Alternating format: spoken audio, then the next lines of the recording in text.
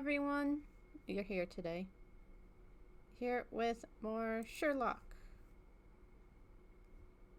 We're going to try and finish it today. Hopefully.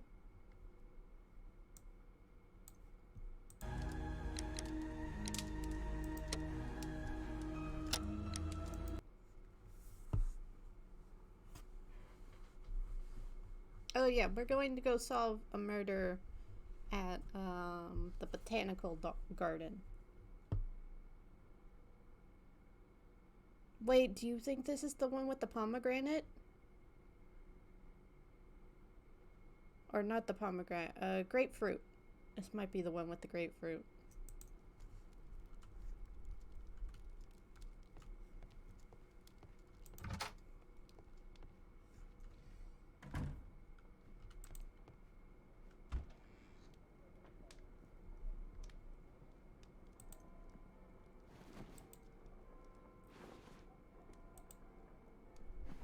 God, the lighting in his house is atrocious.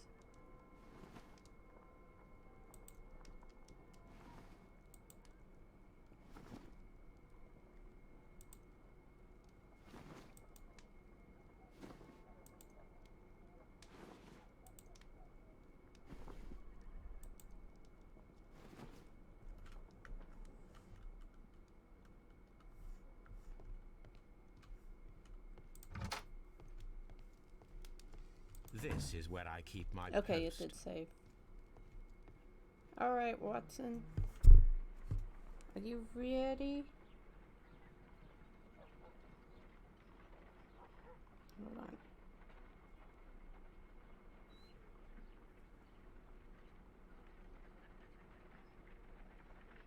Okay.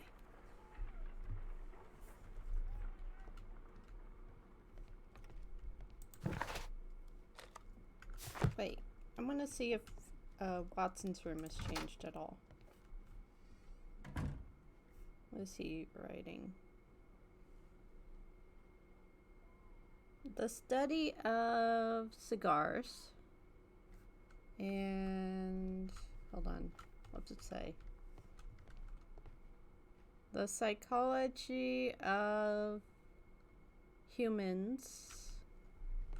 And what's the last one? The bicycle one. Bicycle tires. Their unique expression? I think that's what it says.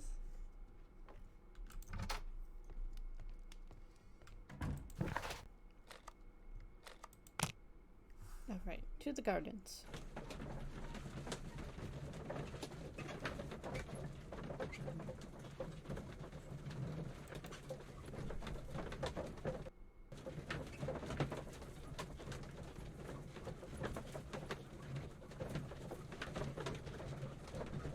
I'm pretty sure Crime and Punishment is a bigger book.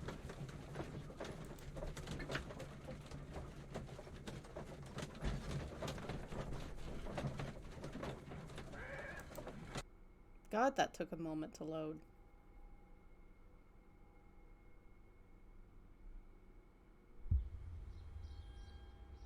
Well, Holmes, here we are at the Royal Botanic Gardens. There's no doubt that this place is beautiful.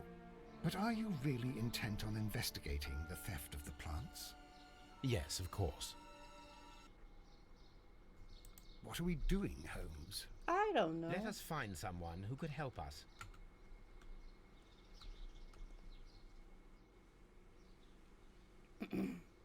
Don't touch anything else, is that clear? Just go and get a bucket of fertilizer. And without turning it over this time. Good day to you, gentlemen. How may I help you? If you are here for a visit, please do come back on Sunday. I am afraid that it cannot wait. My name is Sherlock Holmes, and this is my friend and colleague, Dr. Watson. We are investigating the theft of plants that took place here 5 days ago. A remarkable collection, I believe. So you're the one in charge, eh? A small favor for a friend. Now, to whom do I have the pleasure of speaking? I am Martin Hamish. Hi, Hamish. I am the Deputy Director of Kew Gardens. And that fellow yonder is Albert. He works here. I am delighted to meet you. What can you tell us about the plants? They were rare and exceptional plants. We presented them at our last exhibition. We haven't removed the stand yet. It is still in the large glass house. We only learned of their disappearance the evening after the exhibition, and nobody saw anything. No doors were forced? No, but I would imagine that for a thief it would be fairly easy to gain entry, for there are no guards here. Well, if you don't mind, we will take a Why? look. Now, you say that it is Oh, in the hi, large Nevia. glass house. Yes, the one just behind me. Just a second, since Albert has nothing else to do. Albert! Show these gentlemen where the exhibition was held. How many people work here? Only myself, but occasionally 2 students, Albert, whom you have met, and Miss White.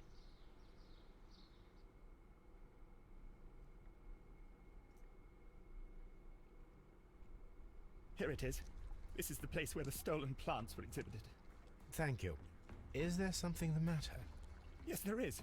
All right, the plants were valuable and rare, but it seems to me that the tragedy that took place here only 2 days ago has been entirely forgotten already. What tragedy are you referring to? The director of Kew Gardens, Mr. Montague Dunn, he died here just 2 days ago. We're very sorry. We were not aware. The two of you were good friends? He was my father. Oh dear. Our condolences. We should not be troubling you. Please do excuse us for the intrusion. You say that he died here, in the large glass house. Holmes? Yes, just here, near the door to the Colonial Collection. He suffered a heart attack. Just like that. So suddenly. It was terrible. Excuse me, gentlemen, but I cannot remain here. If you need me, I'll be in the reserve. That's the room next to the front of the large greenhouse. Of course, we understand. The plants were here. All of them was stolen. What should we do next, Holmes? Do not touch. I'm gonna touch everything. They can't stop me. Ooh! Here is a list of the stolen plants.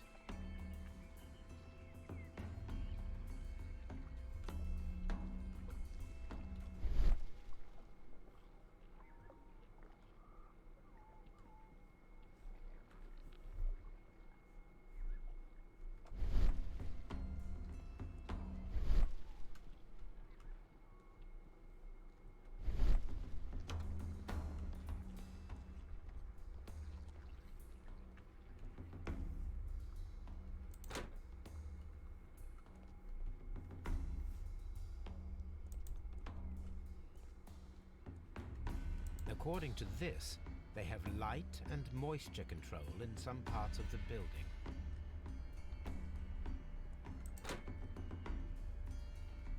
Oh wow, I can go everywhere. Watson, we're going. According to this, water lily greenhouse.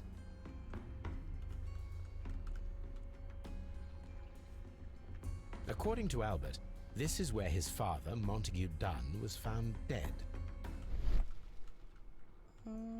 He knocked over that. The traces are thinner in some places. These boot marks are fresh. It appears as though someone was dragging their feet. The footprints reveal that someone staggered here.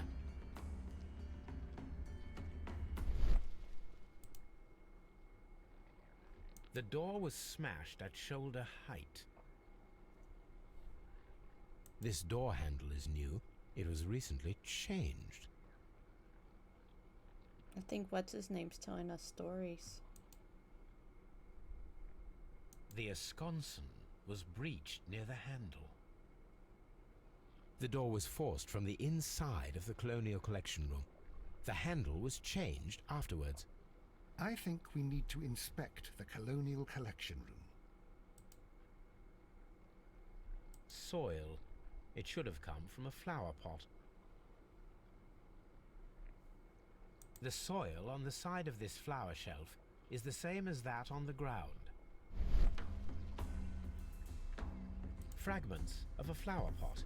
It fell down here. This sign is broken. Something heavy was dropped upon it. Blood. Someone fell violently against this sign, and they were injured in the clash. Most likely a head wound.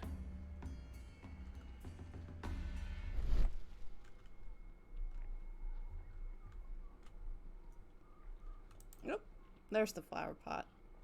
This pot was broken fairly recently. A flower pot recently fell down from these shelves and was misplaced. All the clues around here are quite suspicious. I need my imagination to make sense of it all.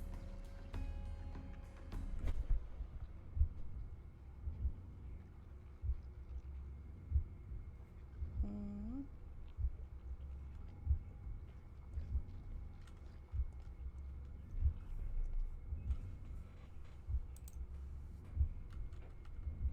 One, two, three.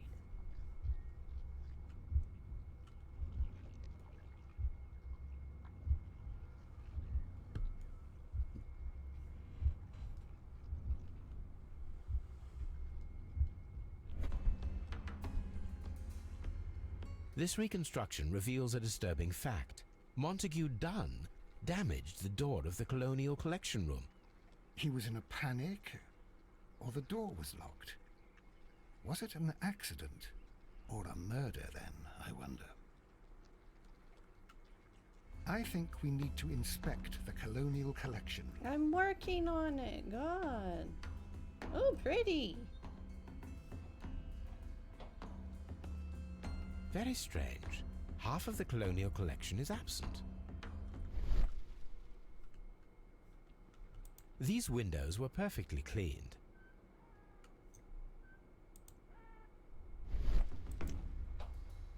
This broken fragment was the result of a heavy blow. A fragment of marble, most likely chipped from a statue or sculpture.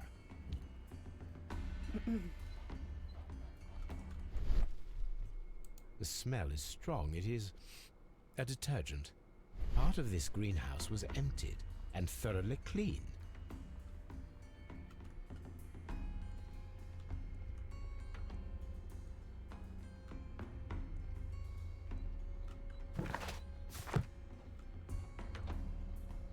These plants come from all the territories of the British Empire. Singapore, British India.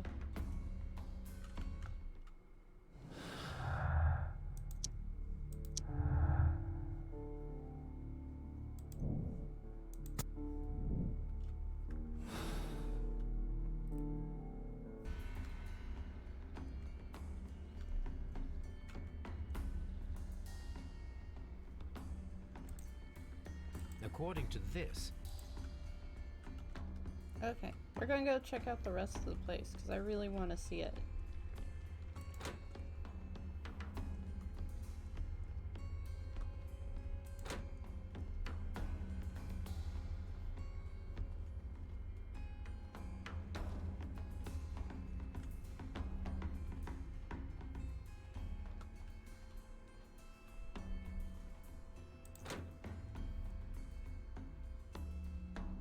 Can I help you, gentlemen? Oh, hi!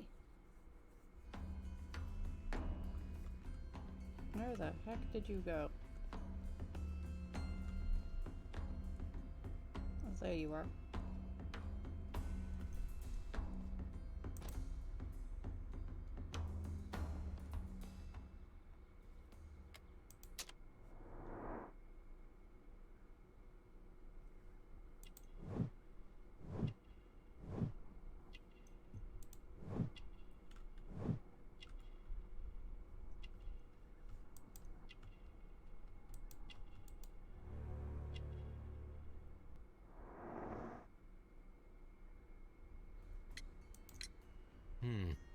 do you work here?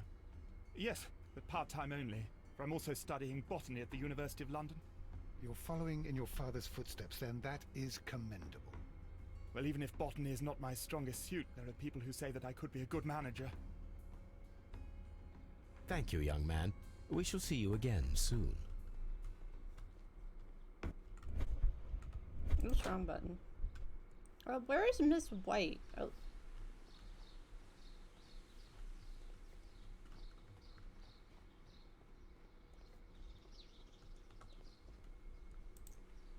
Let's talk to Hamish. Hello, Xavius.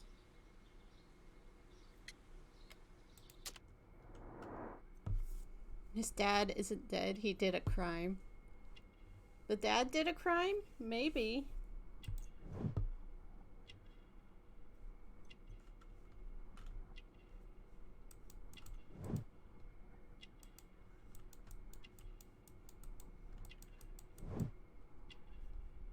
What are we looking for? Unmarried. Okay.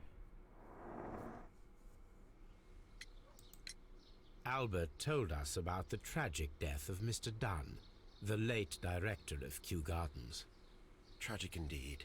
His heart attack was quite unexpected. Thank you, Mr. Hamish. We shall continue our investigation.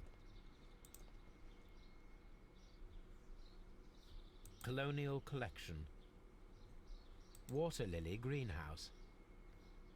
Palm House.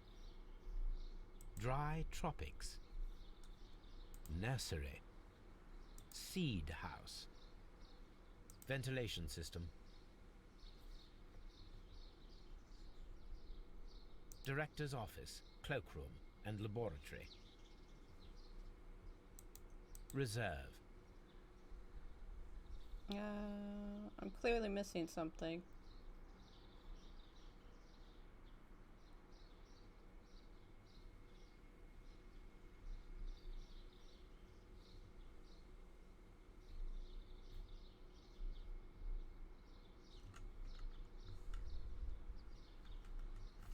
Yeah, it says I'm missing something. What am I missing?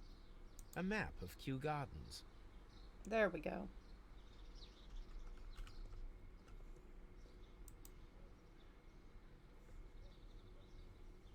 Object of interest?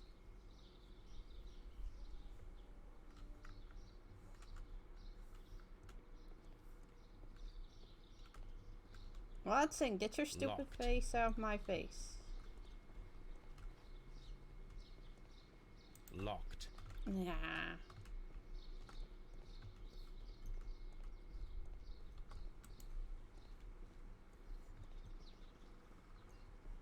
Locked. Oh, come on. If you're gonna put it on a map, you might as well let me go in there. There we go.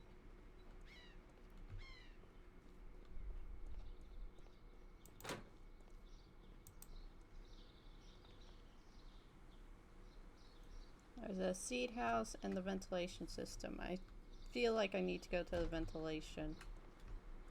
But I'll check both these doors. Locked. Oh my god. Oh my Locked. god.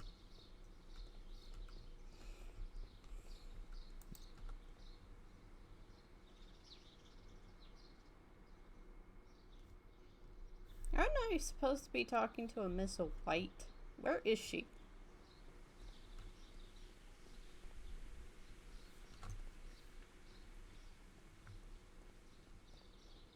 Locked.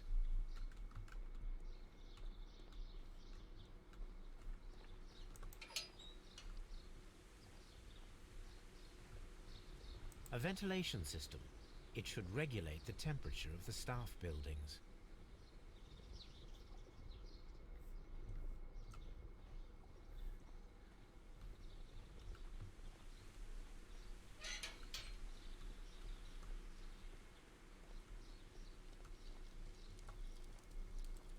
Why are we burning?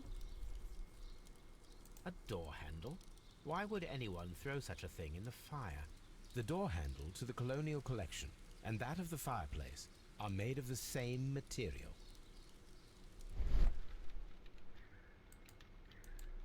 A broken pot.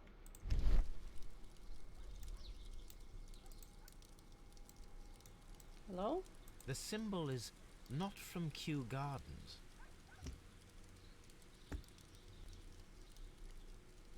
A broom handle was half burned.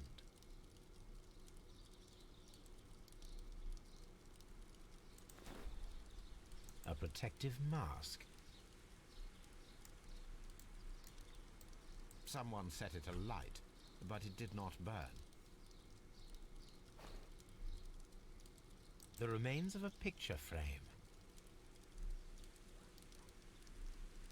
The plants were set alight fairly recently. Some have not completely burned. Why are we burning plants?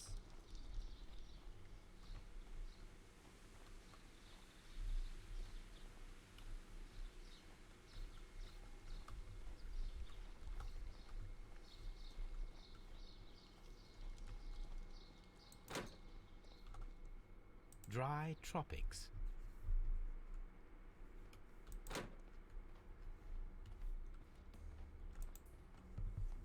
These flower pots are beautiful.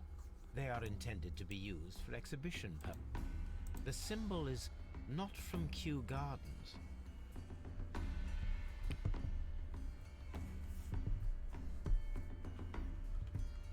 Why are we getting shady flower pots? Can we not figure out how to make our own?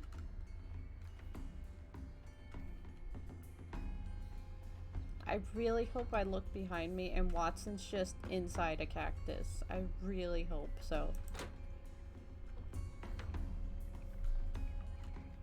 According to this, they have... Okay, how the heck do I get out of here?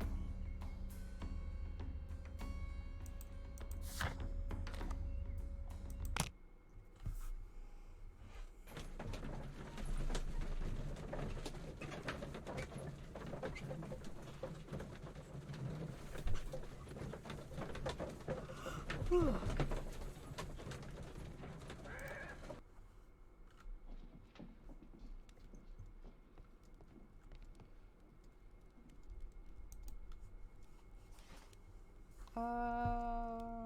Let's see.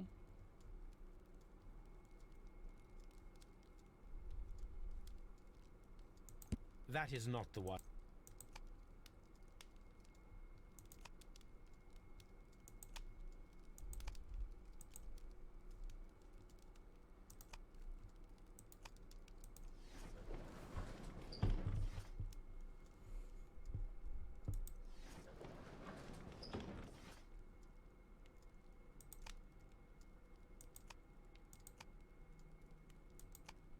Medicine, it should be.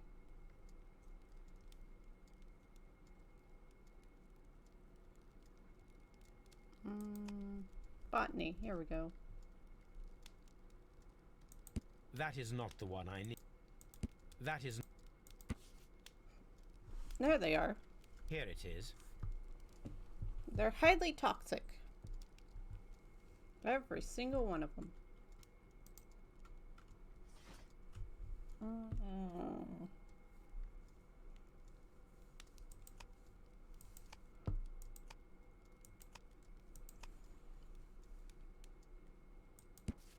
There we go.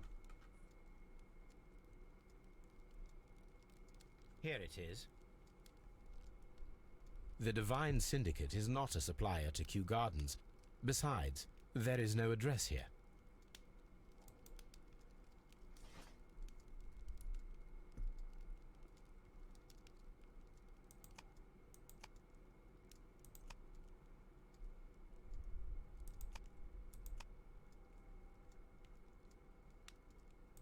That is not the one I need. That is not the one I need. Oh.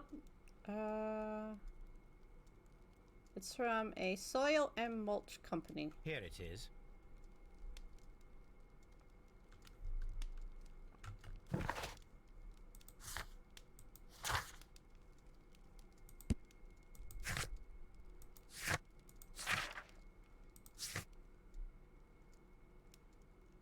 Alright, go to the morgue. What you doing? You looking at that? Someone should take Toby for a walk. Have you found something interesting? Oh dear, Toby. I wasn't aware that you were Watson's new literary agent.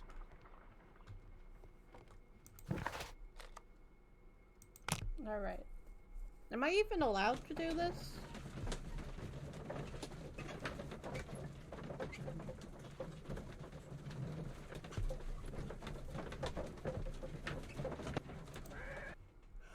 I asked Inspector Lestrade to take Montague Dunn's body to Scotland Yard. It's ready for autopsy then.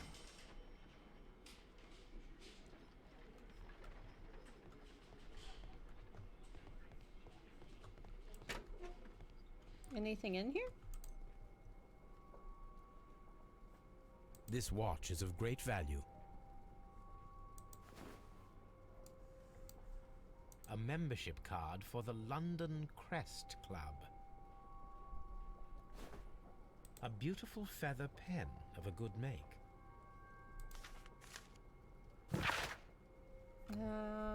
Your poster at the great exhibitions are beautiful. Truly unnecessary to mention all of the staff. My name alone would suffice. Ah! He's an a-hole.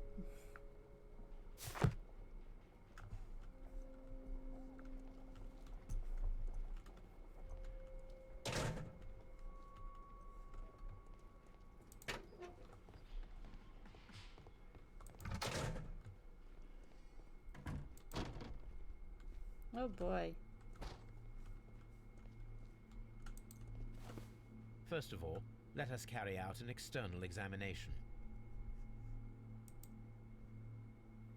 Nothing suspicious here. No redness, stings, or bruises.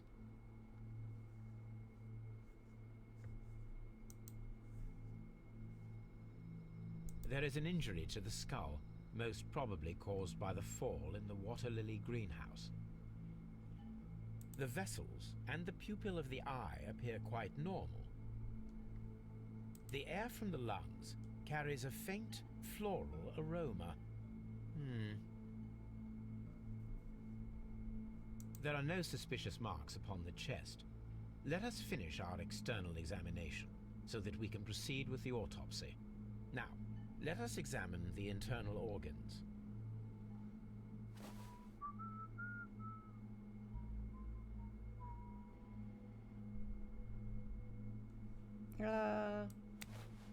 Oh, The lungs are congested and edematous.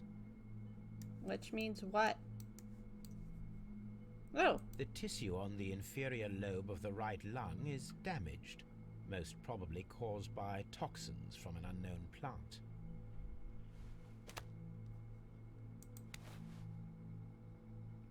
this thing should be exploded, basically, The shouldn't it? heart's blood vessels show no pathological signs. The heart tissue shows no visible pathological signs.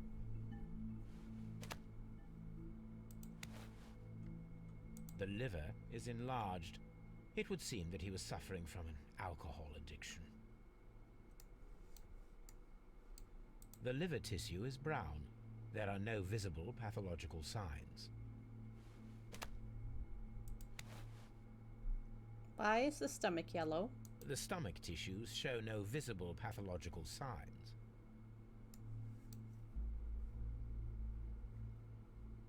There is a small amount of content. It appears that he breakfasted lightly, only a short while before his death.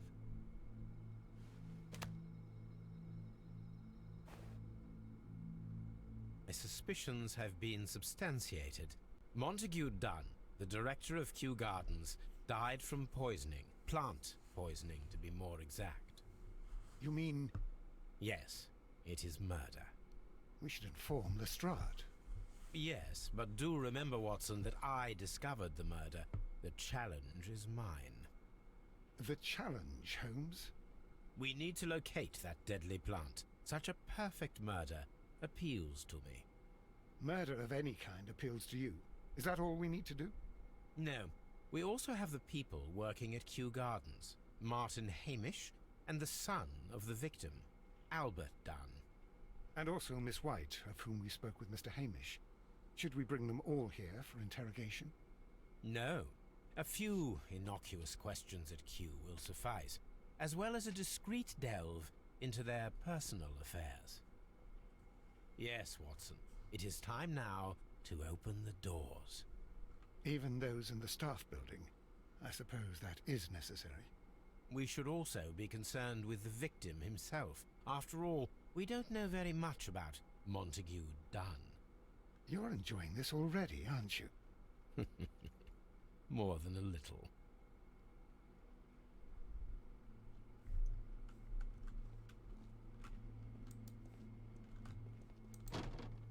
Did he imply that I can now get into the staff room? Locked.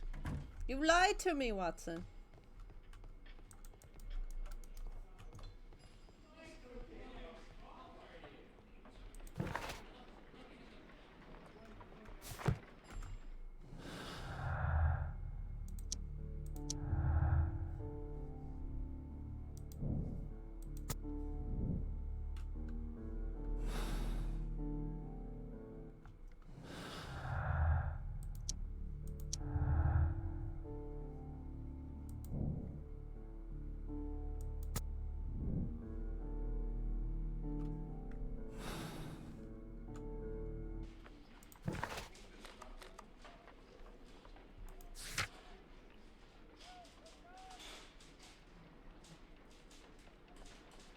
Oh, the staff building there, okay.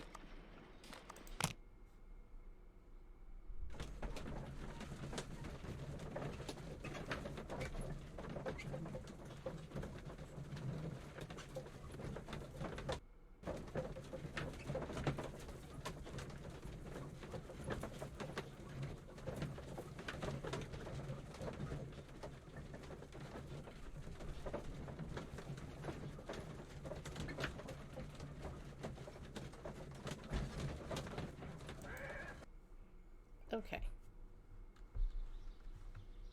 Let's see. Locked. Do I have to ask him to unlock these?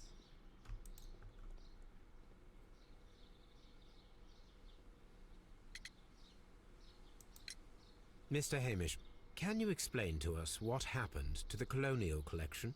It seems somewhat depleted. But, oh, most likely maintenance work, tidying up. You're not sure, then? But you're the deputy director. Well, I am busy. I cannot be everywhere at once. As deputy director, how was your relationship with Montague Dunn? To be honest with you, Mr. Holmes, it could have been better. You see, every Tuesday he would carry out his inspection of the gardens, but it was solely to make an impression. Great pretense that he cared at all. He would give out absurd orders, ignoring anyone else's opinion. He would then disappear for the rest of the week. He was what some might call a man of action. I'd say rather he was overzealous and chaotic. So after all, it was no wonder, perhaps, that he ended up like that, if you take into consideration his kind of lifestyle.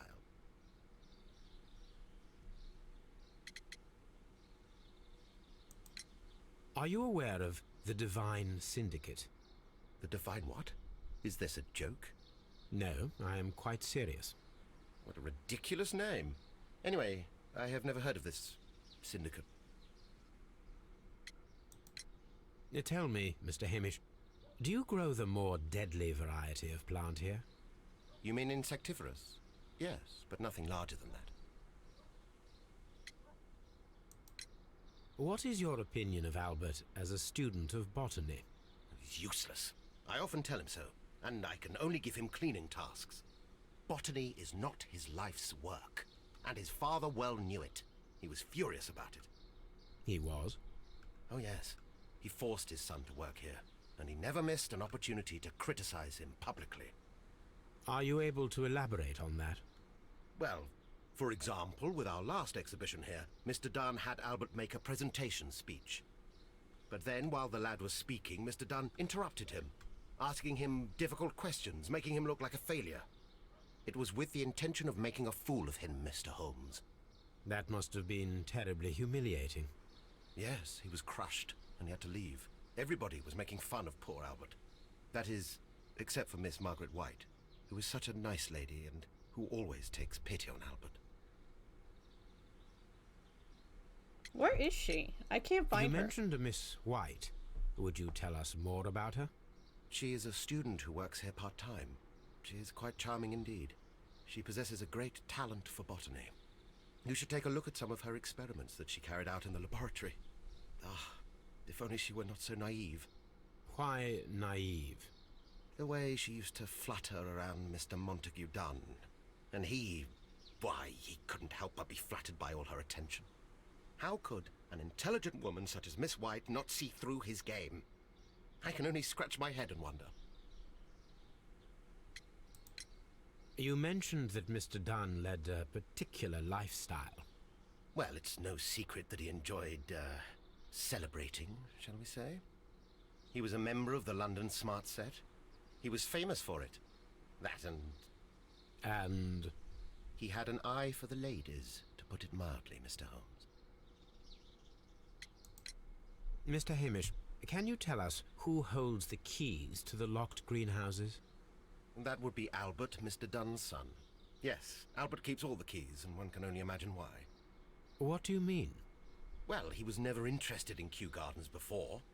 And now all of a sudden he is trying to act as if he owns the place. I mean, he I kind of think does. he wants to take over the management here. He'd do better to leave that to me. He has no experience. No, none at all. Thank you, Mr. Hamish. We shall continue our investigation. I'm 95% sure his son did it. And it might have been by accident, but I think his son did it. Yo, dude, give me the keys.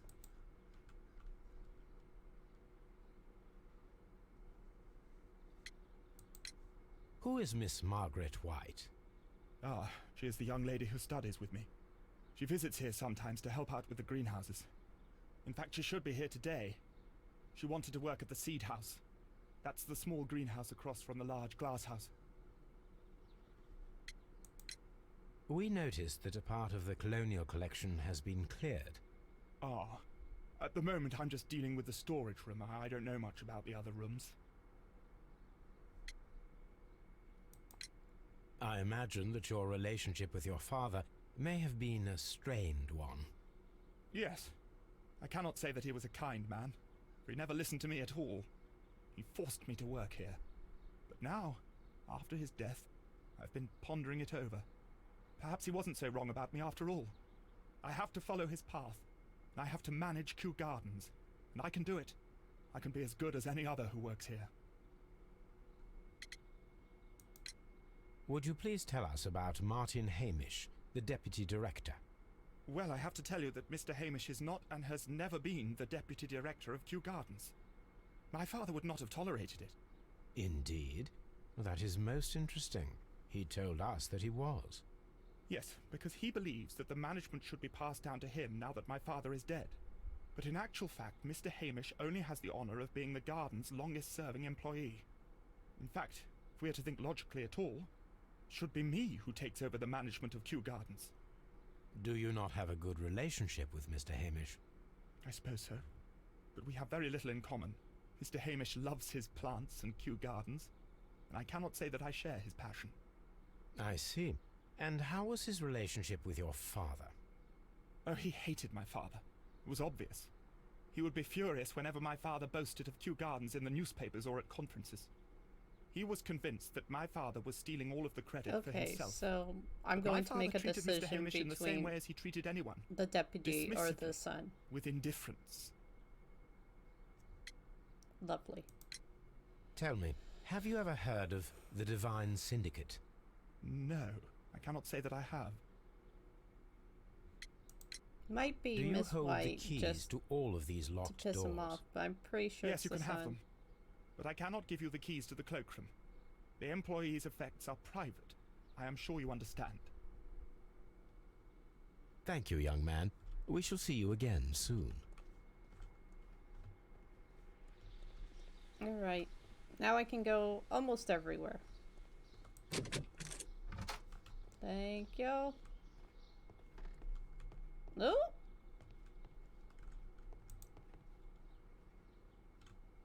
What am I looking at?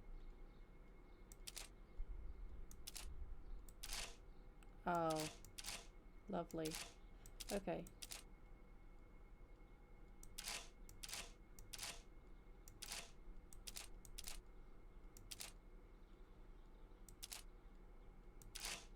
Oh my god.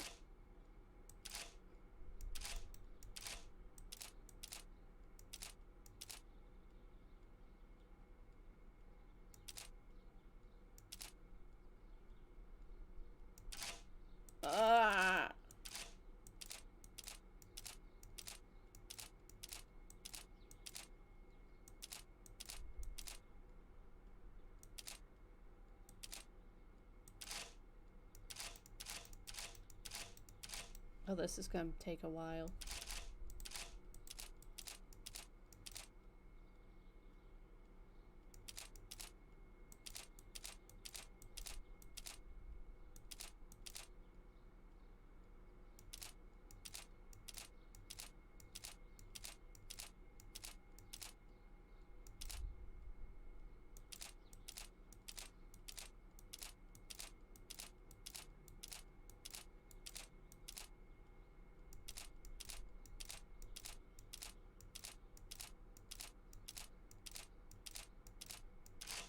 Ah!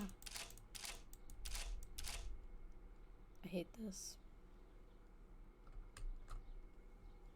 Hold on.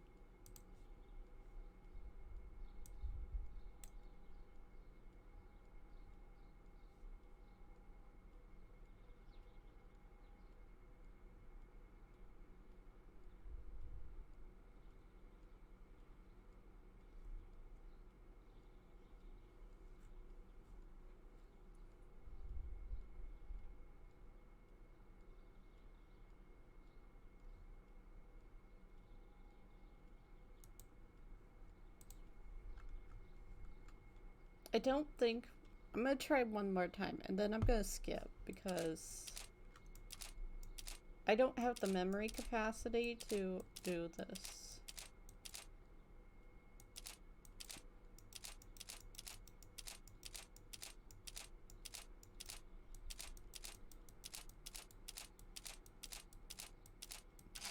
Yeah.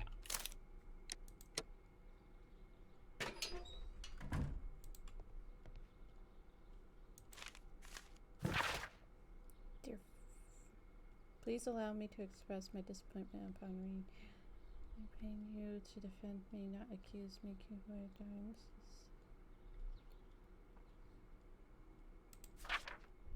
duty is to protect species. Divine from whom you speak has no right to hold such precious plants.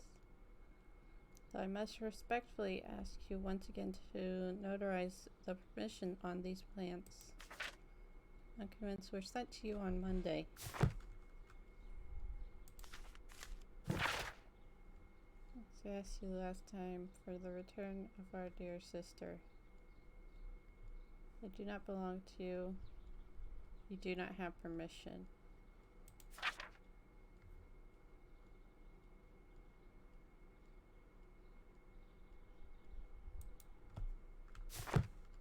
Well, he knew who they were.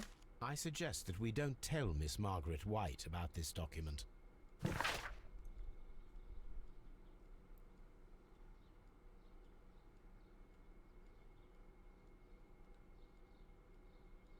Oh, lovely. She was given to them.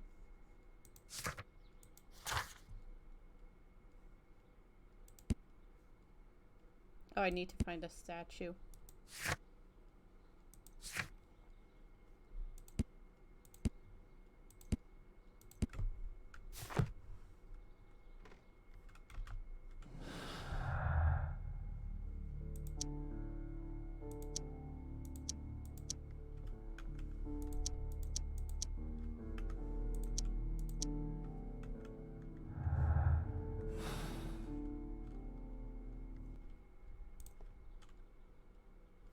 Newspapers discussing Kew Gardens. Nice. What else?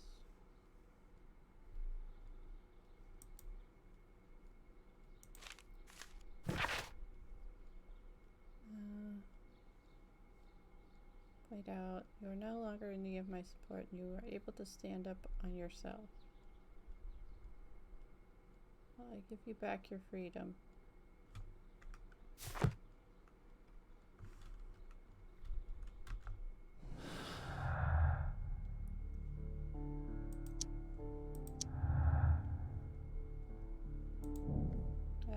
Recently disagreement. Well, he was gonna fire her.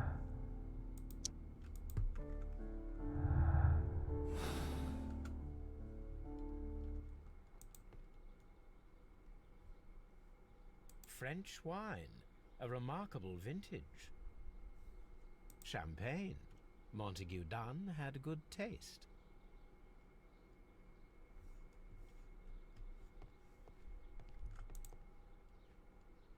A photograph of Montague Dunn and Reynold Hamish.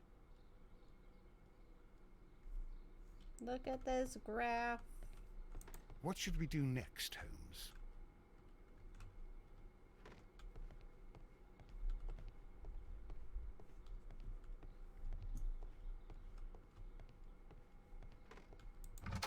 Alright, let's go find Miss White. He said she was in the seed room?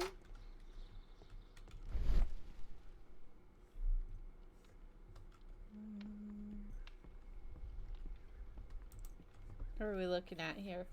There was a bottle here. It left behind a trace of the substance that pervaded the laboratory. Several drops of the substance were spilled. Someone carried this bottle around. Several drops... Gold dust? Good heavens. What's it doing here? The gold is almost immune to chemical attacks, so it may be a valuable auxiliary for various experiments. But why would anyone perform such experiments in a botanical garden? The bottle is no longer here, but it is possible to detect a faint scent. We need a good nose.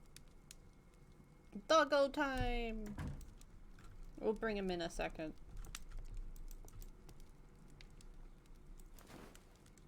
A botany book. This student's book belongs to Albert.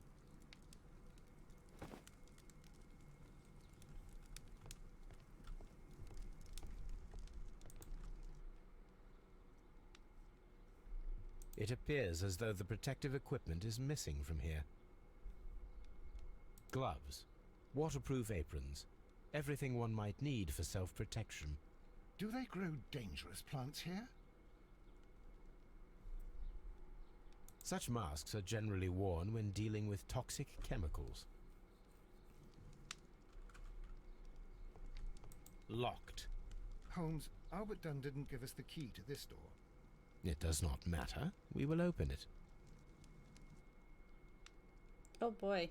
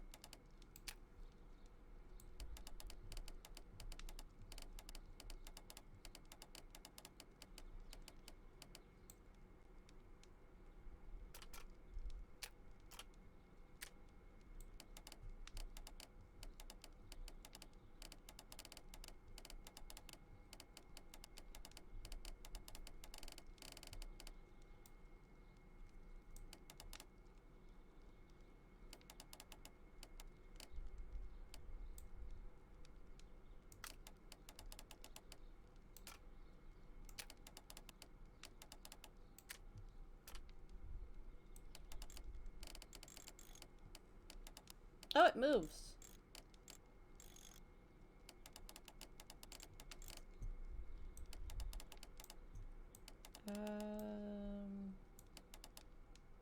This one?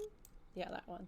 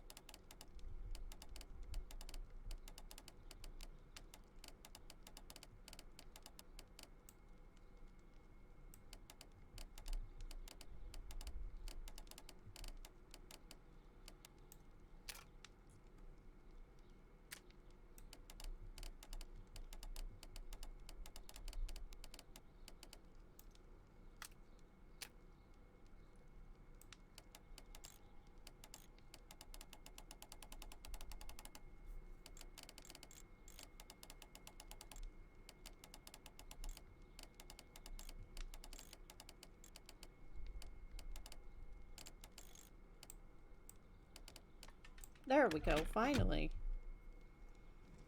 Open.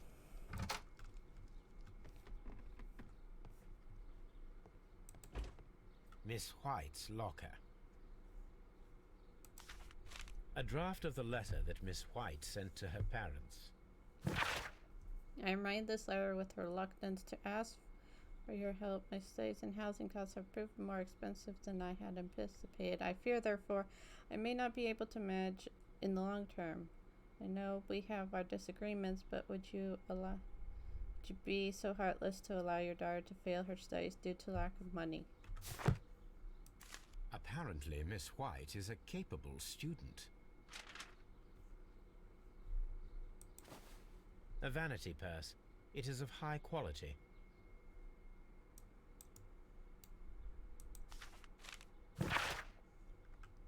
You were surprised to receive your letter. How could you think to ask us money after all these years that have passed since you left, and without of us? You have never shared with us any details of your success, but you choose to do so now.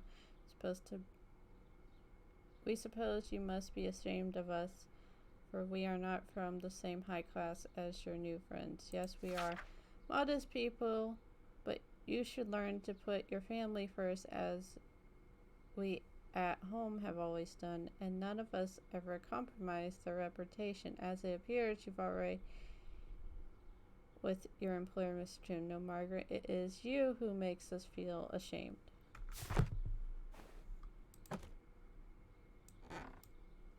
What are we looking at here? These jewels must be worth a small fortune. Wait, she's asking for money, but she has this. How your financials overwhelm you at the present time. Please let us reassure you that I could not permit you to remain with such dilemma. I was born of a wealthy family. I consider the honor. Albert.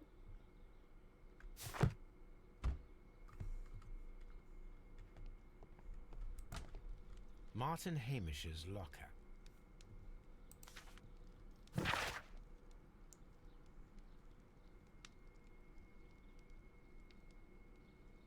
Baird sued for the post. While Mr. Montague was alive, I understood your reservation suggests reason for political, and I will happily comply. Lies in disorder. How can I stand and allow it? How can I leave them in the hands of inexperienced people? Research you cast your decision on the matter, free of mind and uncertainty. Father and I. Kew Gardens. A review on rare and exotic plants. Martin Hamish has written several pieces. Martin Hamish studied chemistry. Interesting. Albert's locker. Specialist articles on shipyards and ship construction. Albert Dunn has a great passion for shipbuilding and the sea. A rejection letter from the British Royal Naval College. Oof! I inform you. Your father has expressed his intentions. It is clear he would not release you.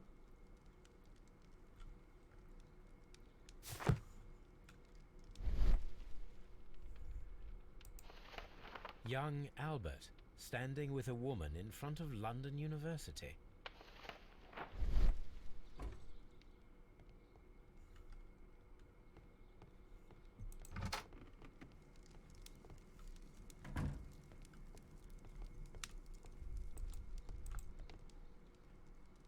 This is a table for experiments. It resembles my own. Only this one is kept in good order, Holmes. What should we do next, Holmes? Is that everything in here?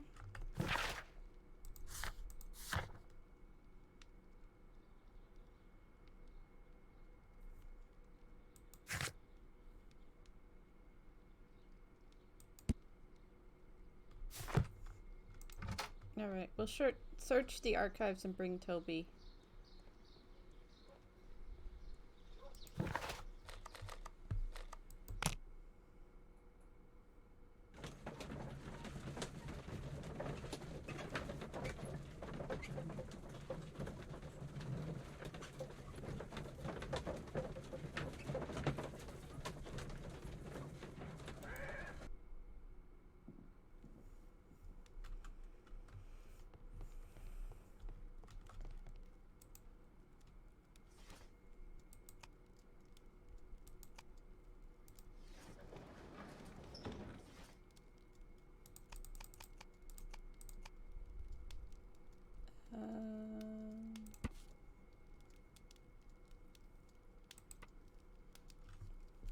Suspended of financial misfeasance.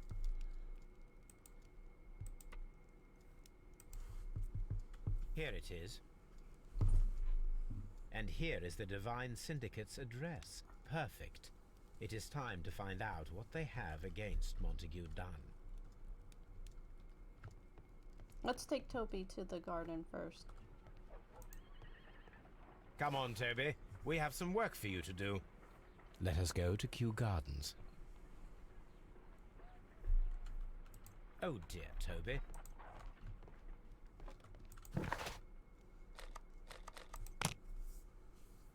That will get him hyped.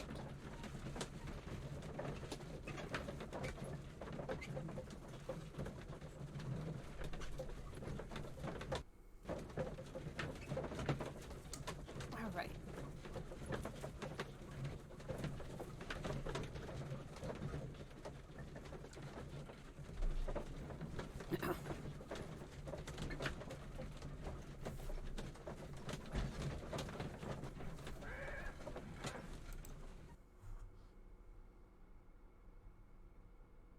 Let us take Toby to the laboratory. He will pick up the scent of this mysterious God, substance. Watson might as well just be T-posing. Search, Toby. Search. Green goo, let's go.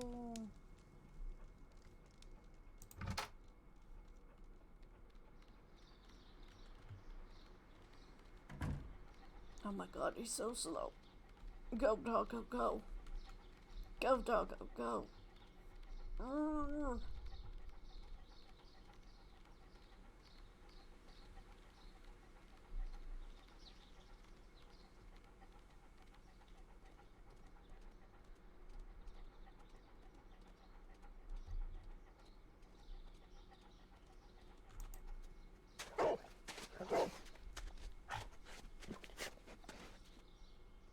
Congratulations, Toby. Now let us see what you have found. This is the bottle that was used in the laboratory. It was buried here. What is There it? is still some liquid remaining in the bottle, with gold flakes.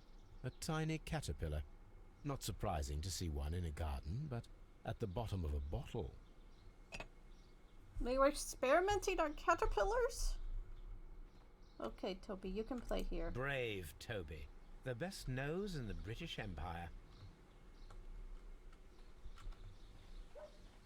Alright, he can chill there.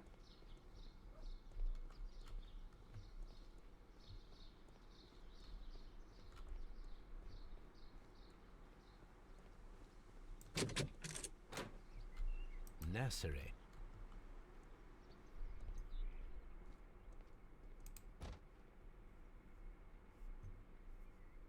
A glasses case.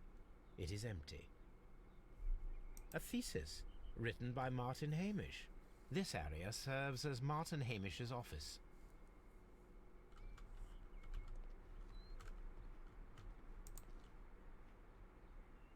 This poster is for an exhibition that Martin Hamish was directing, but it had nothing to do with Kew Gardens. This certificate belongs to Martin Hamish. He won a horticultural competition. We can see the interior of the Colonial Collection Room from this window.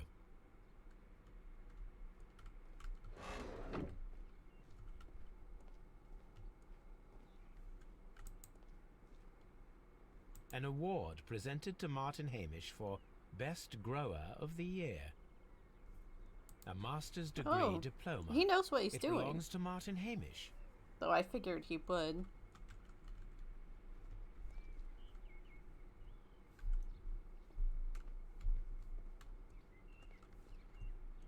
These young plants must be delicate if they are kept in the nursery.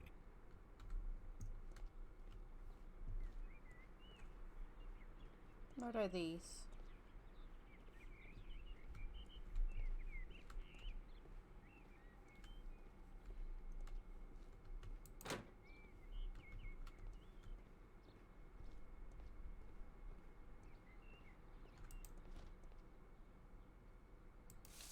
Oh! Is this marble?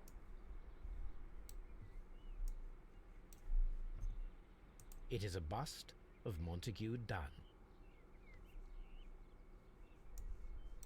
Oh, there it is. I am curious if the marble that we found will fit this place. Here it is. The marble fragment that we found in the Colonial Collection Room is what they have in common.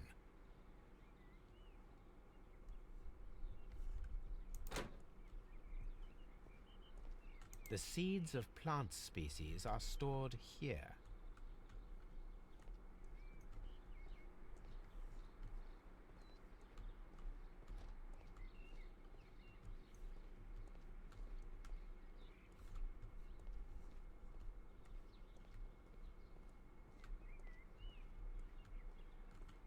What should we do next, Holmes? Okay. This way. Locked. Don't give me that.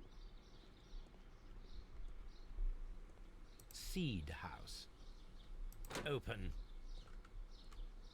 There you are. Hi.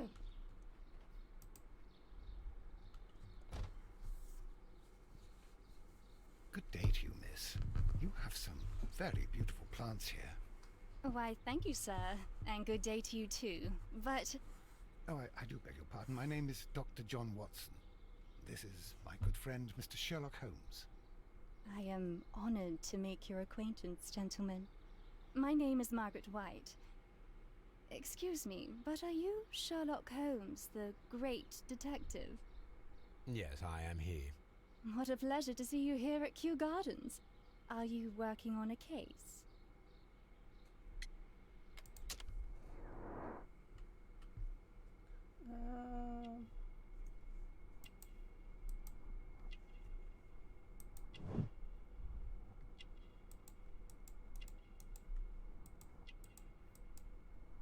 Something's up with her hands.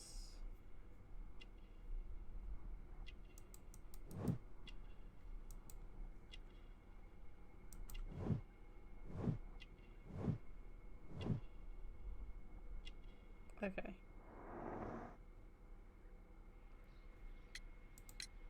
Yes, a theft of plants that took place here a few days ago after their most recent exhibition. Oh yes, of course. I quite forgot about that.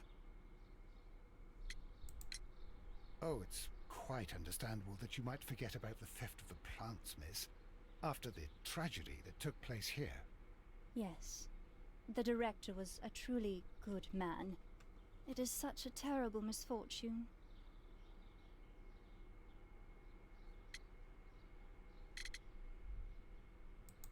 Let's ask Would you her. happen to know why part of the colonial collection was cleared? No, I have never been there. Do you work here?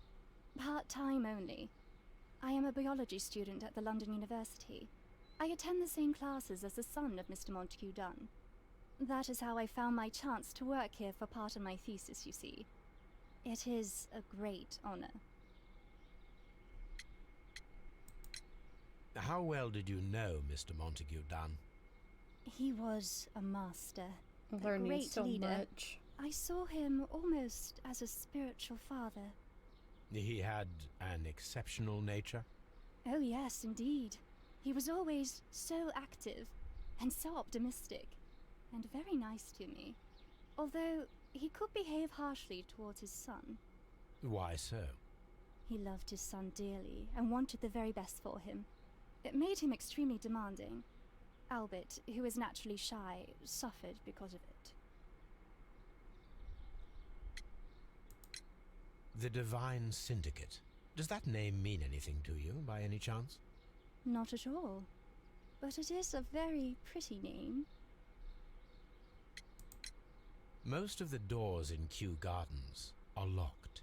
Do you have a key to this room? Oh, yes.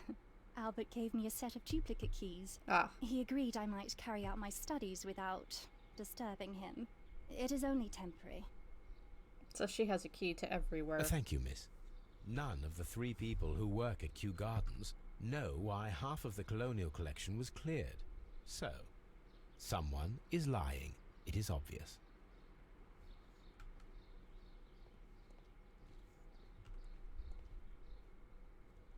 This is one of the outlets of the ventilation system.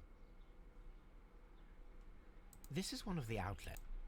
Okay, what's this window? This is one. I want the window! From here, we are unable to see the interior of the Colonial Collection Room. Okay, why do we want to see it? A book about ships. Nothing at all to do with plants. These leather gloves are new and of good quality. They do not appear to have been used. Materials for college study. They belong to Albert. This place serves as Albert's office.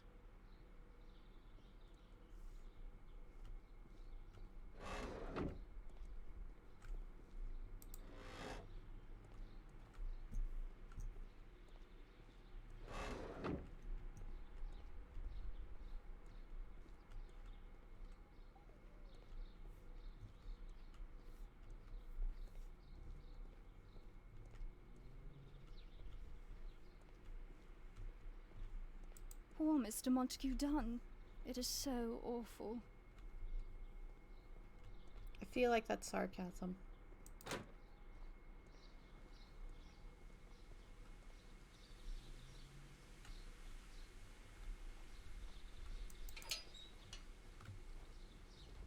A ventilation system. It should... Alright. What am I looking for? Oh, I need to ask Albert about all this junk. And figure out what that is. Okay, let's take Toby home and figure out what this bottle is.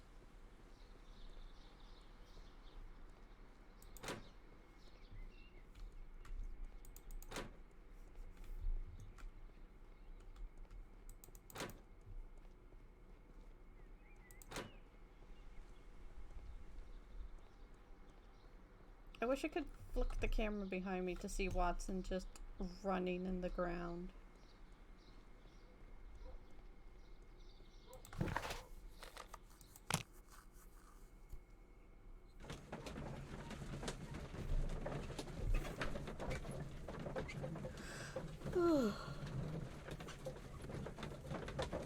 Toby looks so cute. Those doggos are very loud though when they bark.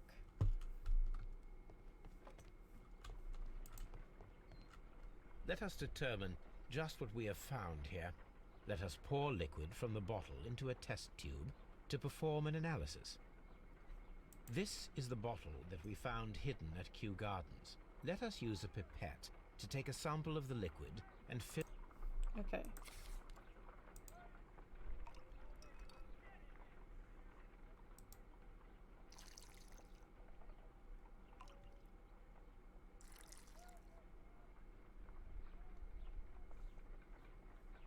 Okay, now what?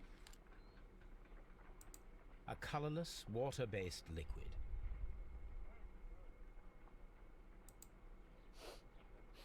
Quite a strong floral aroma. Don't taste it! Holmes? What are you doing? It has a bitter taste. What if it's poisonous? Did you ever see poison stored in enormous jars like that? Anyway, there is a doctor nearby. So what do you think it is? It is some kind of organic compound. Let us vaporize the liquid and see what happens.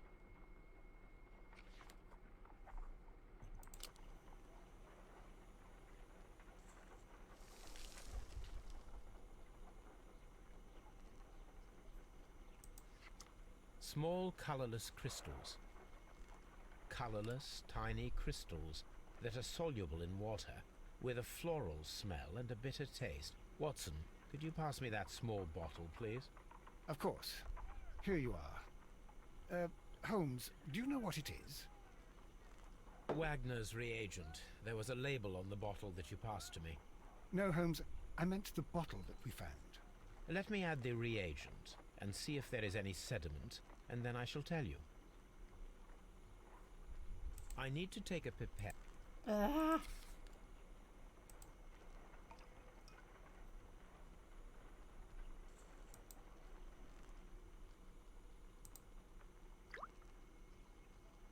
It turns red.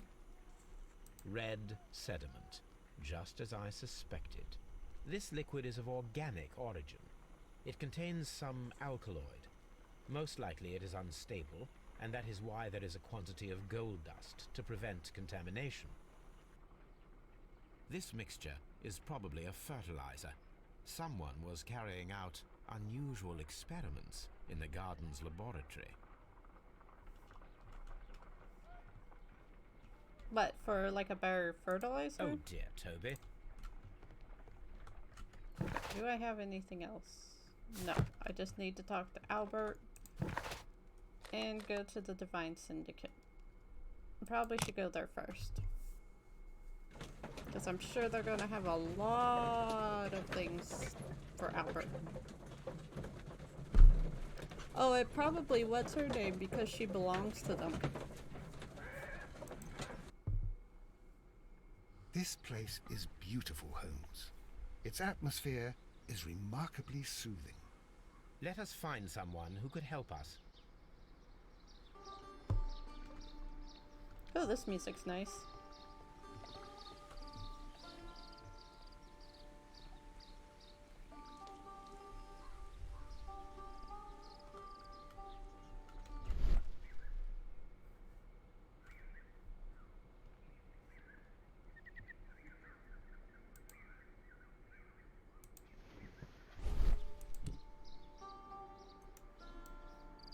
The Kew Gardens symbol.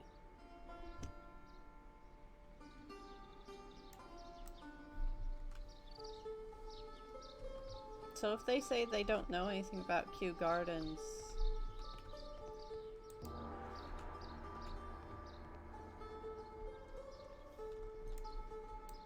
they're obviously lying. Hello, sir. Good day to you, sir. My name is Sherlock. I am exalting the sap. A while can you wait? From the trace of elements and moreover from the quality of the ambient geotropism it depends. Therefore, please, mind my gravitropism. Its balance. Do not disturb. Disturbed is most definitely the word. There. Completed is the symbiosis. Welcomed you are. To introduce myself I shall. I am the Green Grand Mystic. The Green Grand Mystic himself.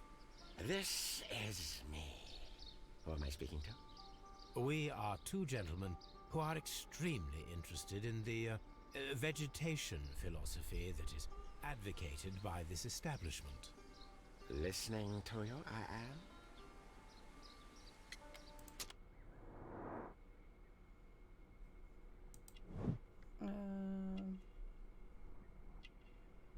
Let's see, what else?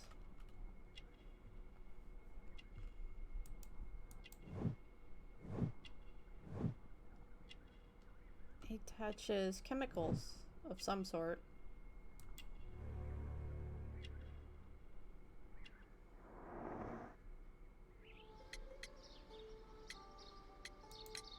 We should like to take a look around, to immerse ourselves in the wisdom that emanates from here.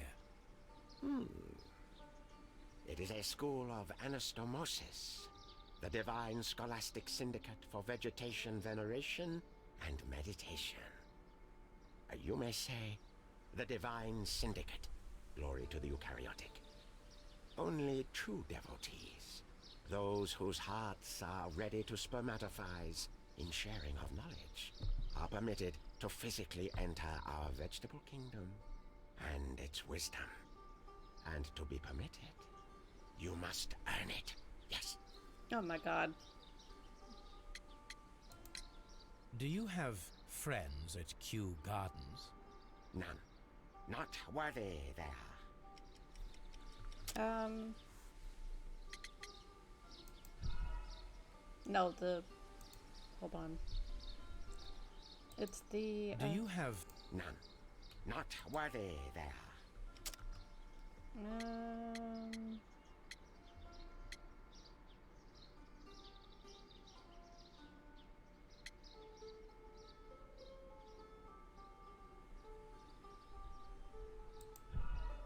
Come on! Which one is it? There's so many statues in my pocket. Do you have... None. Not worthy there.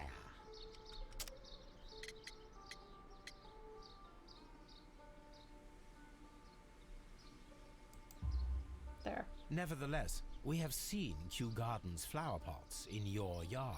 How could they happen to be there? What? Our sacred place you permitted yourself to search. Sacrilege. No, really now. There was a theft of plants at Kew Gardens a matter of days ago, and we believe the pots we found here may be connected with it. Please tell us, were you involved? No. Those plants were ours. They had stolen them from us. How so? Their director, Dump, I believe. Done. Yes, that's what I said. He borrowed from us 3 of our sisters for the exhibition at his green fly-infested gardens. But he never gave them back to us. Excuses and imbecility. So we went in and saved them. I see. So, if you stole those rare plants from them, then it means... Ah, I get it. Bravo, Holmes. I think the case is solved. No, we did not steal. We saved. Well, as a matter of fact, we were unable to find our 3 plants. I beg your pardon. And yet, you took all of the exotic plants from the stand. They had disappeared. It was the least we could do. They stole our sisters, and so we stole theirs. Okay. Green Grand Mystic, we are ready to become devotees and gain access to your temple. What is the name of our Lord, our God King?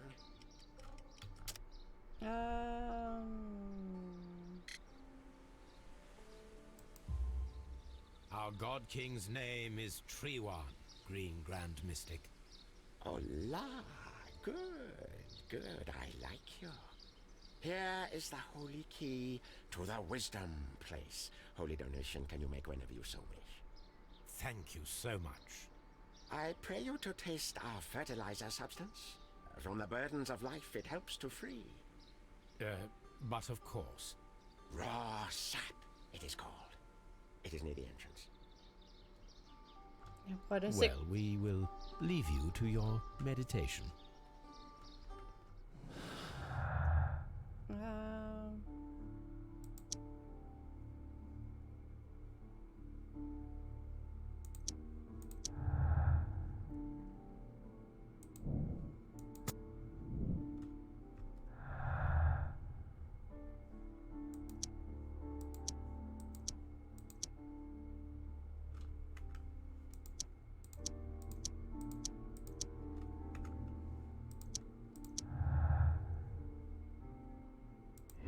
Okay.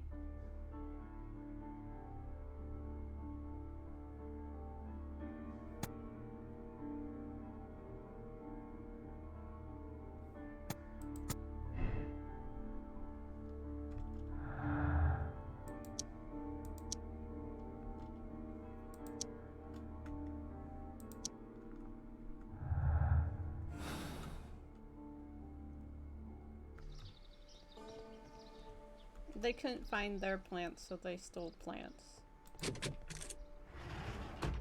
Oh boy, another person.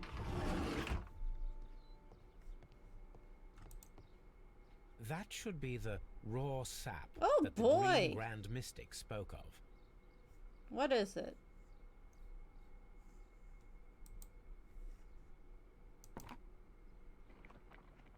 This is rather delicious, and of an excellent quality. My word, Holmes. Their sap is like a form of cocaine. We took the cocaine.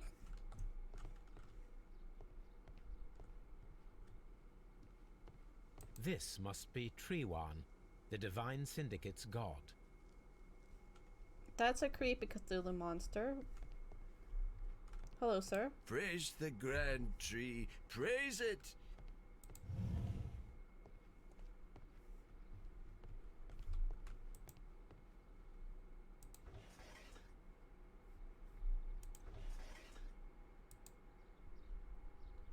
Caterpillars. They are raised as food for certain plants. Let's take them.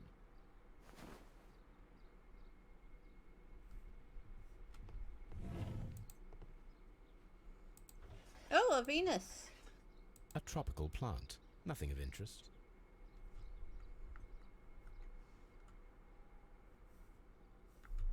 Okay. A tropical plant. Nothing of interest. A tropical plant. Nothing of interest.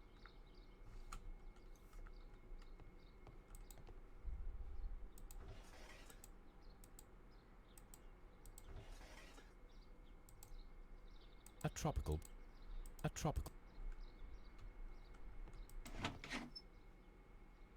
These 3 plants are identical to the ones shown at the exhibition. I shall take them.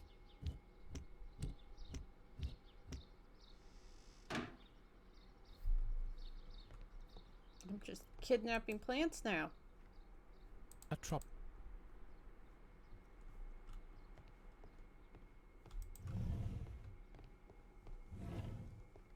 This door is locked, but I can try to open it.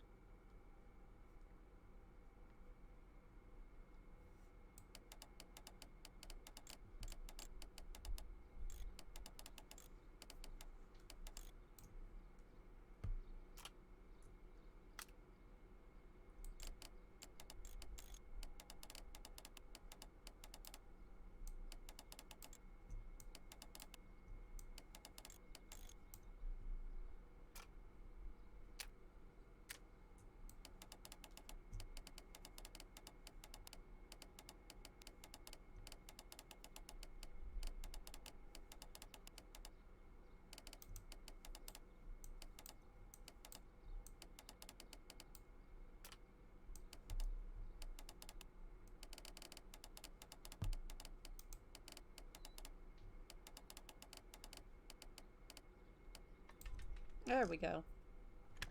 Yay!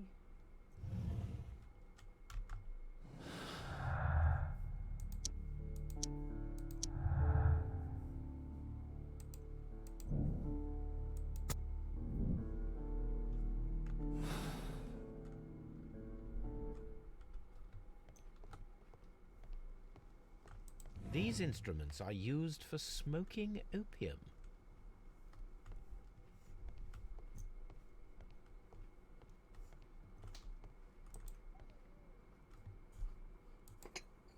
This substance is an alkaloid, the same as in the bottle we found in the bushes at Kew Gardens. Perfect, Watson. We can begin our experiment. Okay. Chemicals. A sufficient quantity for some serious experiments. What are we trying to do? That would be enough to perform the most difficult of chemical experiments.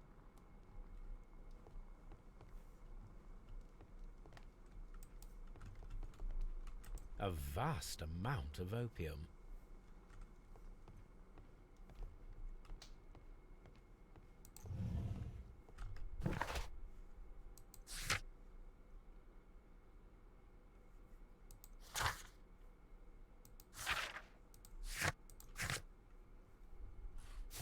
Okay.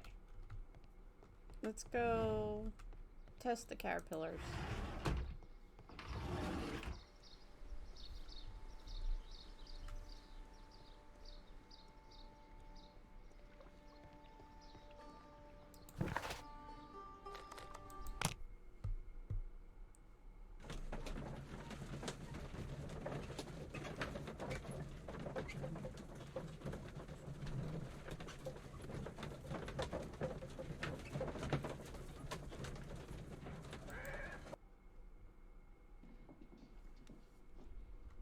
What are you doing?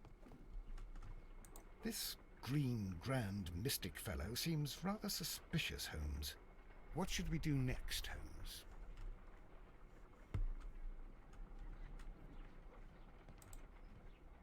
I imagine that one of these plants would be capable of releasing a toxic vapor. I need to find out exactly how it could be done. I shall begin now. Watson, if you are at all optimistic to have dinner this evening, then I'd recommend that you put on the gas mask. a carnivorous plant. I'm gonna say it's this one. This is a strange and unusual plant. It makes me very uncomfortable too. A prickly plant.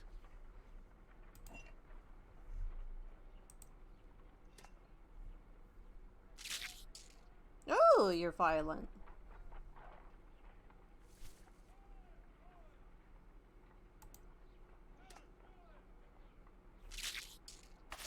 How interesting. What a strong and effective defensive mechanism.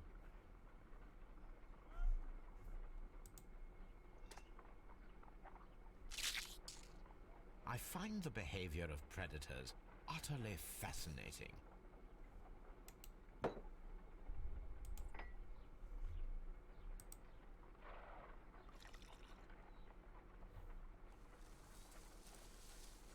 It appears to open after being soaked with alkaloid. What do you do?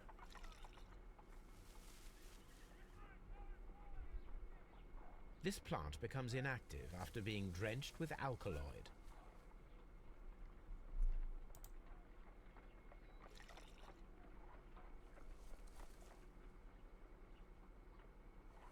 This plant becomes inactive after being drenched with alkaloid.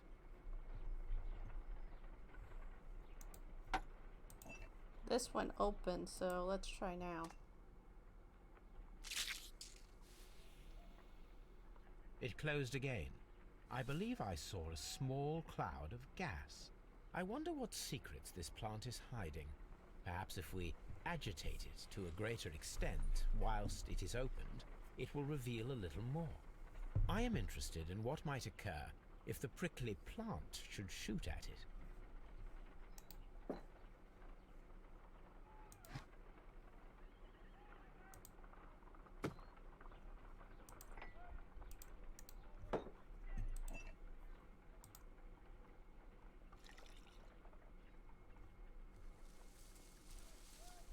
It appears to open after being soaked with alkaloid.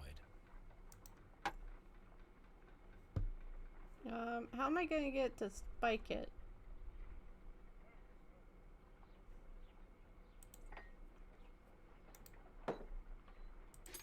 Oh, there we go. My word! It shot a spike at me after I stabbed it with a pin. I imagined that its reaction would be ferocious if I increased the strength of my attack.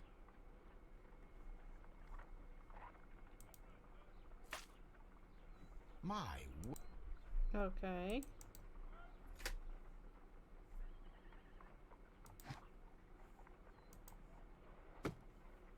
Oh, I know.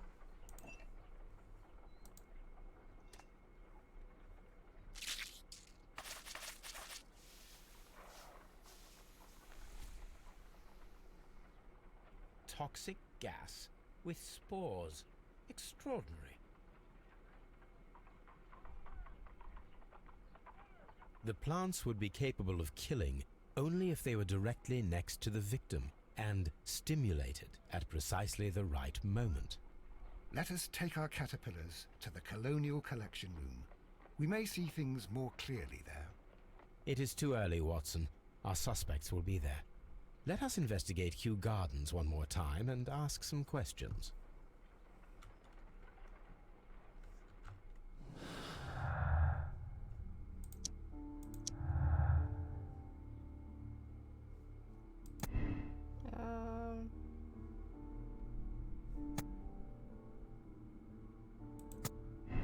That's what he said. That their plants weren't there.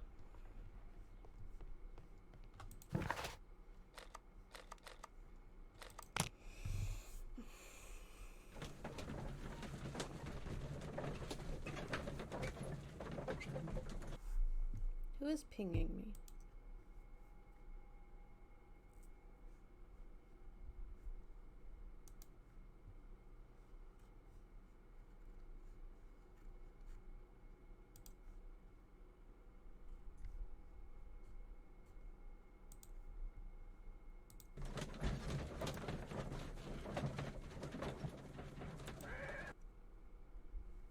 Oh no, I have the hiccups.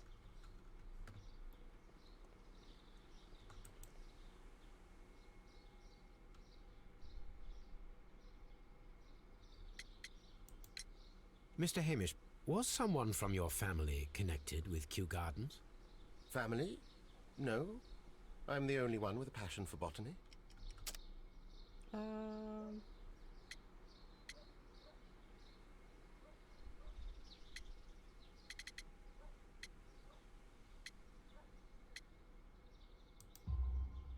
I do not think so.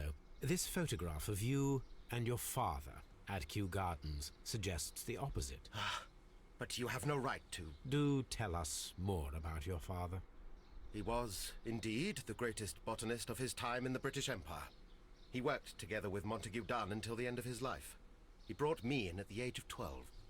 Did he get on well with Mr. Dunn? No, I couldn't say that. They expanded Kew Gardens together, that was all. And it was all my father's work, for Dunn always lived the high life. So Mr. Dunn was not helping your father? Oh yes, he provided the financial support. And as far as he was concerned, that fulfilled his role. But the worst of it was, he declared himself as the master of Kew Gardens. Fame meant nothing to my father, so it was easy for Mr. Dunn to take all the credit. There is a bust of Montague Dunn in the nursery. A bust? Oh, that old thing. Further proof of that outrageous ego of his. But why in that room in particular? Oh, I don't know. It has always been there. It has not. It is strange, because I recovered a fragment of the bust inside the Colonial Collection Room. Really? Oh, well, so I am mistaken. It ought to have been removed during the cleanup. This room is so small. Do you know who moved it? I have no idea. Surely Mr. Dunn requested it. Do you have any more questions like this? Because fragments of rock are not my responsibility. They kind of are. Evidently. Can you tell me if you saw Mr. Montague Dunn on the day of his death? Yes, of course. I met him, and we went to see Albert, his son, at around 9:30. He appeared quite calm. What were you doing on the morning of the accident? After paying multiple visits to Albert, I had a little talk with Miss White. Then I returned to my desk to complete some paperwork. Suddenly I observed that Mr. Dunn was not feeling well, so I ran immediately to fetch Albert. I clearly remember that it was around 10:30, for I was late that morning. Thank you, Mr. Hamish.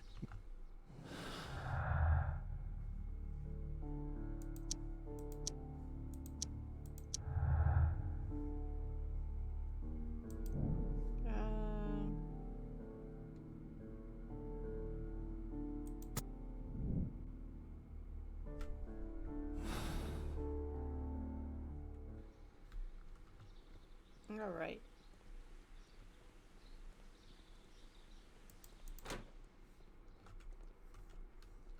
Hi. They're not gonna like it, but I went into the room. Your father's death does seem highly suspicious. What were your movements here on that day? Suspicious. Well, I was working in the seed house, taking care of something, or Lear Pontus, or... No, wait. Ah, these Latin names. And I spent so many hours trying to memorize them. Did you see your father that day? Yes. He came here with Mr. Hamish for his weekly visit. There was nothing unusual about that. And then? Nothing. They stepped out to the backyard. It was perhaps 20 minutes before 10 o'clock. Then about 10 minutes later, I saw my father heading for the dry tropics room while Mr. Hamish returned here.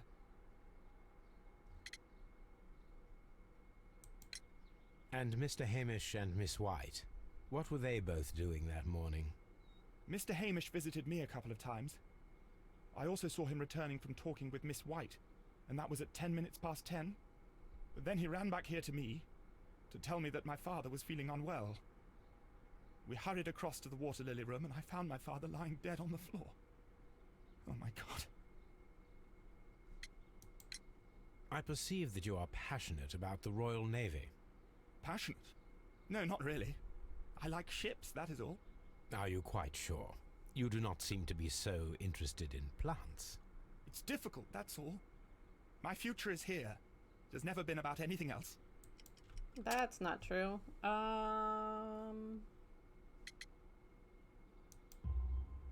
And yet I know that the Royal Naval College rejected your application. Ah, you truly are as clever as they say. Yes, that's correct. And in fact, my father was strongly against the idea. He did his best to ruin my plans, although I almost did succeed. But my dreams were shattered, Mr. Holmes. Thank you, young man. We shall see you again.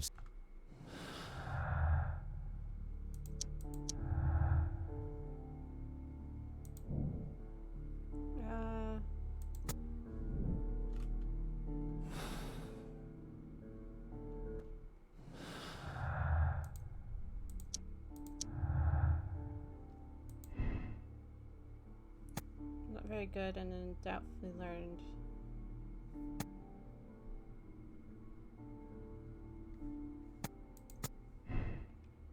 I don't think he did it. He's not very good with plants.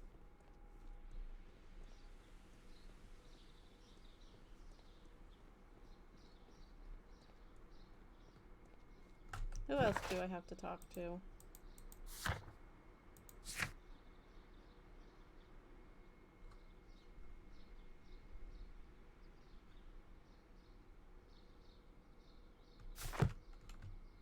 Talk to all of them. Okay.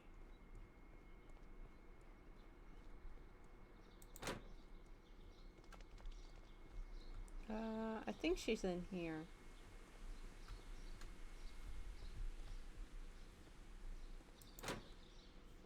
Hi. What were you doing?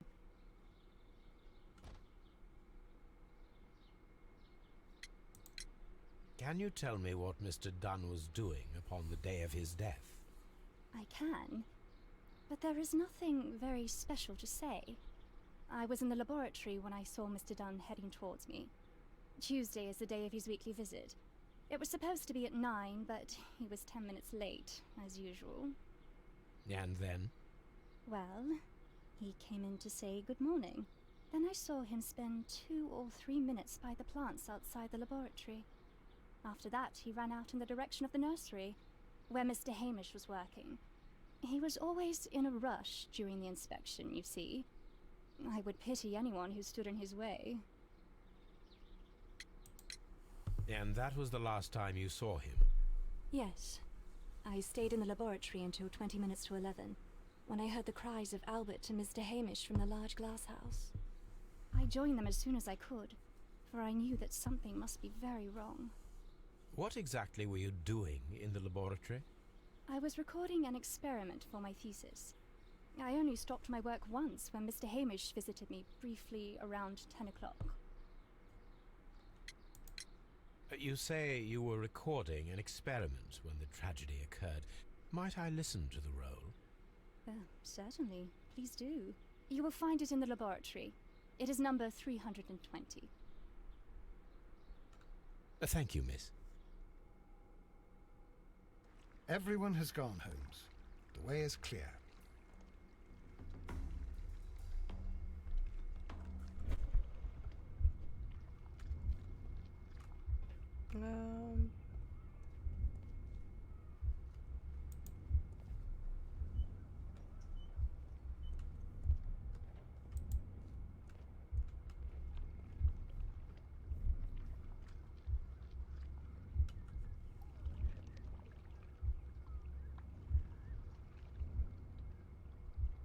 Yep, that's how it went.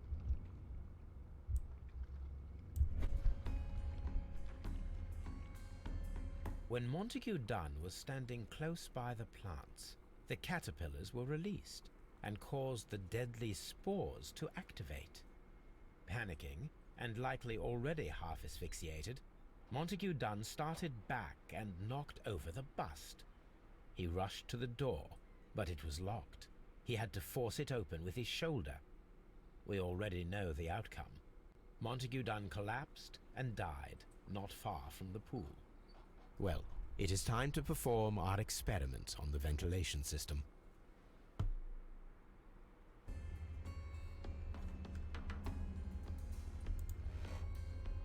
The caterpillars could only fall from the ventilation duct. Our caterpillars are in place. I'll activate the ventilation system so that they fall down. Watson, stay here and observe. All right, Holmes.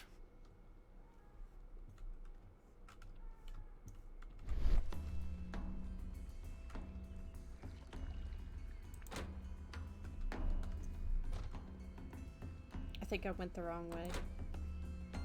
I did. Actually, did I? I didn't.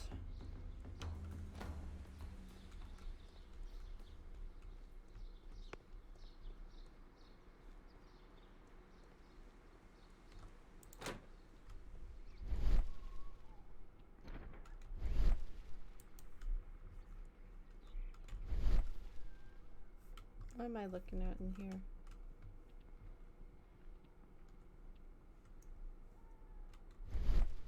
This is one of the outlets of the ventilation system.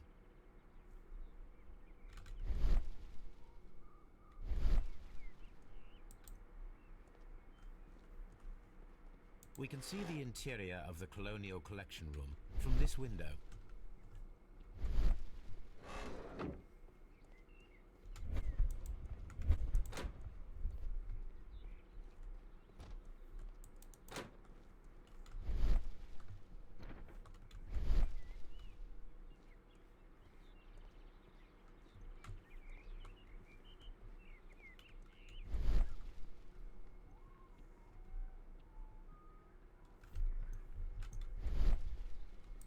Okay, where does it go next? Oh, there it is.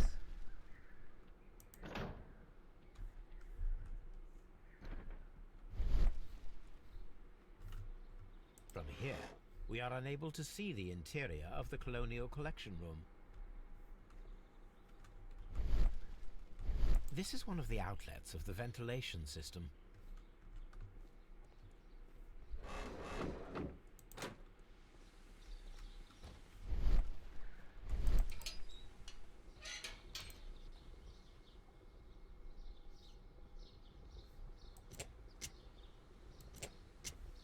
Oh, wait, power. The power is on. The engine has started.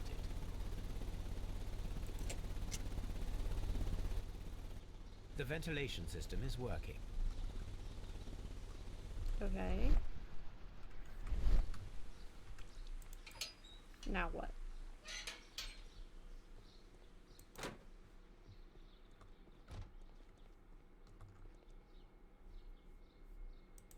Excellent. This ventilation fan is working. Let us see if I can activate the other one.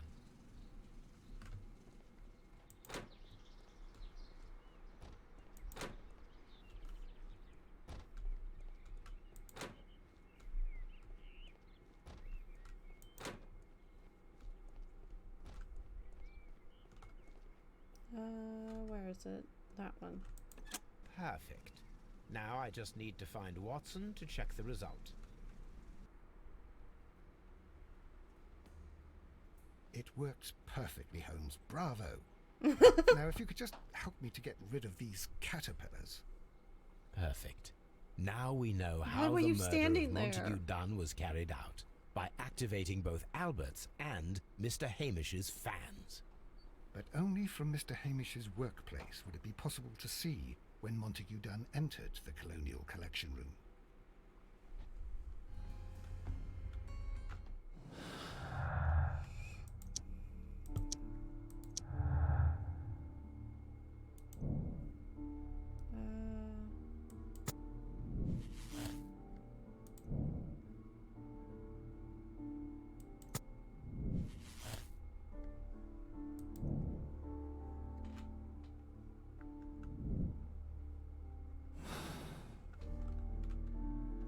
Let's go to Scotland Yard.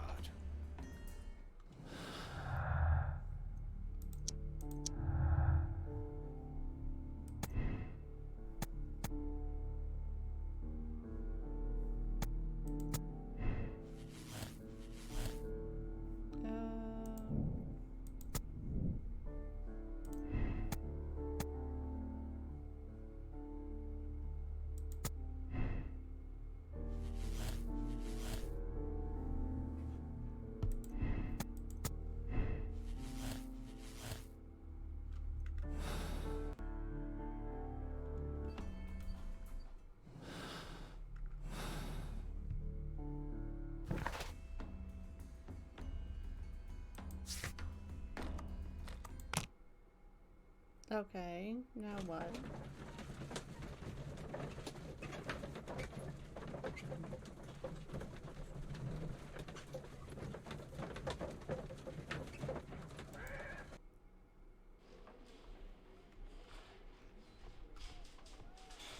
Where is Lestrade?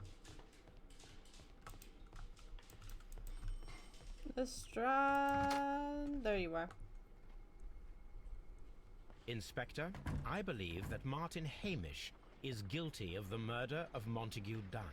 Aha! I knew it. I'll send the lads around to arrest him. Very good. I shall wait to hear from you.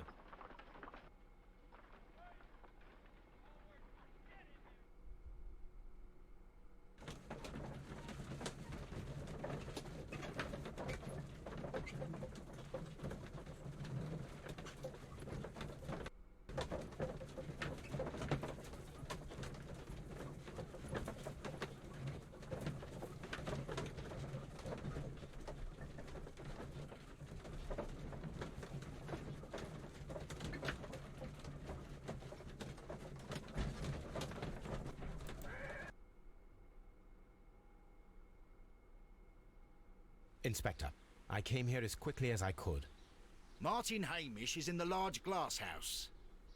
There's no need to hurry. Oh boy.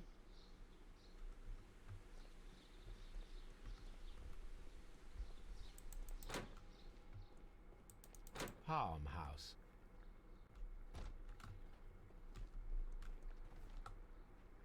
Oh boy. Holmes, my God! Yes, we found him like that. Our messing around with the ventilation system didn't go unnoticed. Mr. Hamish realized that we knew. Inspector, could you arrange the body, please? I should like to examine it.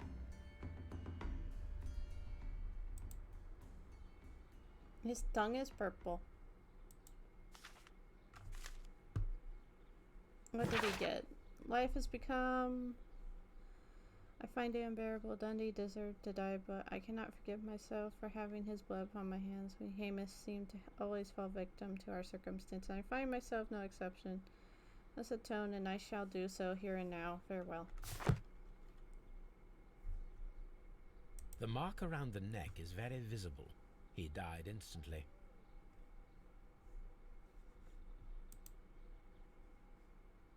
What am I looking for? Holmes, his left shoe is unique. This anomaly is often a characteristic of... A club foot. Bravo, Watson. That is the key element of this case. Is it? Oh, the shuffle.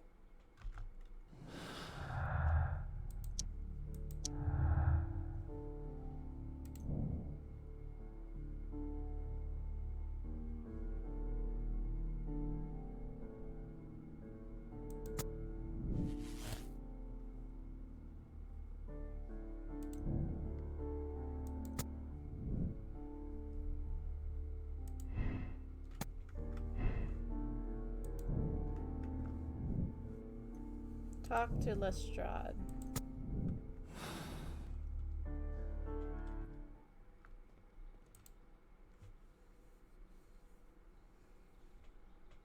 Something about this rings very oddly. Why do you say that, Mr. Holmes? Why? Because of Mr. Hamish's club foot. Oh, I deserve to be kicked from here to Charing Cross. I should have noticed it. But, Mr. Holmes, I can't see why. He's not fast no, enough. I don't suppose you do. You must recall that Mr. Dunn was locked inside the Colonial Collection Room by the murderer. If it was Mr. Hamish, he would have had to run up to his workplace to trigger the fan situated above it, taking into consideration the condition of his foot. Well, it is still possible. Perhaps, but it is rather strange that such a person as Mr. Hamish decided to base his plan on the speed of his gait. You mean to say that somebody helped him? So the suicide is questionable? Correct. Mr. Hamish accuses only himself in his letter, and so the investigation stops. Possibly an accomplice, then? That idea had not occurred to me, Mr. Holmes. I have another idea, Inspector. Thanks to the testimony that we have collected, we are able to rebuild the events as they took place that day. With a timeline. such as we did in the Jack the Ripper case. Precisely. The map at the entrance of Kew Gardens should help us with our timeline. Let us analyze the facts and statements so that we may recreate the events of that morning. Okay, that's right.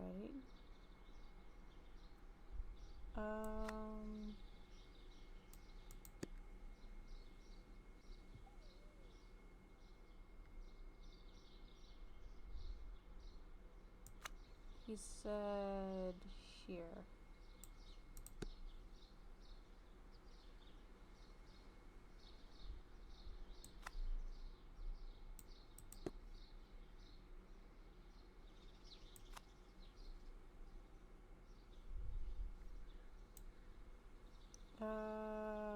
I think she said 10 o'clock.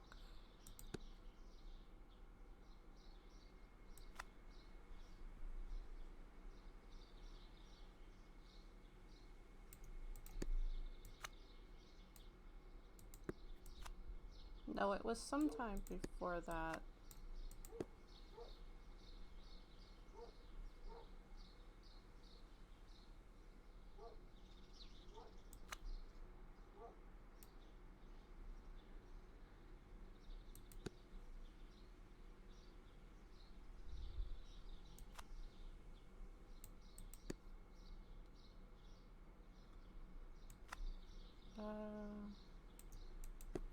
I think that's right. Martin and Denny.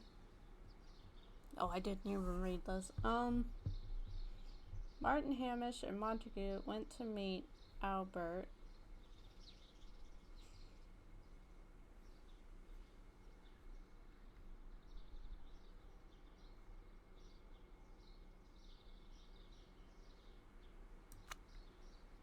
At 9:30. It was around 20 minutes to 10.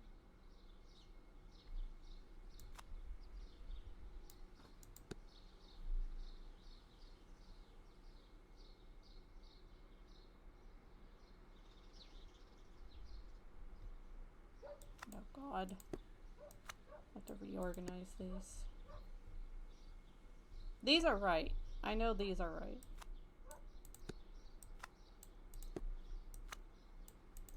Okay.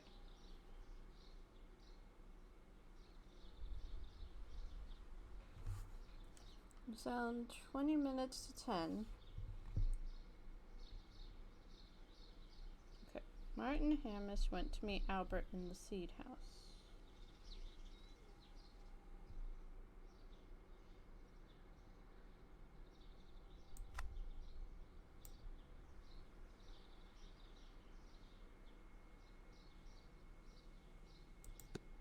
Okay.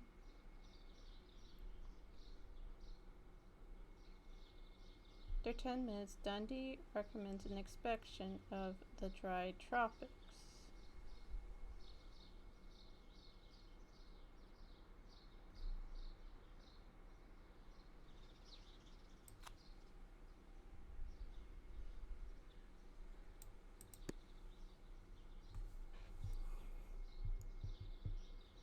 Martin Hamish's conversation with Miss White was at 10 o'clock.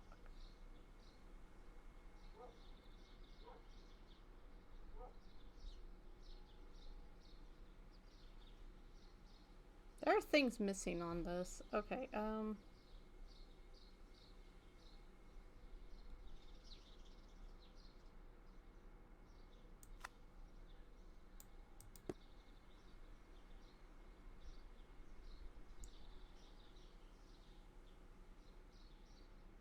okay, that's right.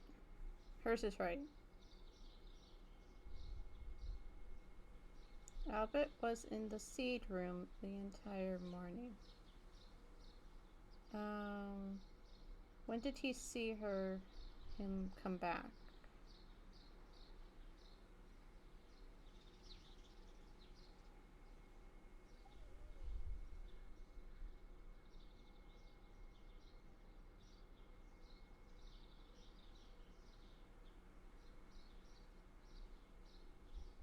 is it 10 minutes past 10?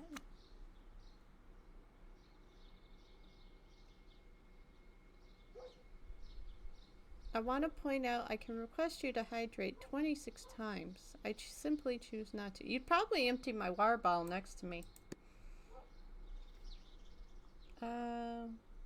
Martin returns from the seed house.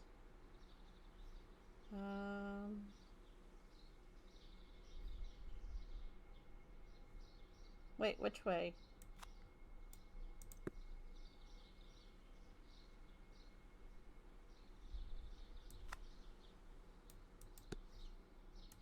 Is that right?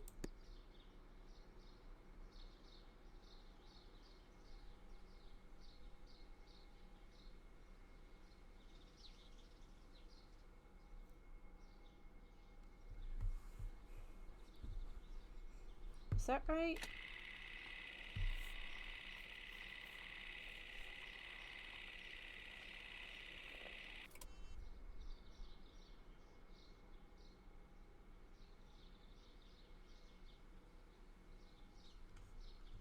No,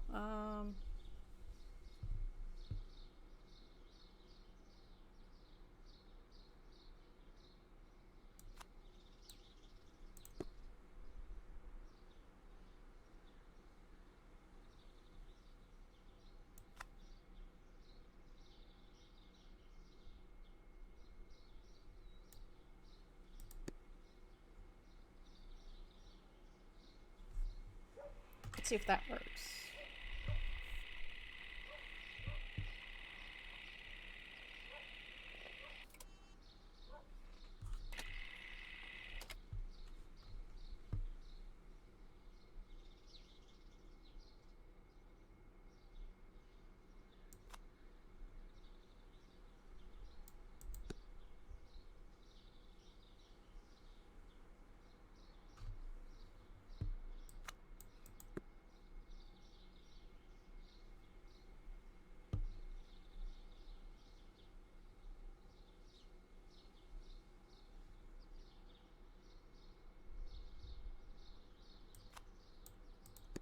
There.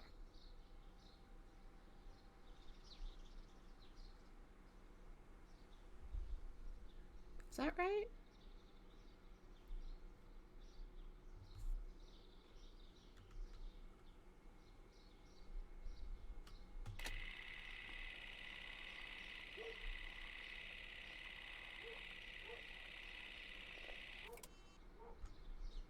Hold on.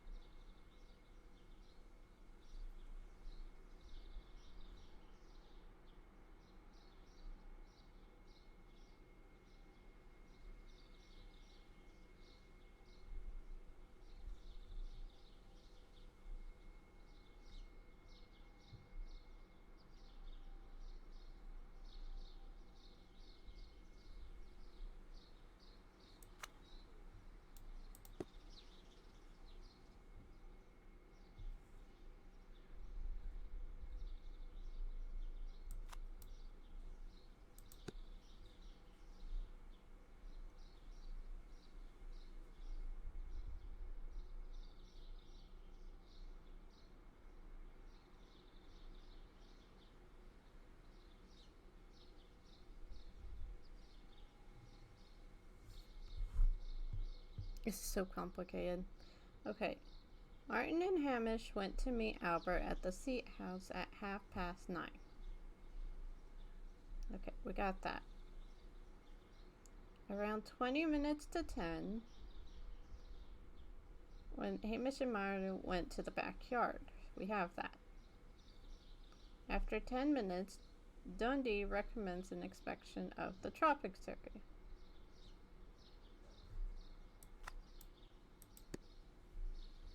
Hamish returns to the seed house.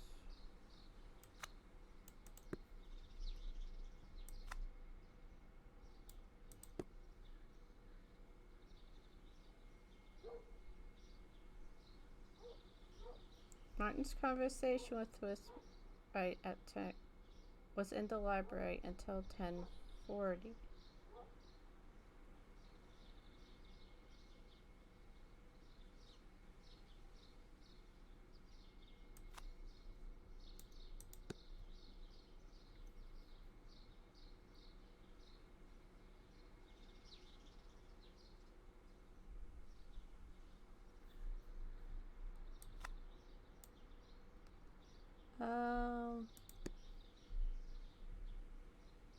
Hamish ran to Albert as soon as he observed he was unwell, which was at 10:30.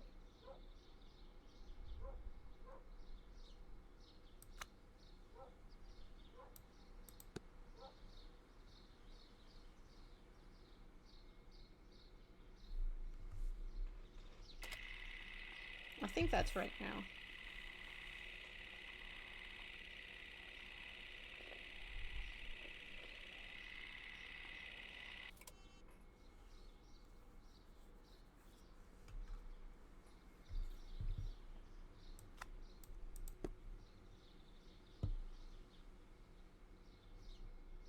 Oh, there we go.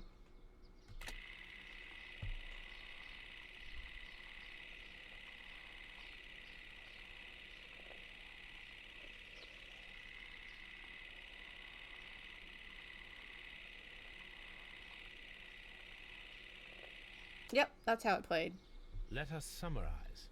Montague Dunn was poisoned inside the Colonial Collection Room. He forced open the door, which means that someone locked him inside there at 10:20. Martin Hamish was last seen at 10:10. This means that he has approximately 10 minutes to lock the door of the Colonial Collection Room. Given that he was club-footed, it is doubtful. Albert also has 10 minutes to lock the door of the Colonial Collection Room, which is quite enough time. Miss White was last seen at 10 o'clock, which means that she had approximately 20 minutes to lock the door. More than enough time. Perfect, Watson. Now, let us ascertain who assisted Martin Hamish in killing Montague Dunn.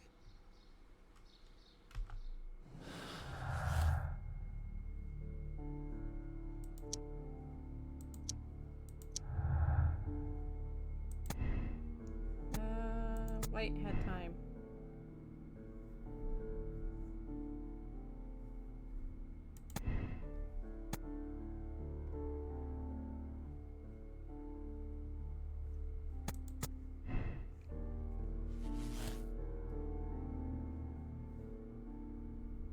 Okay.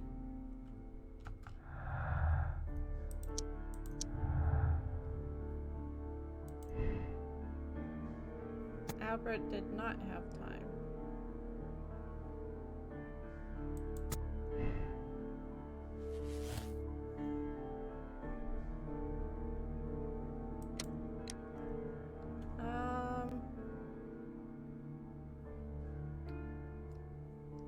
Miss White is dangerous and very capable of carrying out an elaborate murder. She flirted with Dundee's son Albert and later pushed Martin to suicide. Miss White is a desperate woman in debt, resigned to consorting with wealthy gentlemen. Dundee cast her aside. She killed him in desperation.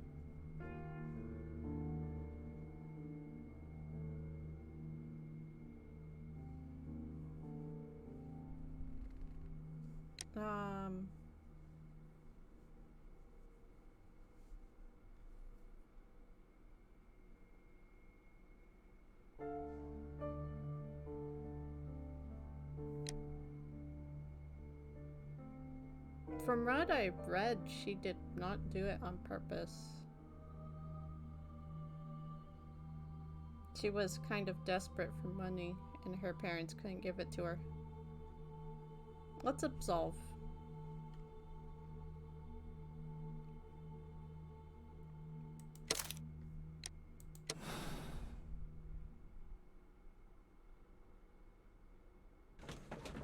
Let's see if we can absolve her.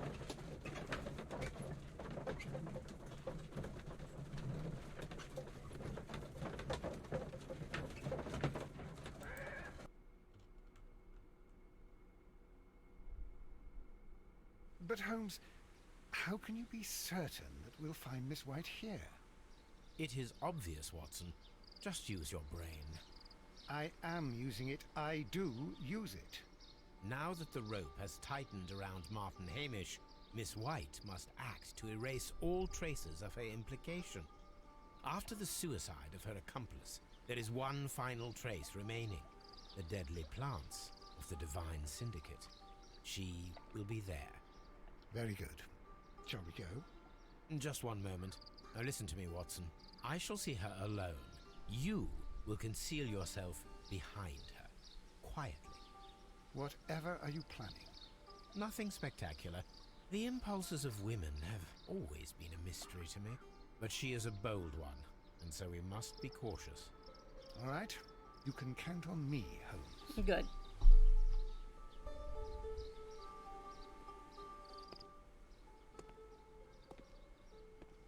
Mr. Holmes, good day to you. You do not seem surprised, Miss White. Well, I was expecting you. Not for too long, I believe. So please tell me, as it is still unclear, who planned the murder? Was it you? You were wrong, Mr. Holmes.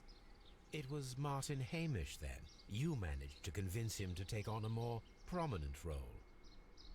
You could not be further from the truth. You think that you can fool me? You don't care what I think.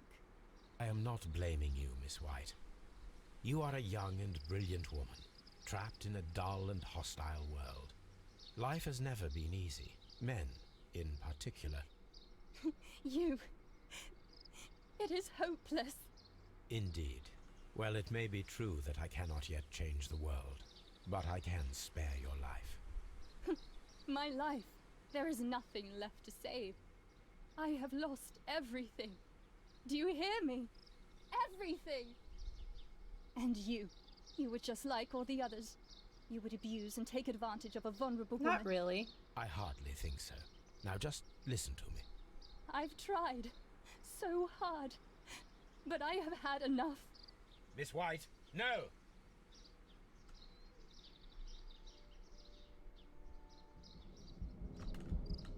I beg you not to do this, Miss White. Don't come any closer. Where is Watson?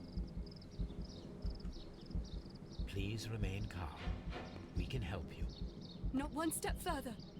Don't try to stop me. Stop this foolishness. You cannot truly want to die. No, it's too late.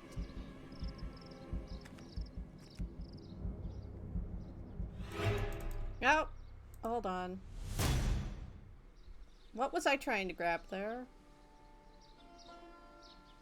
I'm gonna redo that. This is tragic, Holmes. Are you able to do anything? I'm afraid not.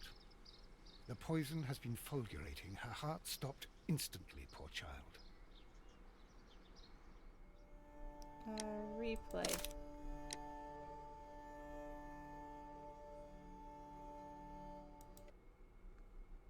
We're gonna try and resolve her.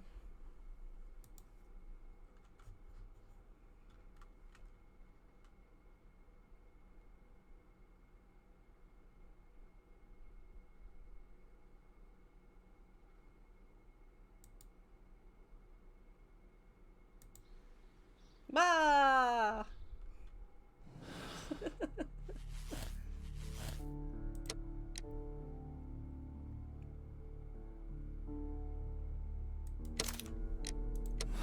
Can we skip? I hope we can skip.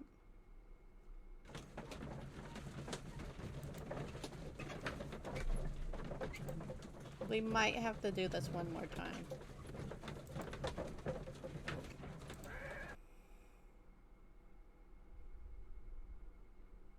But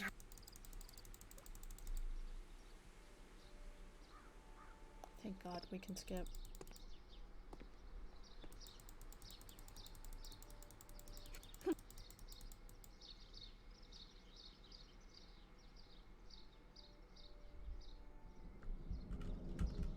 I beg you not to do this, Miss White. Don't come any closer.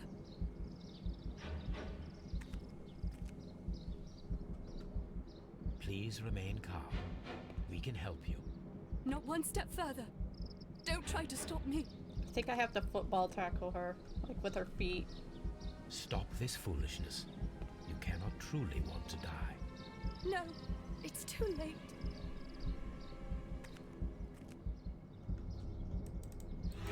Oh my god! That's so quick!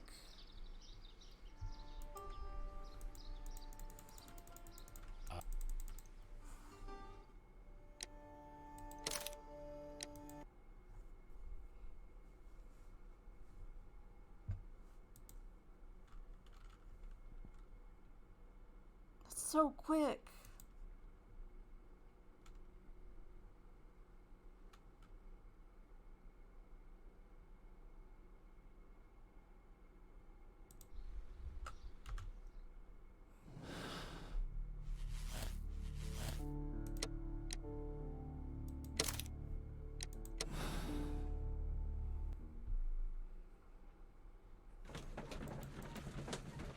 Why is that so quick?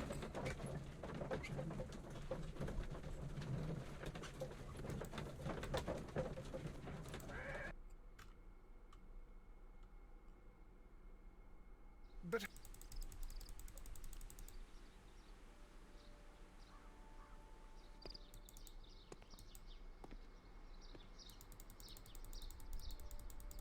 There's no reason for this to be so quick.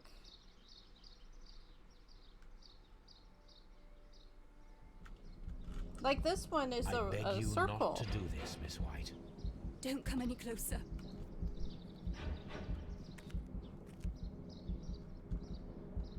Please remain calm. We can help you. Not one step further. Don't try to stop me.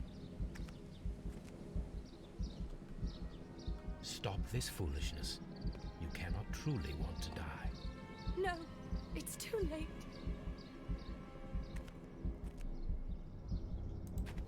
There. Finally. Well done, Watson. She was not faking. Miss White, you have no right to take your own life. Dr. Watson? Did you just save me? Or worse? There we go.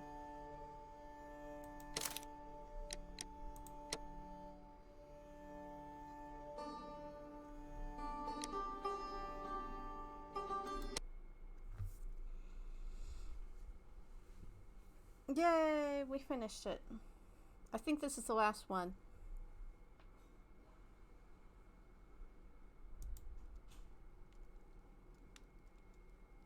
Where are you going, Holmes? Have you been invited somewhere?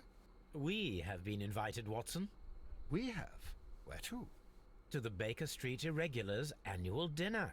They sent us an invitation. It is on the table. A dinner? How could those street urchins afford anything like that? I can't understand your interest in them, Holmes. They're dirty.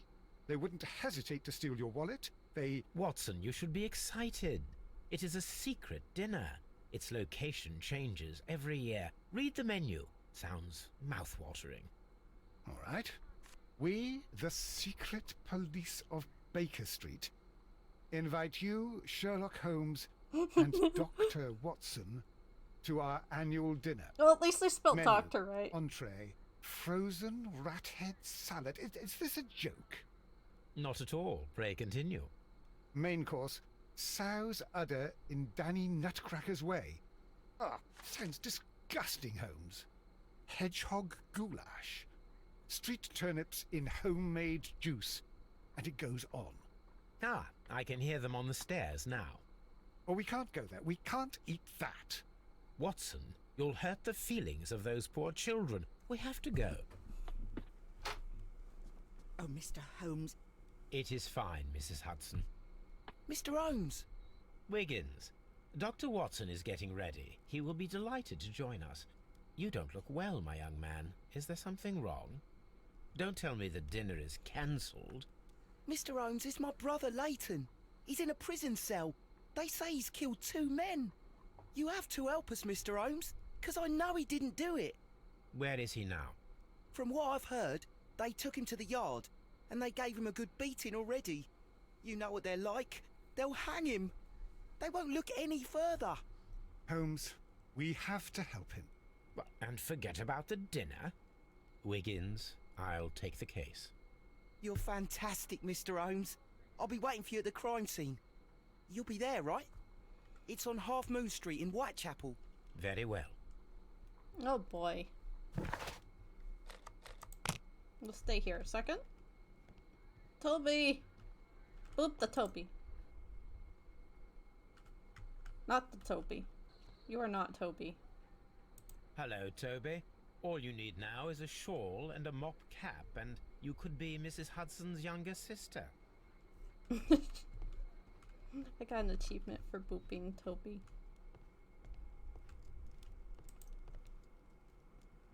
What you got? I am writing to express my appreciation for your striking at the truth of this horrible case. At first, I could not even imagine how Miss Margaret White, such an exceptional and beautiful woman, could plan and commit such a dreadful murder at with that fellow Hamish. I was angry, I was, but when I attempted to put myself in her shoes, I began to understand. As talented and as beautiful as Lady Miss White was, she inevitably could not complete her studies without money. My father was living the high life, deficient of human sympathy. Thank you for your kindness towards her. She is no longer here, and I already miss her.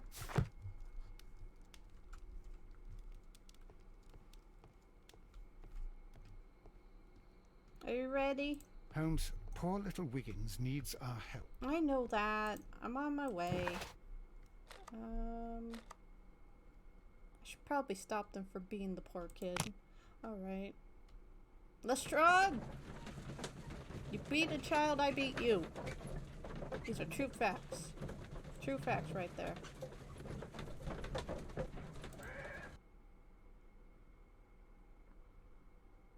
Mr. Holmes, whatever brings you here so late at night? I'm about to throw a chair at you. I'm interested in the case of young Leighton Chapman. He was arrested earlier this evening and accused of a double murder. I beg your pardon? That case is quite clear to the police. Or are there any new facts that we don't know about? Who knows, Inspector? Look, you are free to investigate, of course, Mr. Holmes. Chapman was arrested with a revolver in his possession, which you can find in the evidence room. The suspect himself is in custody. Did you find anything else on his person? And if it's not fired, I'm coming in here and beating you belongings. with this chair. Nothing particular, Mr. Holmes. Thank you, Lestrade.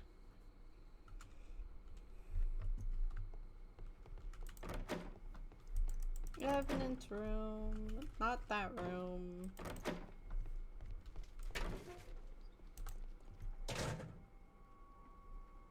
These cigarettes are filled with cheap tobacco. Nothing interesting. Apple. A cheap watch. Bought with his own money, no doubt. So this is the gun that Leighton was holding when he was caught by the police. It is a Webley revolver, a reliable weapon.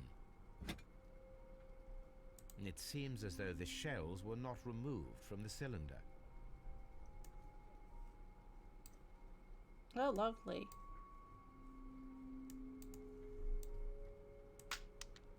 Two were fired. 2 out of the 6 shells have been fired. There were 2 shots.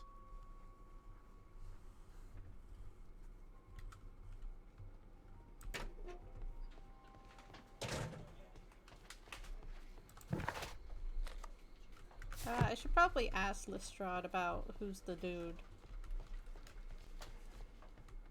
Lestrade, who's the dead guy? Mr. Holmes. Oh my god. What is the trouble with that lad?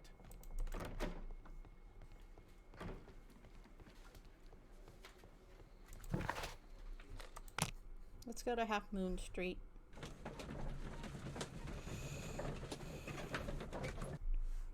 Who's talking?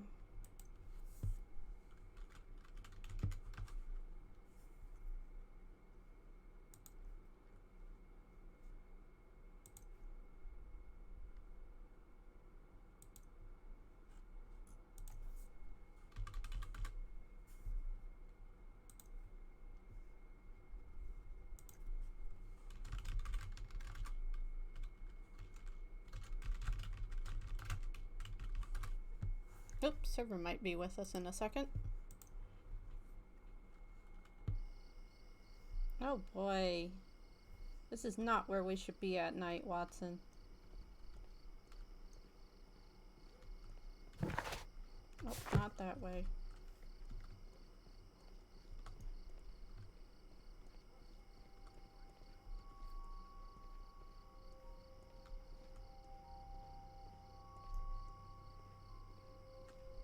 But we didn't even move the body. What the heck? Please, gentlemen, leave the scene now. Oh, Mr. Holmes, is that you? Good evening, Constable... Constable Marrow.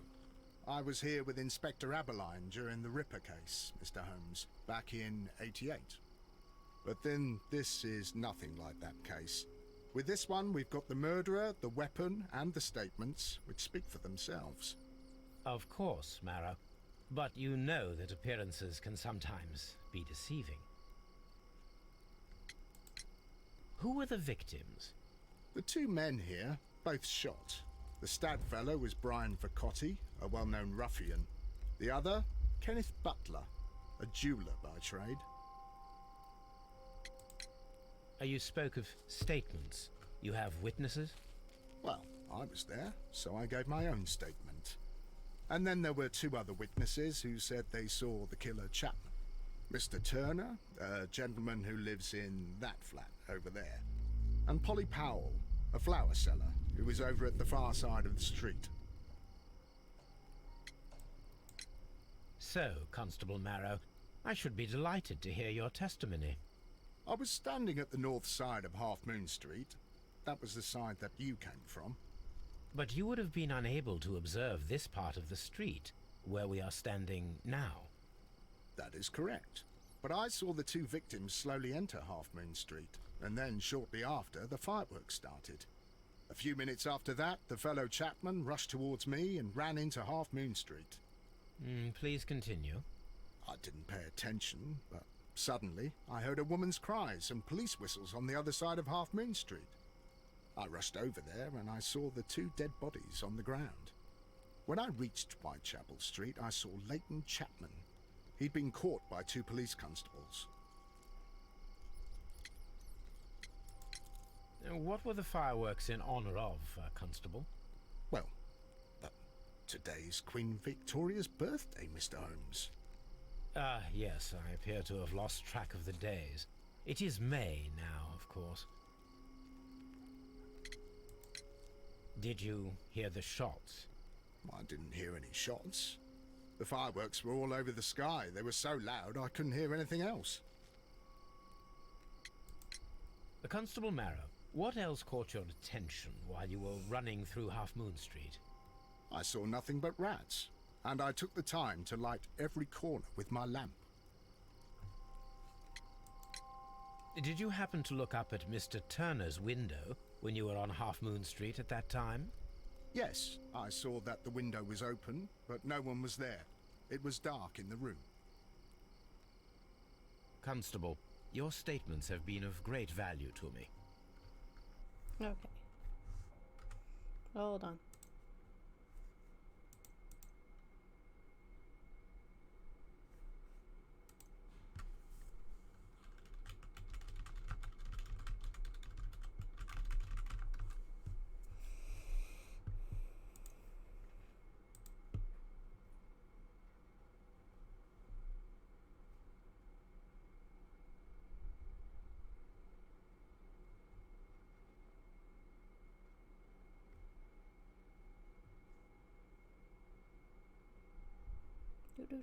There you are. Hi. Oh, I just solved the crime, and now I'm solving another. yeah, thing.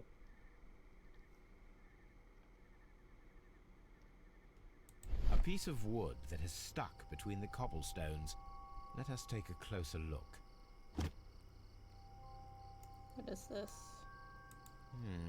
This shard of wood is quite new.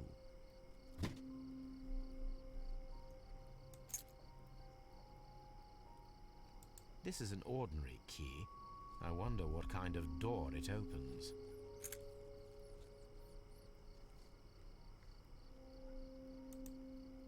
It is freaking. The Light bullet archer struck his sucks. head. This man didn't stand a chance.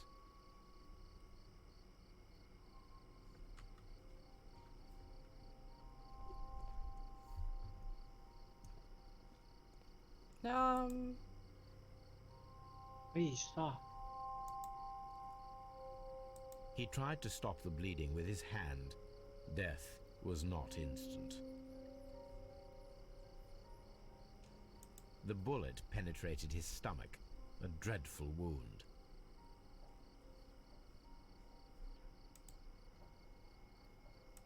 A tattoo from Westgate Prison.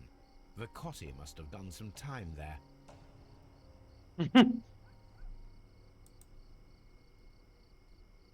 Brian Vercotti suffered greatly. What a terrible way to die.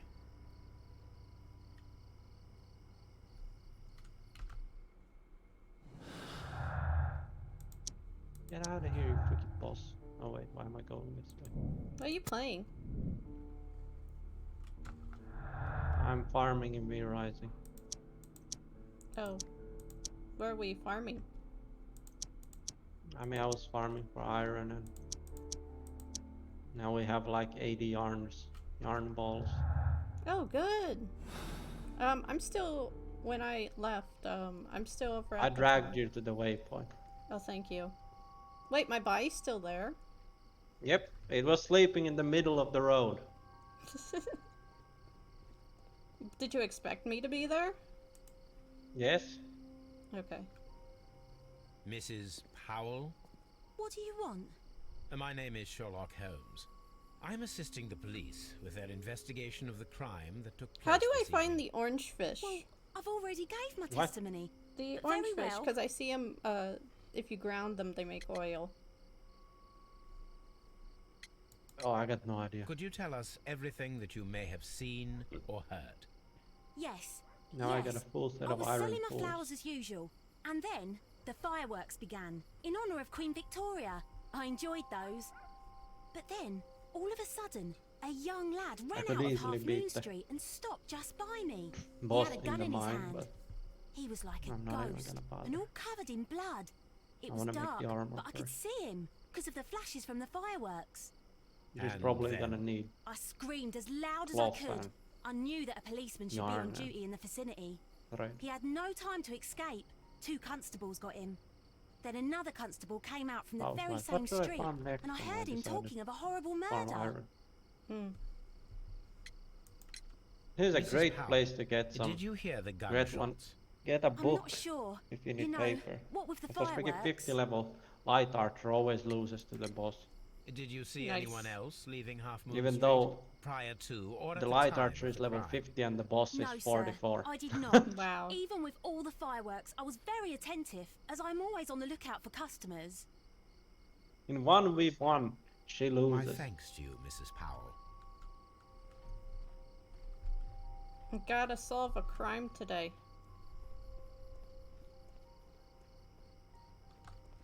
Mr. I was Holmes, having moral did you see my brother at conversations with Scotland Yard? ChatGPT. Is he alright?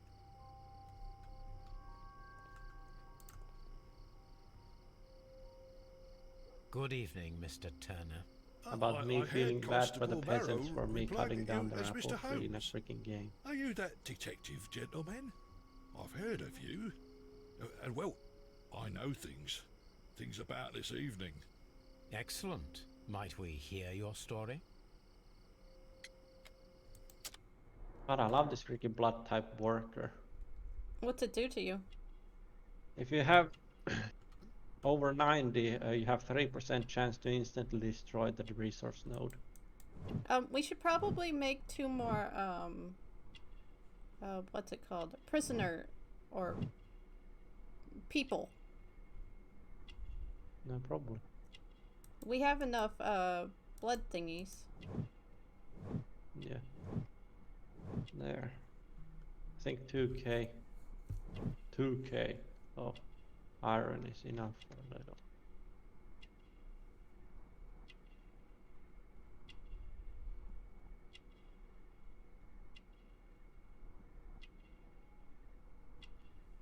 Hold Ah! Hold on 1 second.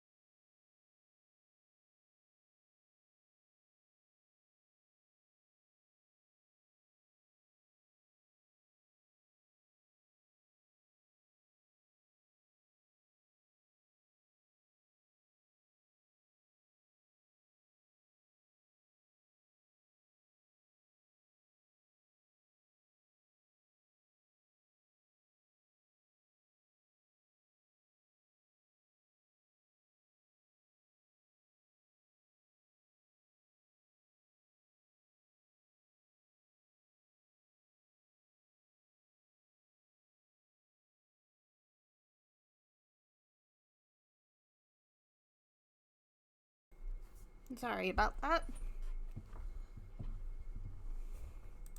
We were checking on Kevin.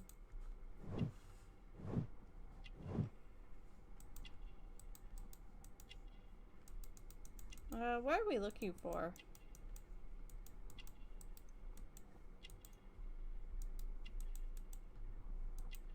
Are you in the stream right now, server? No.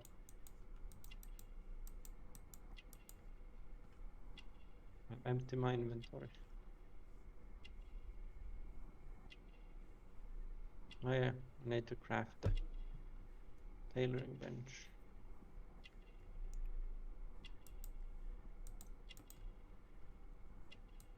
Because I can't find what's up with this guy.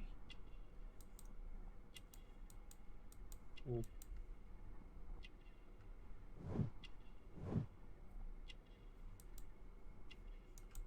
Oh, there it is.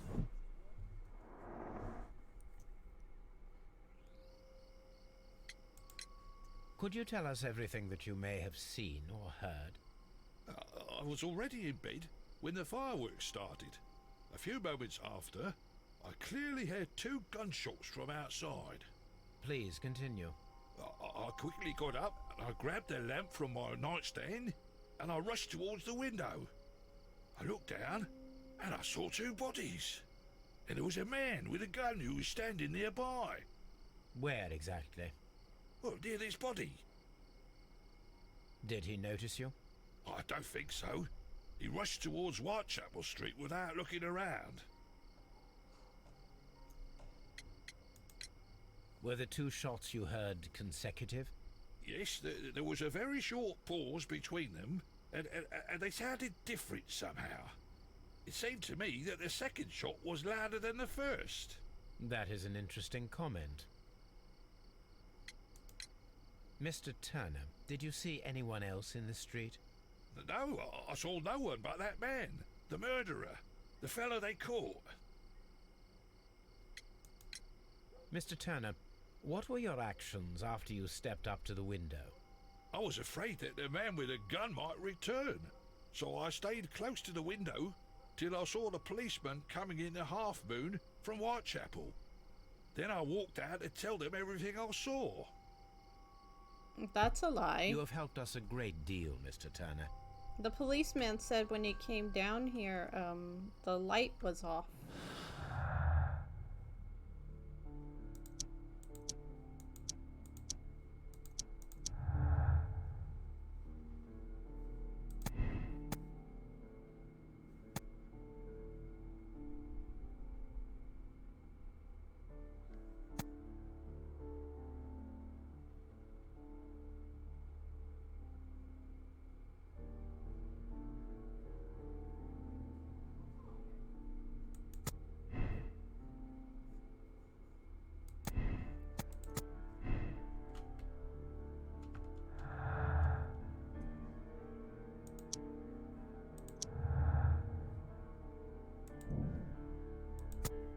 Yeah, conflicting statements.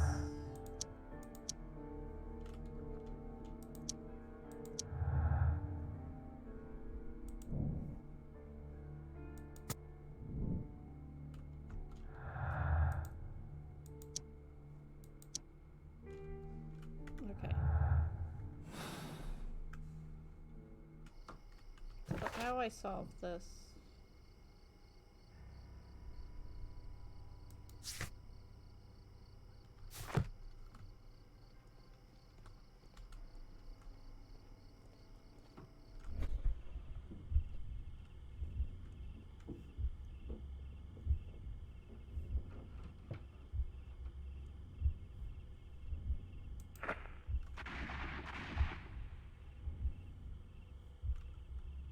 Okay.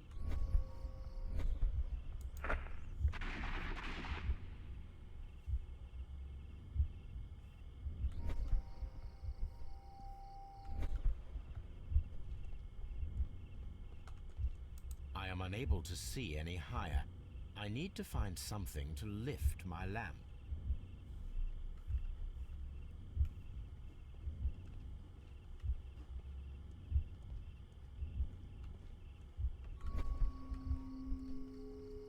I'm always wondering what's on your mind, Holmes.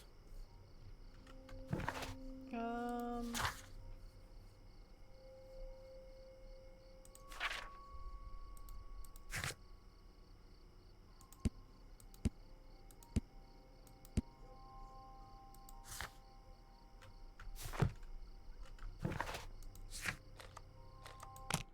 need to go talk to him.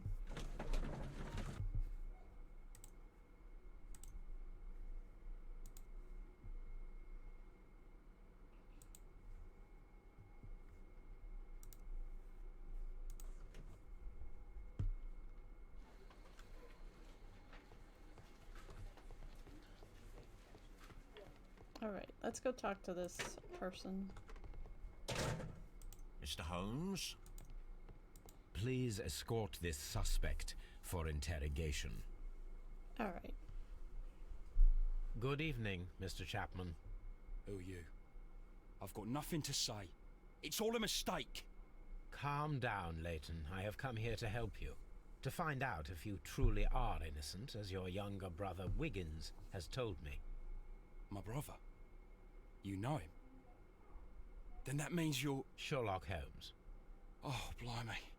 All right, Mr. Holmes. I'll tell you everything.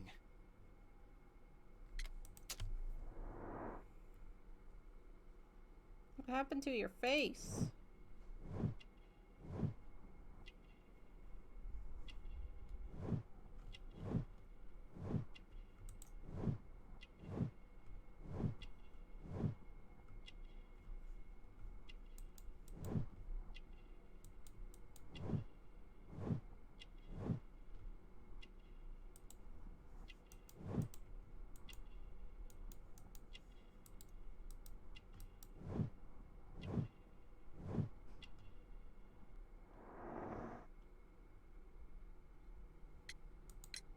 Good.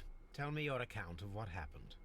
I left my work, and I hurried up to see the fireworks in Whitechapel. I was late, so I decided to cut through Half Moon Street. I saw the first fireworks light up in the sky. I bumped into a constable on a corner before entering Half Moon. Then suddenly, what with all the firework flare, I saw two men.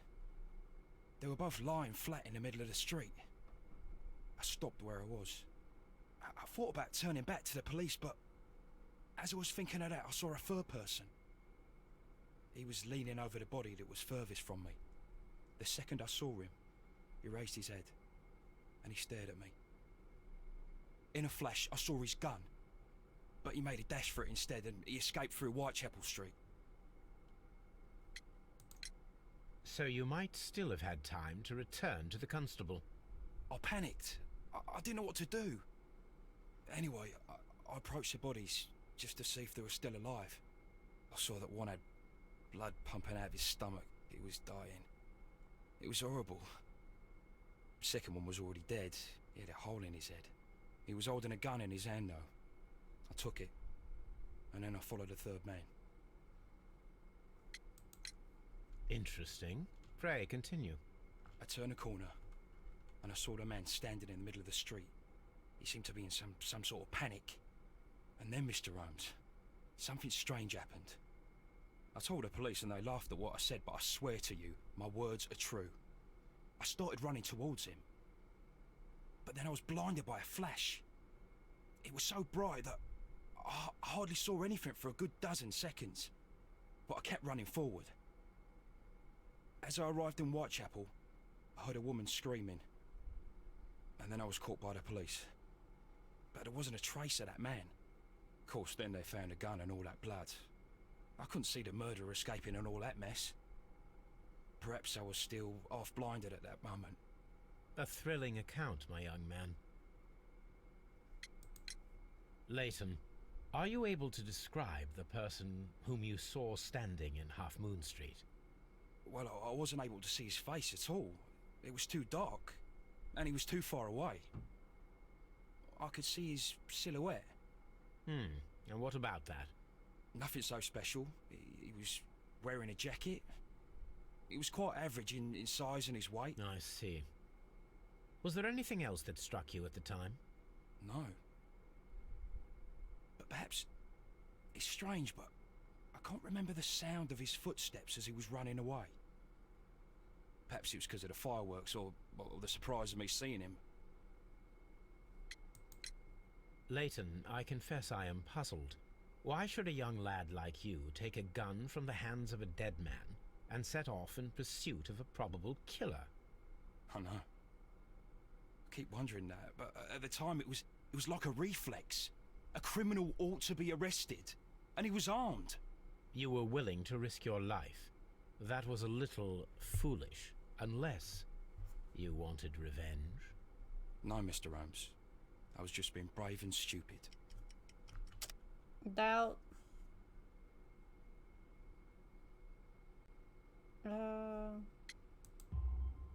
I'm sure that you were, but I believe that you may have recognized one of the victims, Brian Vercotti. You knew that gentleman well, did you not? However could you know that? You have a typical tattoo of the Westgate Brotherhood upon your hand. I observed exactly the same mark upon Mr. Vercotti. You came to know him from your sharing a past prison sentence. Am I correct, Mr. Chapman? Oh, God.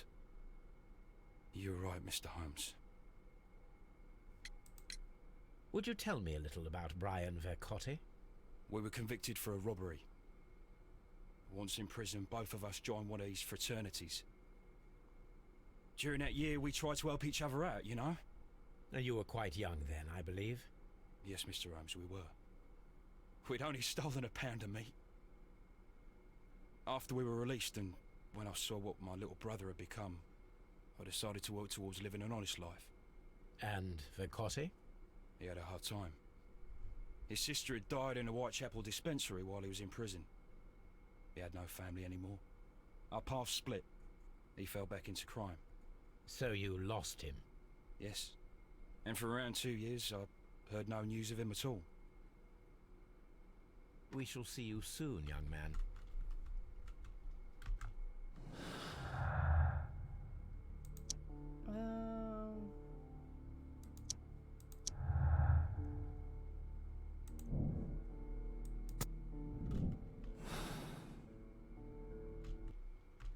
Okay. Let's see if we can figure this out.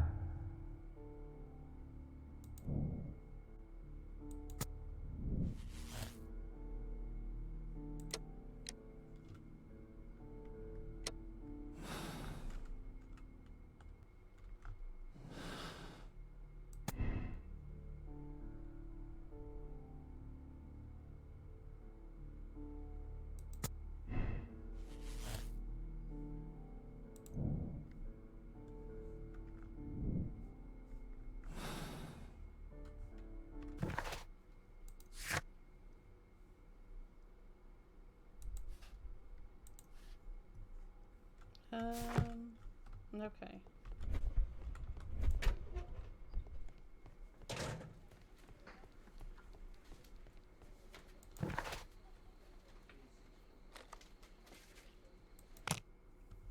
Let's see if we can figure this out.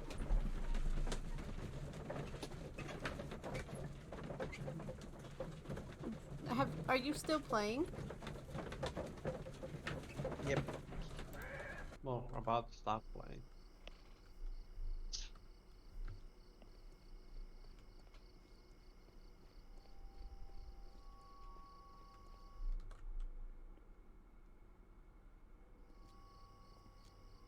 What's up with you, lad? What are you waiting for? I'm waiting for my brother to be released. Your brother? The one that you caught, beat up and imprisoned. Ah, the murderer. He ain't killed no one, copper. Watch your mouth, lad, else you'll be joining that worthless brother of yours.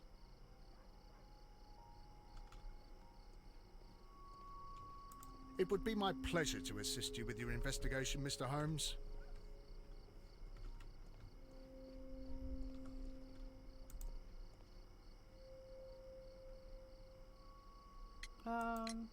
Mr. Turner, you have stated that you remained close by your window after the crime, is that correct? Oh, yes, Mr. Holmes. I stayed at my window until the policeman arrived to examine the dead bodies.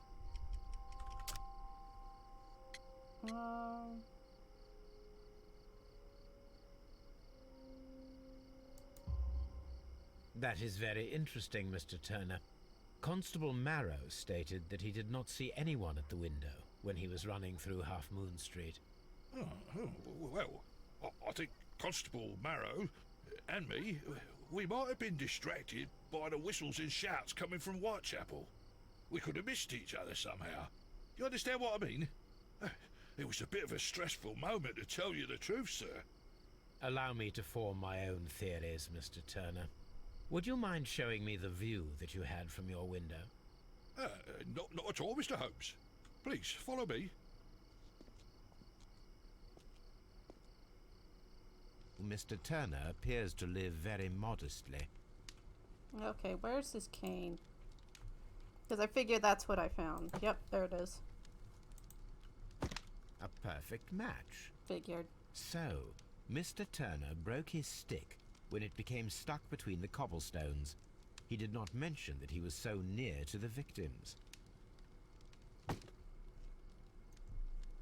The books on this shelf are in a mess. It looks as though Mr. Turner was trying to find something in a hurry here a short while ago.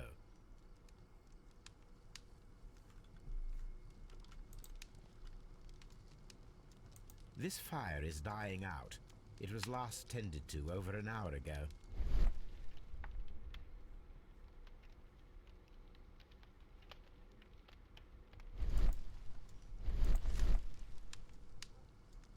The papers are almost entirely burned. I am unable to see what's written here. These words are illegible. The papers were thrown into the fire just a short while ago.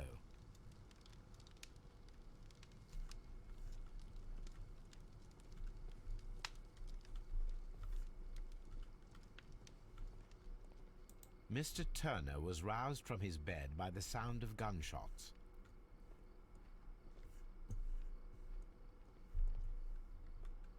Oh, not this room.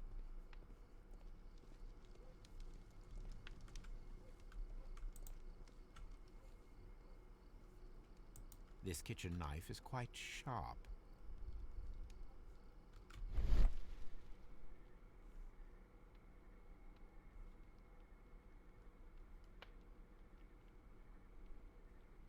There are pieces of shredded paper scattered over the table. His kitchen knife was used to cut the paper. Probably envelopes. Alright. So, that's the view Mr. Turner had when he opened the window. The dead body of Kenneth Butler. Brian Vercotti's contorted corpse. Mr. Turner had a perfect view of the crime scene. He saw the bodies clearly, and Leighton Chapman standing over them.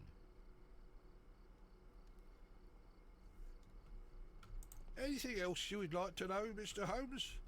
I'd like to know why your cane was in the crime scene.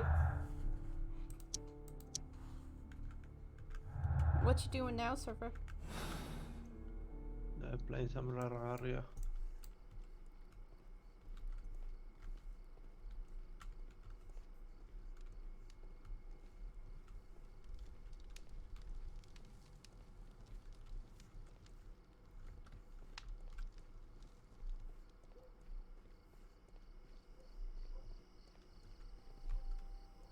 I'll do anything to save my brother, Mr. Holmes.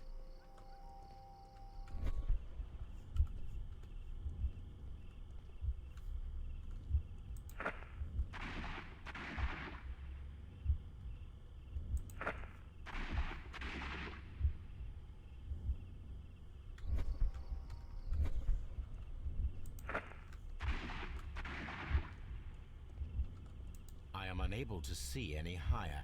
I need to find something to lift my lamp. Oh, there it is.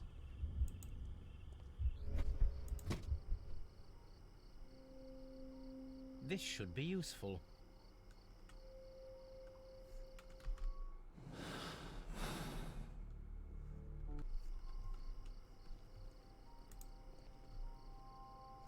No.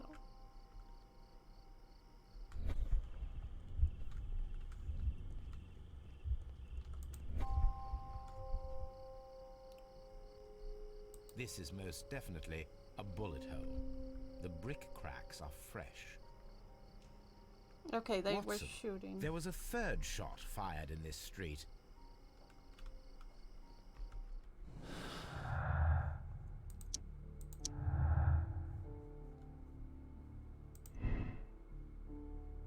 Um,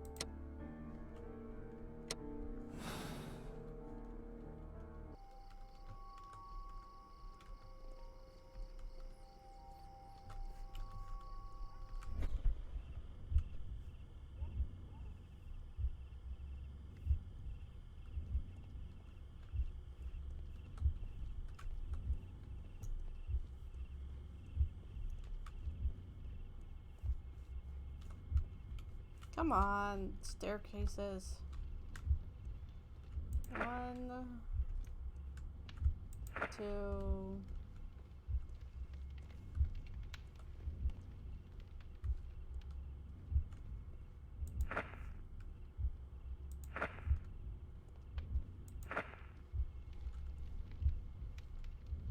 No.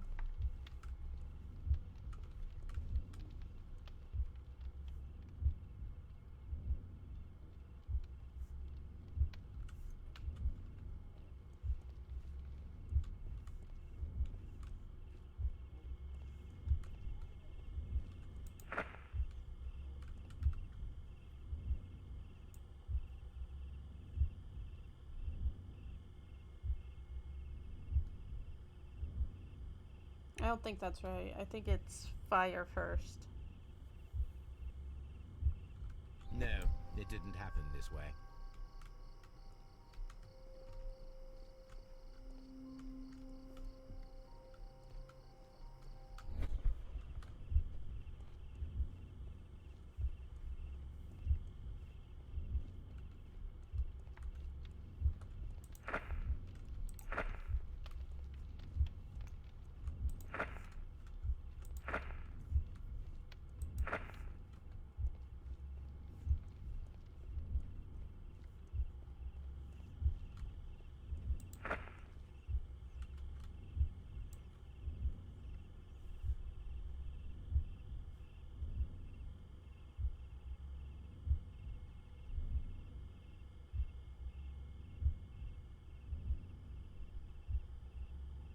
No, it didn't happen this way.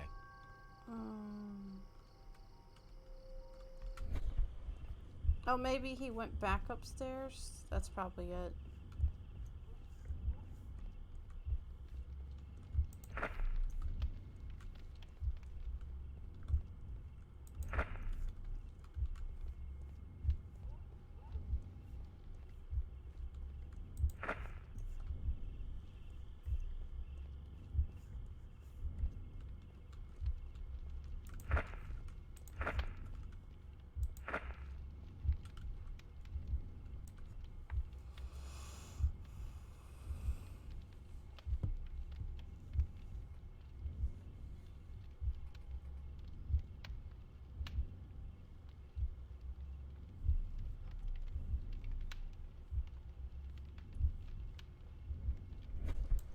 There we go.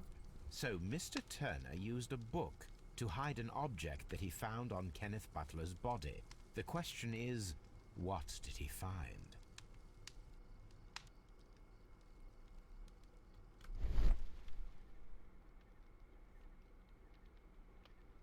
I can see prints from greasy fingers upon the cover of this book. Let us take a closer look. Well now, what a find! A precious jewel, concealed inside a book. Go. A bracelet with a unique ram's head design. a distinctive feature of ancient Grecian artifacts, probably of the Hellenistic era.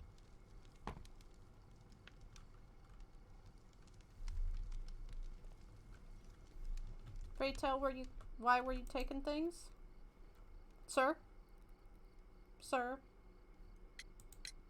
Mr. Turner, how would it be possible for a man of advanced years, such as yourself, to rush from his bed to the window in a matter of seconds, as you have stated? Well, I'm able to move very quickly, despite my age. And when the situation requires it, Mr. Holmes.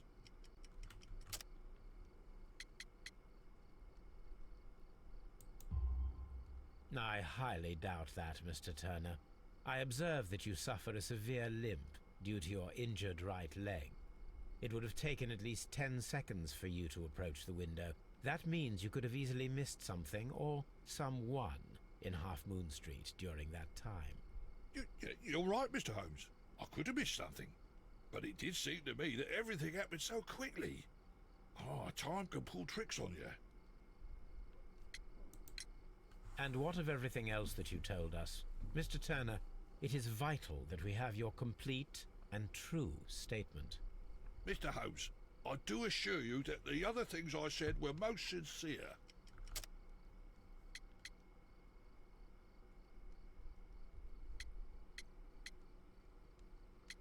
It's one of these.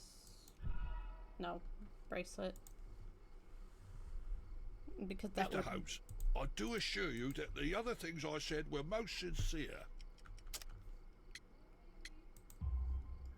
Mr. Turner, you were not sincere with me. Not then, and not now. But Mr. Holmes... This, Mr. Turner, does not look like anything that a poor man might possess. It is worth more than the home that you live in. I can explain. No, merely correct me if I am wrong. You saw Leighton Chapman through the window, but you also noticed a glittering object on the ground, this precious jewel. You walked down and took the bracelet from the body of Kenneth Butler, and when you heard the whistles, you hurried away. That broke your walking stick. It caught fast between the cobbles. Constable Marrow was unable to see you in the window, as you were climbing up the stairs on your way back to your flat. Upon returning home, you hid the precious jewel inside a book. Mr. Holmes, please don't send me to prison. I didn't do anything bad. I'm just a poor man. I know. When I chanced upon the bracelet, I saw it as an opportunity to make a little money. I was desperate. I only took the bracelet, that's all, I swear. You made a mistake by lying to me. But you are not a criminal. I believe that. Although I must return this bracelet to its rightful owner.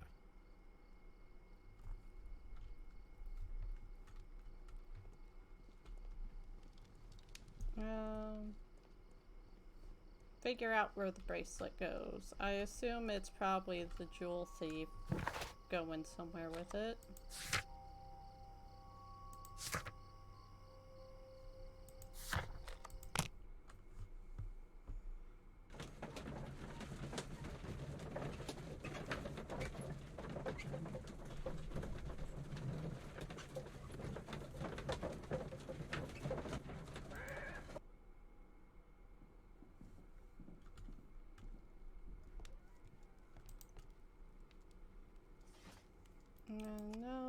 No.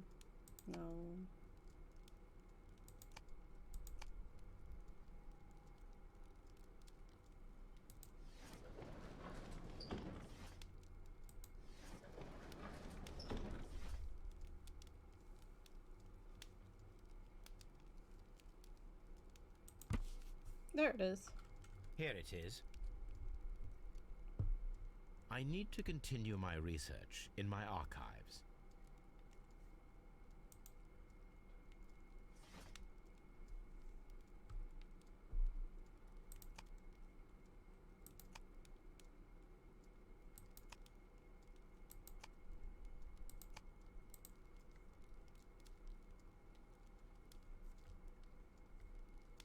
That is not the one I need.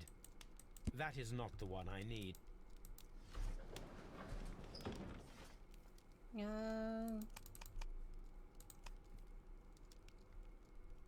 That is not the one I need. There it is. Here it is.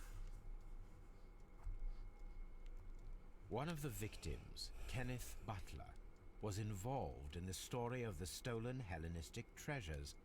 A visit to his pawn shop should tell me more.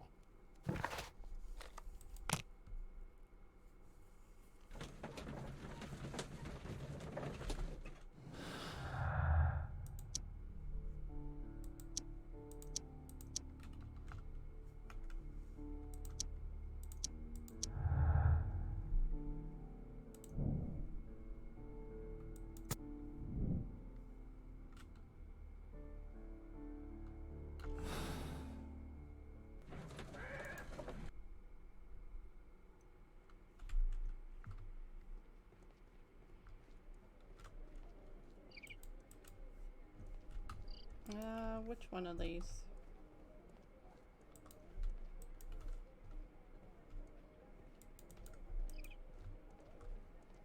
There it is. Mr. Butler's key. Yay!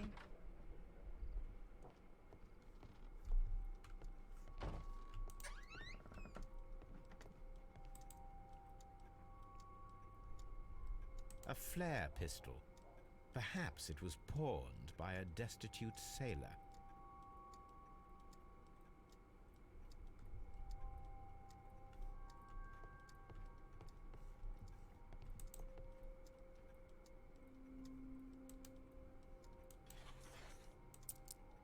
There's the necklace. The ram's heads. This necklace belongs to the 5 Rams of Mittelin collection. Interesting. That means that Kenneth Butler owned a part of this collection all this time, 10 years after the theft.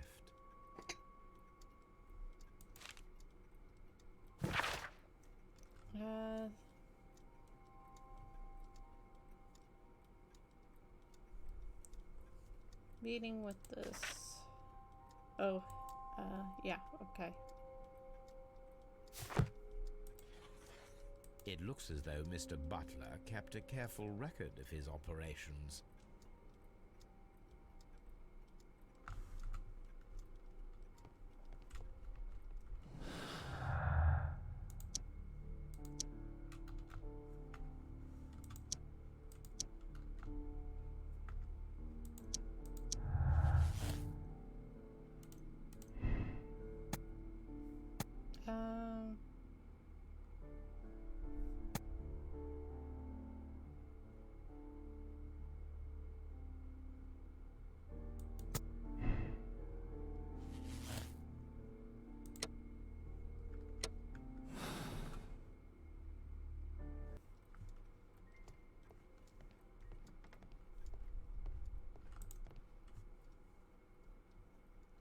Crampons and a sharp ice axe would only be brought here by a mountaineer.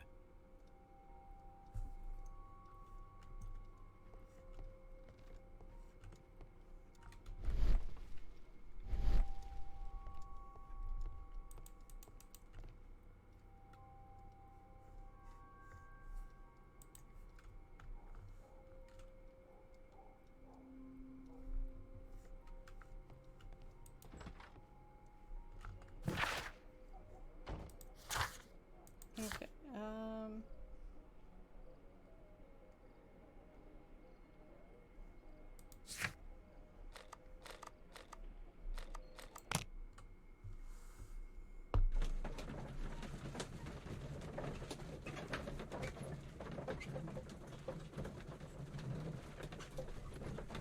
I think we're gonna solve this. We'll do it. We do it good. Where is the constable?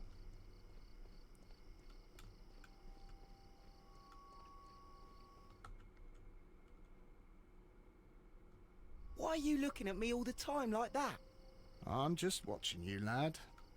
I never know what to expect from people like you. People like me? Yes, street beggars and thieves. I ain't a thief. Oh no? Then where did you get whatever it is that you're gnawing on? I very much doubt that you bought it. What ain't seen can't hardly be stolen.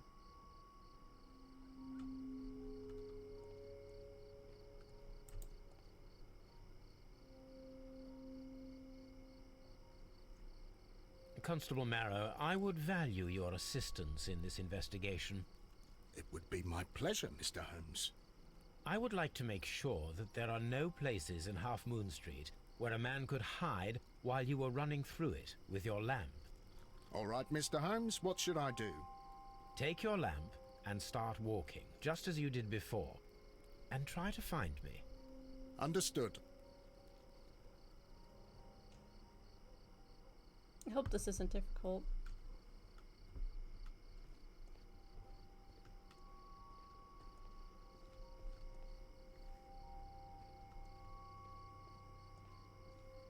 I bet you he's invisible.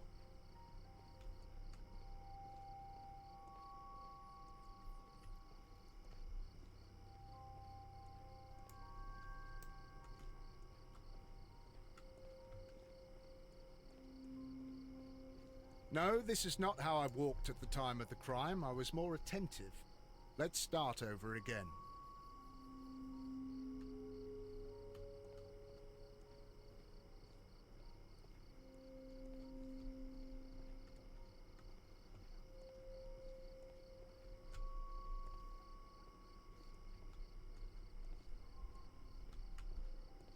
I can see you very well, Mr. Holmes. All right, Constable. Let's try again. I'll find another place to hide.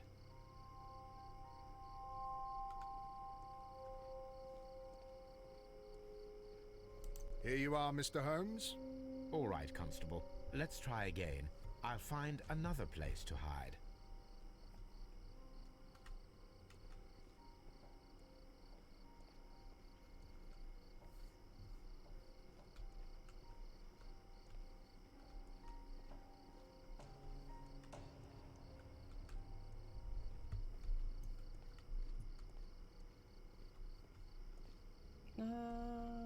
Where is he?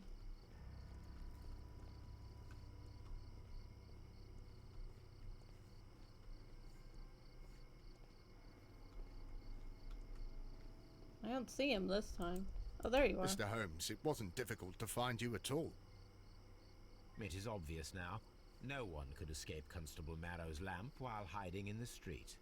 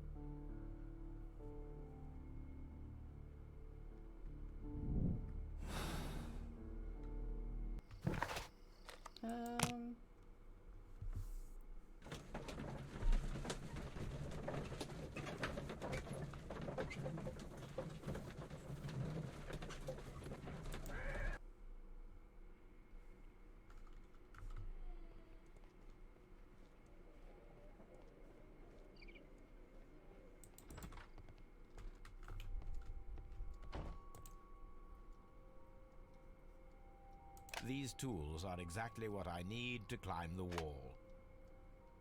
Alright. He's all like, climb the wall. It's all like, okay.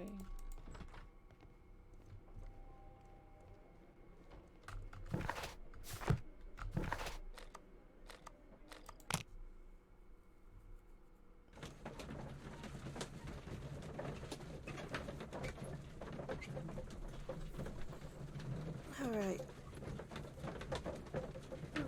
How long do you think this chapter will be, server?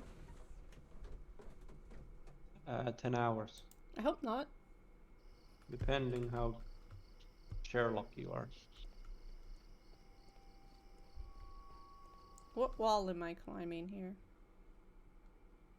Wiggins, my lad, what are you doing here? You'd best be leaving and be quick about it. I've done nothing wrong. You'd learn more by watching Mr. Holmes. He knows exactly what he's doing. Not like you. Oi, watch your tongue.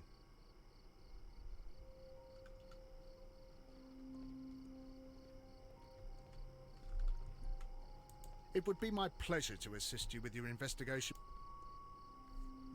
Okay, which wall am I climbing, though?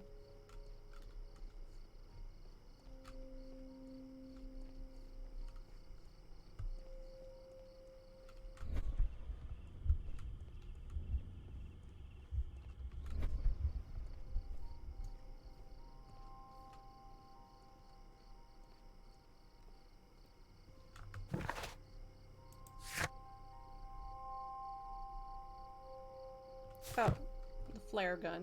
Okay. I forgot the flare gun. Dang it.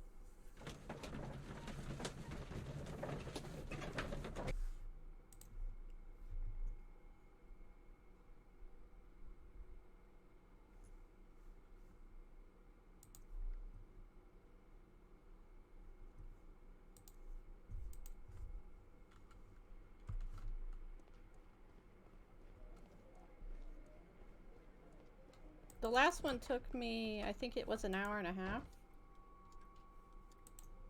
This is exactly what we need. I hope I don't have to play a stupid minigame with this too.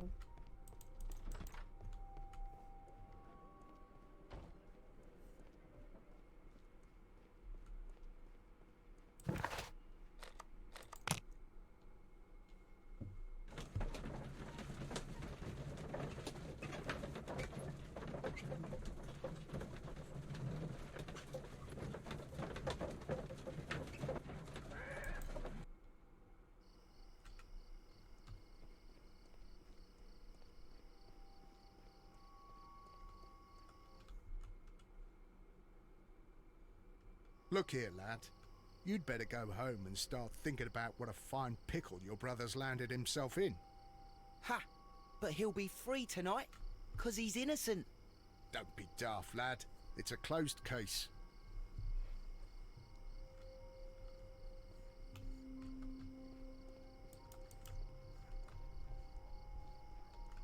So, where am I climbing? Constable Marrow, Watson, I would like to perform another kind of reenactment with your help. I'm listening, Mr. Holmes. I want to check if Leighton's testimony can be trusted. If someone could vanish into thin air at a specific moment. But Holmes, I don't see how. I am going to be the mysterious gentleman whom Leighton followed. I will stand exactly where he saw him before he... Watson, you will be Leighton. When I fire the signal flare, you should start to check. I understand, Holmes. As you say, Mr. Let us begin.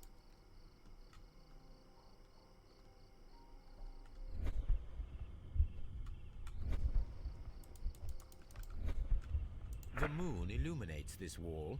Anyone trying to climb it would be easily spotted by Constable Marrow. Okay, this one? No. This one? No.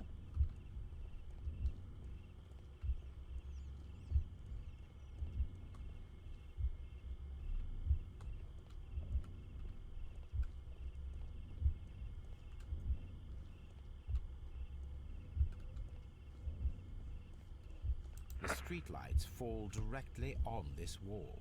Not an ideal spot to escape the crime scene. It is also directly in front of Polly Powell.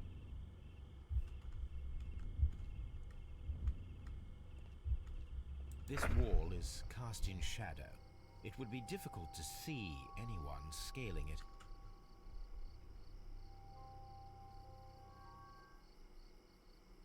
Oh, this is gonna go so badly.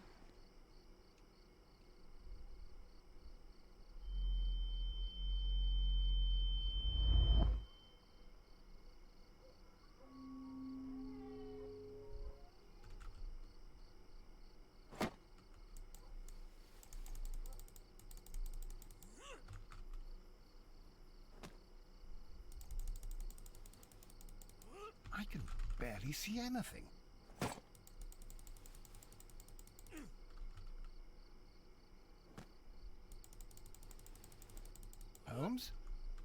Are you there?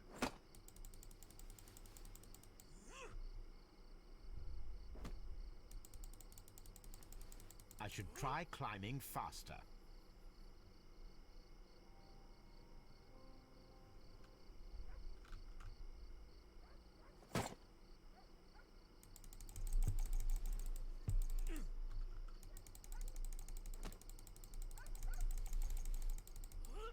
I can barely see anything. What? Climb faster. I'm clicking as hard as I can. Holmes? Are you there?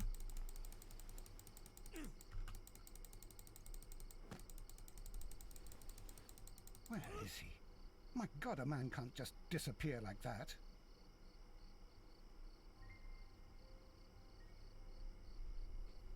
Holmes? Holmes? Where are you? I cannot see you, Mr. Holmes. Dr. Watson, it seems that Mr. Holmes has disappeared. Don't worry, gentlemen, I am up here, above your heads. How on earth did you get up there, Holmes? I am using crampons and a climbing axe, although the person we are looking for did not leave any traces of such tools. Constable, is there any way to get to the top of this building? Yes, Mr. Holmes, I can show you. The door to the building can be found from Whitechapel Street. Gentlemen, I am on my way down.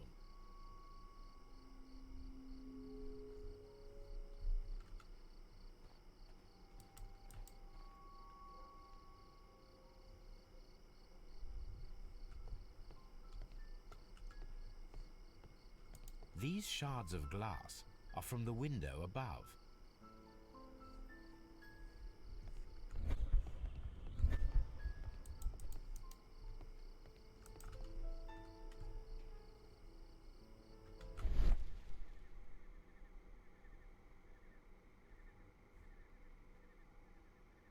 A cluster of thick black threads. They're unusually strong. I should examine them under the microscope.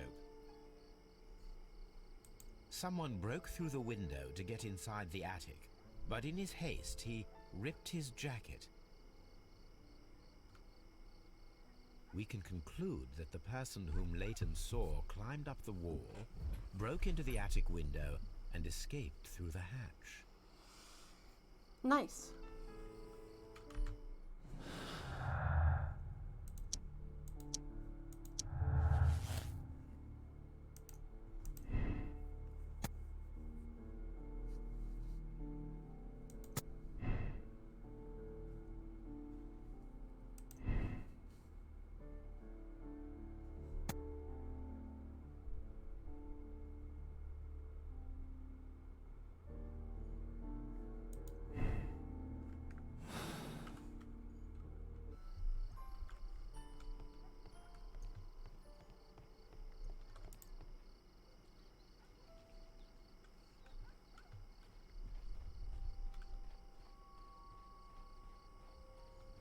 Such a young man, and already a murderer.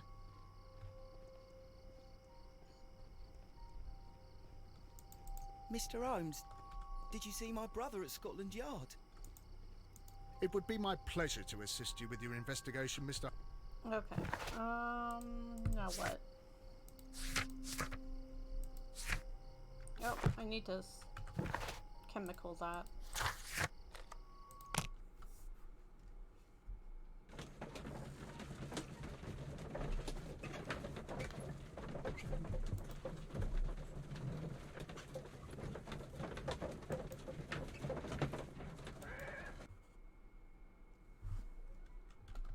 Alright, what kind of thread is this? Let us take a closer look.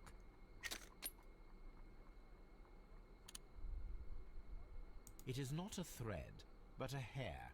I very much doubt that it is human. I need to compare this sample with a human hair and a horse hair. A shaving brush is usually made from horsehair. Watson, could you please pass me your shaving brush? Here you are. Watson, look, what's outside the window? Where? I don't see anything. Ouch! Holmes! Oh, don't make such a fuss. One little hair. human hair is significantly thinner than the black sample. The horse hair is thinner than the hair that we found. So, this black hair belongs to an animal, and it is larger than a horse. A hair from a large and exotic animal. Oh boy.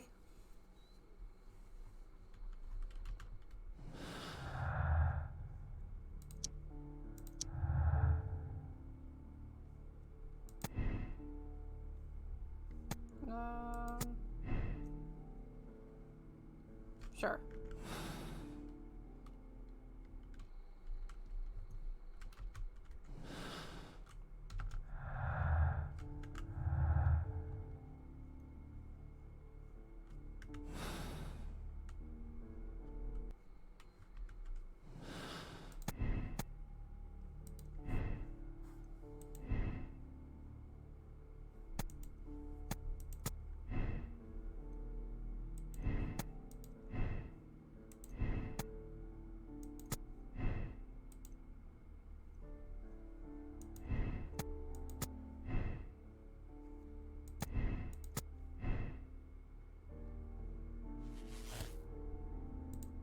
There we go.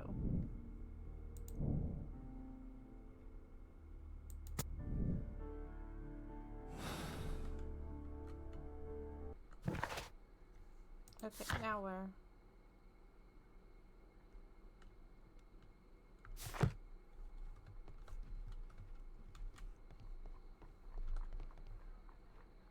Wiggins is currently at Half Moon Street. Okay. I'll go tell him.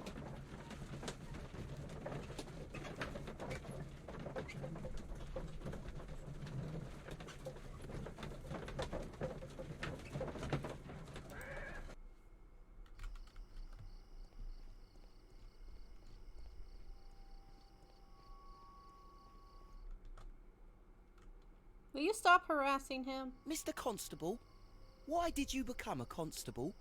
Why? Because I wanted to serve Her Majesty, that's why. And what about serving the people like us? What? Your sort are the plague of London. Be quiet now.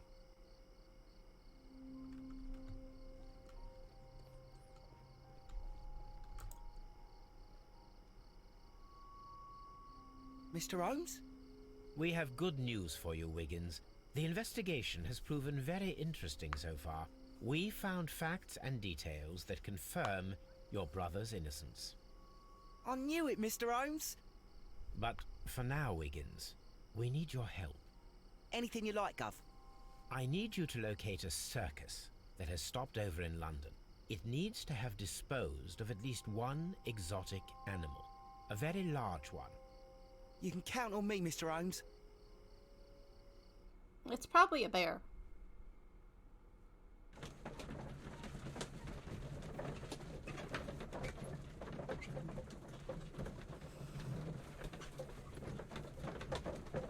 A bear or, like a tiger or something. I do hope that those children don't get into trouble, Holmes. Don't worry, Watson. I predict some news in 7 seconds. Mr. Holmes, we found it. Here it is. And this is a young Indian elephant, the highlight of the show. Duval Brothers, a well-known traveling circus that is currently stopped in London. I believe that is exactly the type of circus we are looking for. I'll pay it a visit.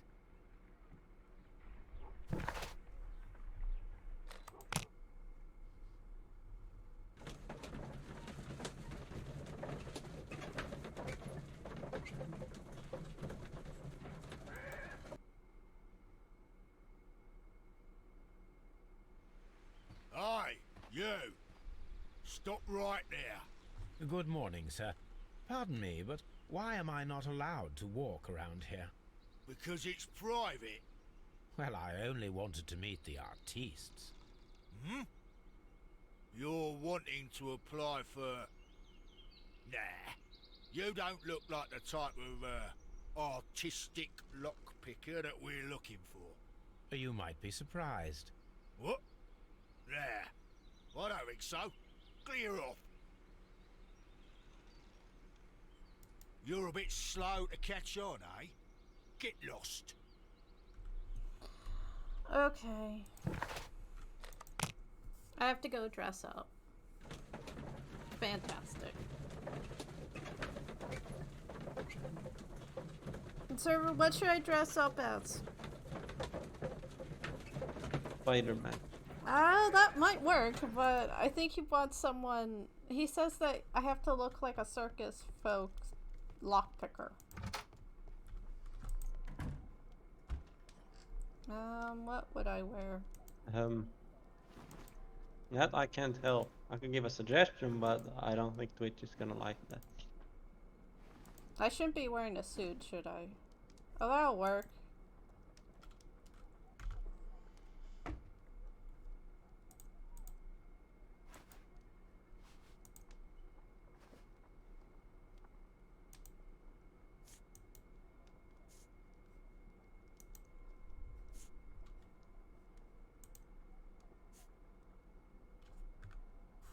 There we go.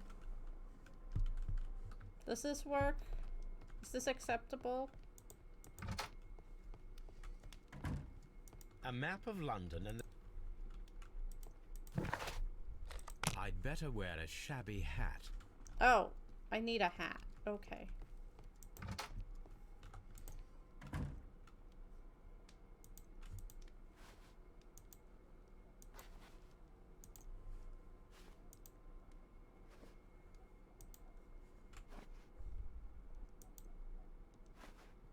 There we go.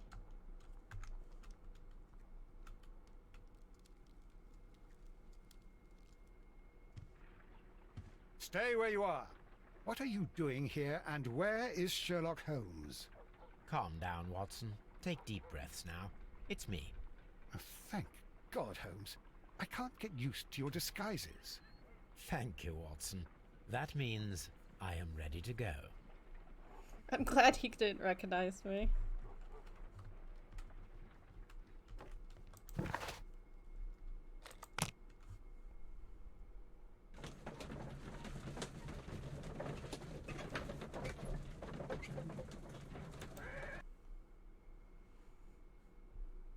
Who are you?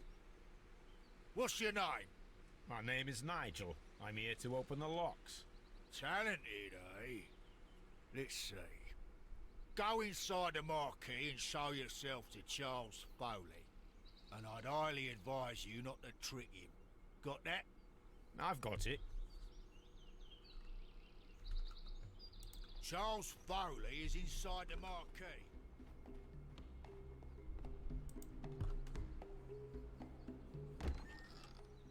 So, everything is here just as you asked. And what about the money? Some of the barrels are wet. Transportation issues, it couldn't be helped. Whatever. We'll be here after midnight to pick up the supplies. I want to be paid first. No. You'll be paid after we make the transfer, as I said. Right. I hope that no one saw you. The police are on the lookout. Of course not. I'm a professional. Glad to hear it. Be ready for tonight, then.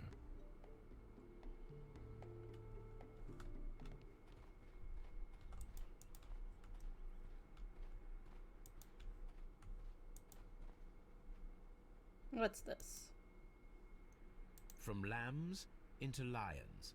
Those are words of encouragement and defiance. That's a picture of a contemporary gentleman wearing a Robin Hood hat.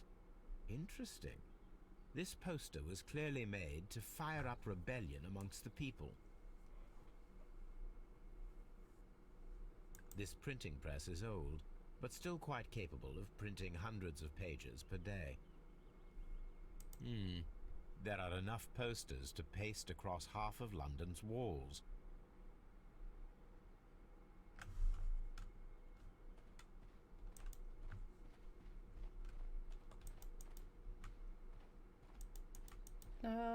So what am I doing? This wooden barrel is damaged. it is difficult to say what is inside. There is a spot on this barrel that was intentionally painted out. The crest of the Honorable Artillery Company. Could it be gunpowder? I need to be sure. Yep. Judging by the fractions and the scent, I can confirm that it is, in fact, gunpowder. The barrels are roughly clustered. It seems as though they were brought here in a hurry. Powder kegs, a printing press, and a great many blank papers. All of this was stolen by the Merry Men quite recently. And these poster samples. I am quite sure it is not a coincidence. The Merry Men are planning some sort of sabotage. Stop right here. Who are you? Are you Charles Foley? Maybe. They say that I can open any door. Do they now? We'll see that lock near the chains on the table over there. Open that.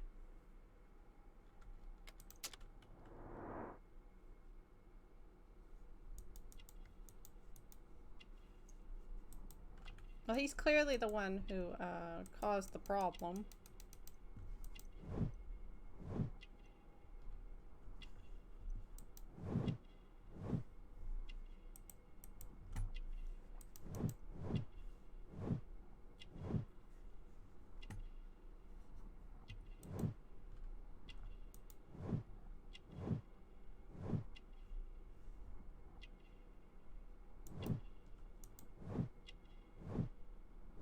There it is.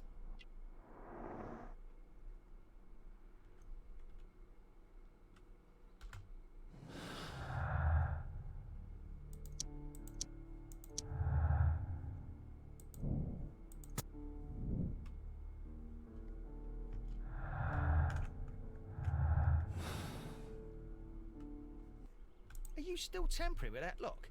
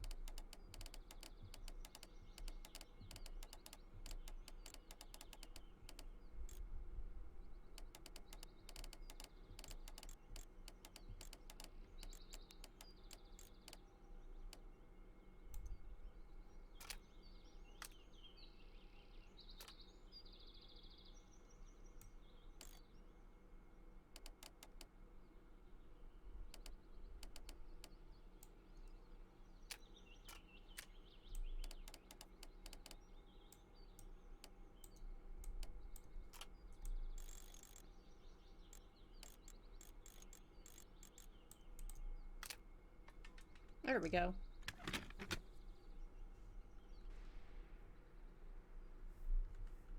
I opened the lock. Ah. Well, they're right. What's your name? Nigel Shirley, from York. Ah, Nigel from York. Never heard anything about you. How'd you hear about me?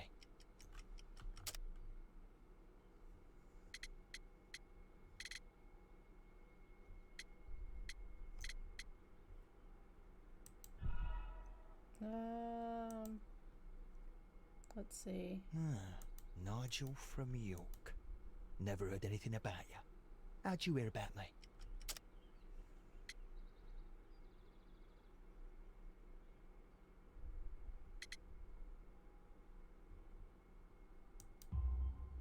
It's a long story. I met your brother, Vincent the Butcher Foley, in prison. He told me all about his betrayal and all about you. Before I was released, he told me that you might find a job for me one day and pay me some money for me craft. Well, he died. 7 days ago, in prison. I'm sorry to hear that. That's all right. The traitor has paid the blood price for it. And you'll do the job anyway, because I need a talented lockpicker. I know just where to search for his legacy. It's all about the Hellenistic treasures, isn't it? Osh, you fool. Now, listen up. You'll come with us tonight, and you better mind yourself. Us? Wait, who's coming then? Billy, Jack and me. And what will I get for that? We'll share the loot. The one you seem to know about. Right. Wait for us at the abandoned manor house on a corner of Ladbroke Grove and Kensington Park Road at midnight. Deal. To be arrested? Sounds fun to me.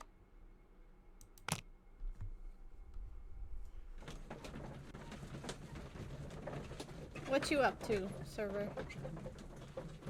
Still playing some Terraria. Here I am at the manor. Somewhere inside it are the Hellenistic treasures.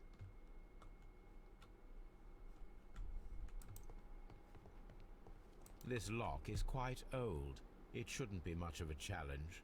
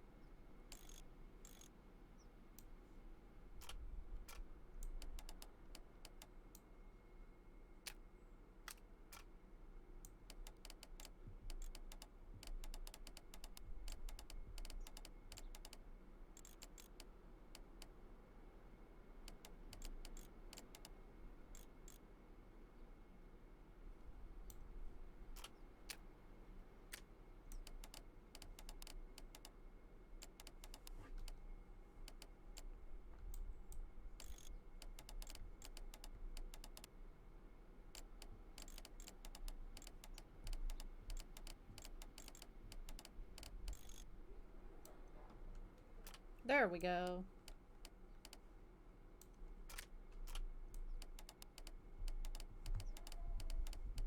This old lock is bull.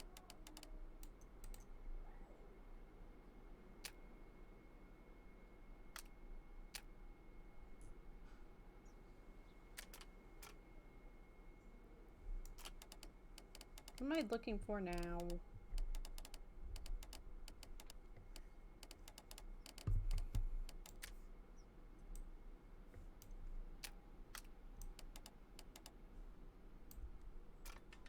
There. I need to find where the safe is hidden and lockpick it. I say it's upstairs. Nope. What the heck?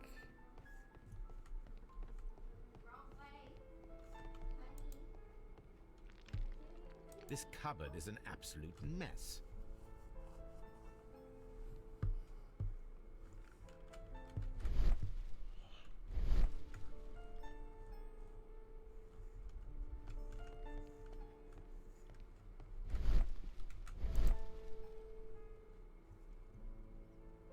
Several books have fallen from the shelves.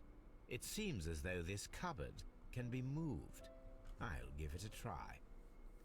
I did that by accident. There we go. So, that's the lock I must open tonight. Let me see. Oh boy.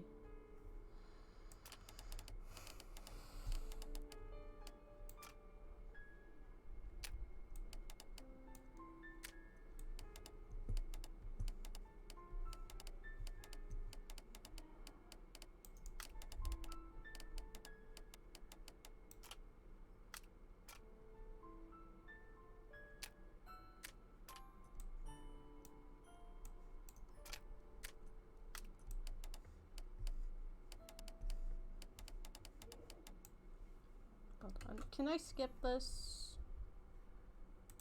I'm getting sick and tired of doing these.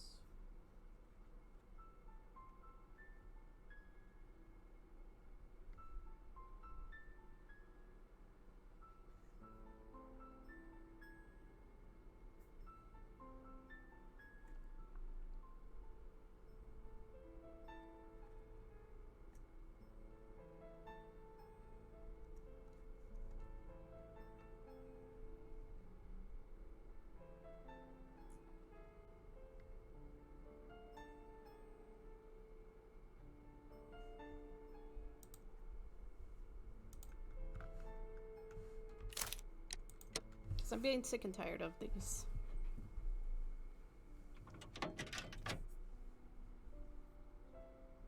What a surprise. Another lock. And I won't be able to pick it. I recall that precious key around Foley's neck. It might prove a decent fit. I suppose they hired me to only open the first lock. Let us wait for the thieves, trap them, and find out. Let us check the thieves' possible escape routes in the event that they are caught off guard by the police from the front door.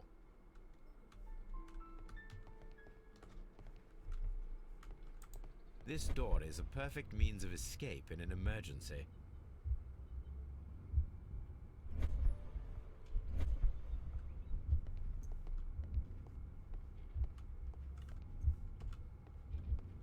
This door is a perfect means of escape.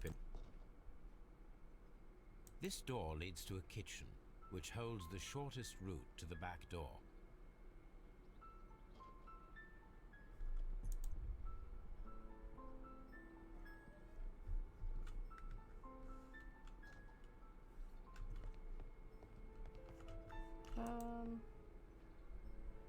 A solid rope.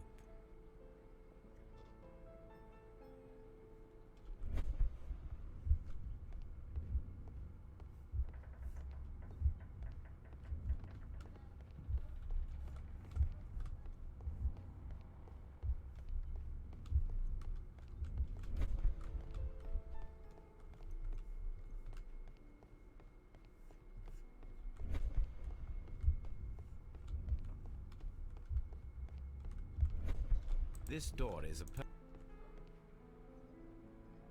a solid rope. Okay.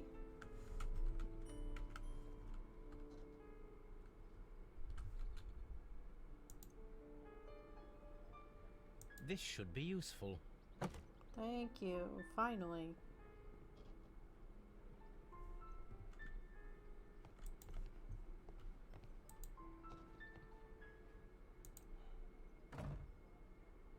The door is now blocked.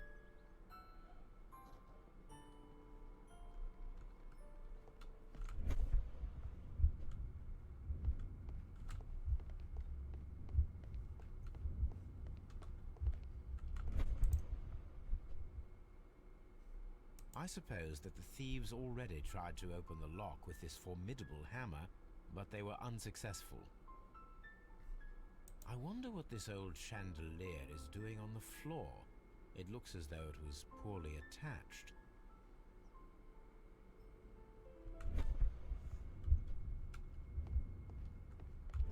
The door is now blocked.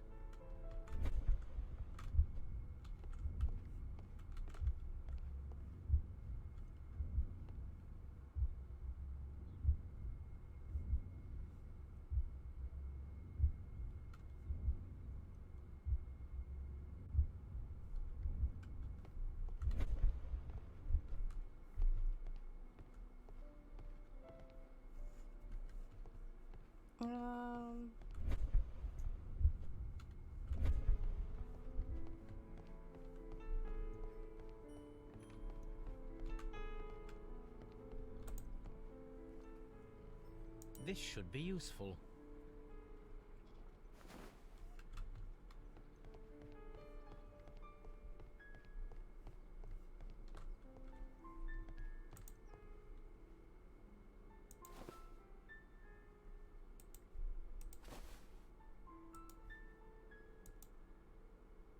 Now, if anyone takes the hammer, the rope will uncoil and make the chandelier fall.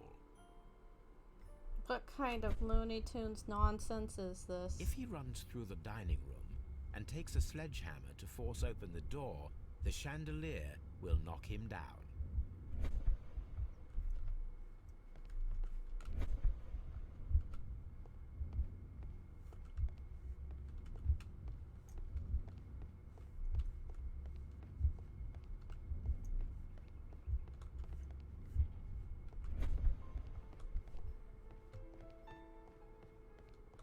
The thieves won't attempt to escape through the front door if the police are right behind it.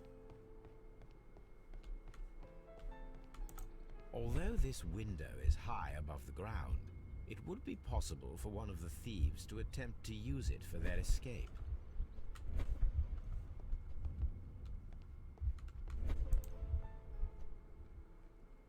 This should be useful. Slip?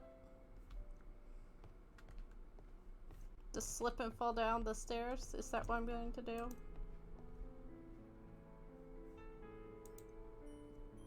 One step on these beads, and our thief will go flying.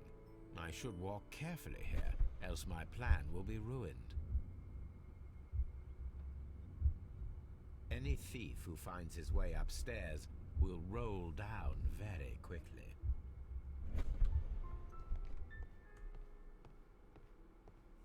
The thieves won't attempt to escape through the front door if the police are right behind it. Okay, what else? Is there another way out? This one. The ground floor window is a perfect way to escape the police. Cupboard. This works very well. No one will escape through this window now.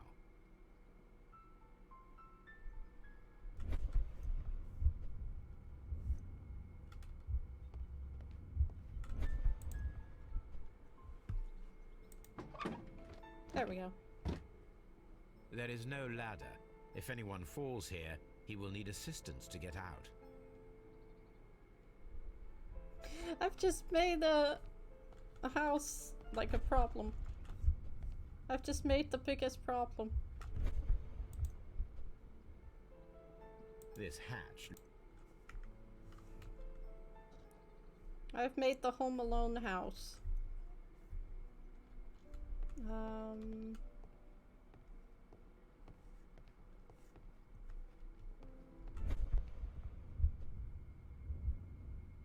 Oh, he hops over it. Let's see.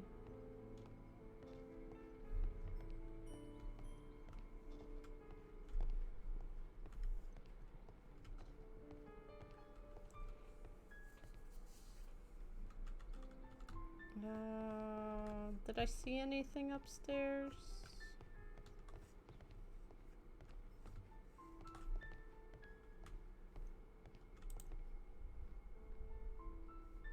This should be useful. There we go. Oh my god, I'm making the Home Alone house. It's gonna be great.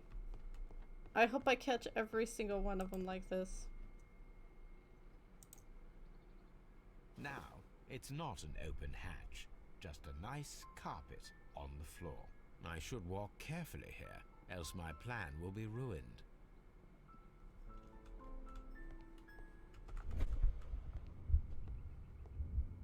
Now, if a thief runs through the kitchen, he'll pay a surprise visit to the cellar. The traps for my circus companions are all prepared. I can leave now, but I'll return later with Charles Foley and his companions.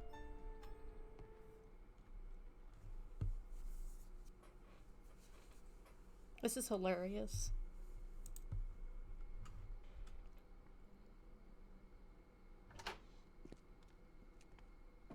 Police! Police!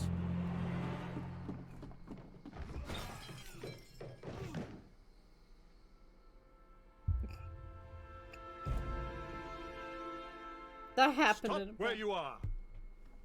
Where are they? Trapped, Watson, with your assistance. How so? You sounded just like a real Bobby, my dear fellow.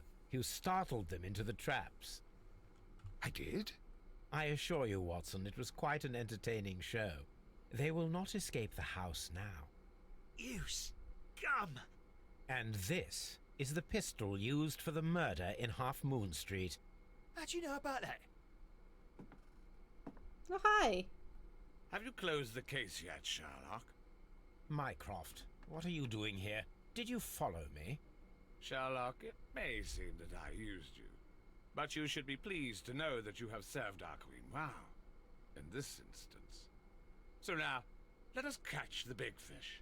But this man is not one of the merry men? No. Then why exactly are we here, Sherlock?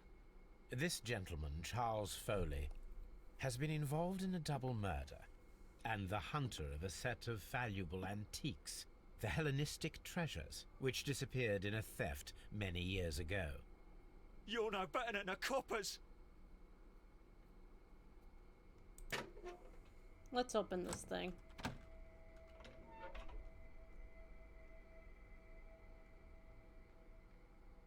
Holmes, that is incredible. The Hellenistic treasures. Indeed. Nothing but trifles. Where are the merry men? I don't know why you are asking me, Mycroft. They are yours to find. I'll see you soon, dear brother.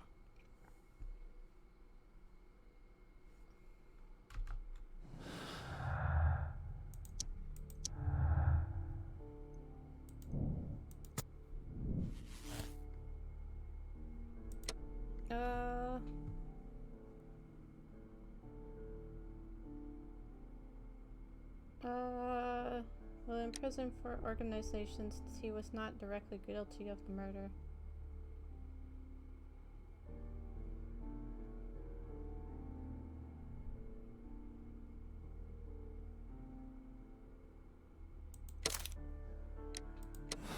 Whatever. Charles Foley, you were a witness to a double murder. You were standing next to Vercotti when Butler fired at your accomplice. The jeweler missed him, but they proceeded to kill each other with simultaneous shots. Even if your intention was to retrieve the stolen treasure, you did not intend to kill. I shall inform Inspector Lestrade of that fact, so your sentence should be the lighter. You are a fine gentleman, with your fake pity. I do what I think is right. It is never due to pity. Farewell, Foley. I shall leave now, Watson. Gentlemen, please take our friends here into custody. Where are you going? I have unfinished business. I'll see you at Baker Street.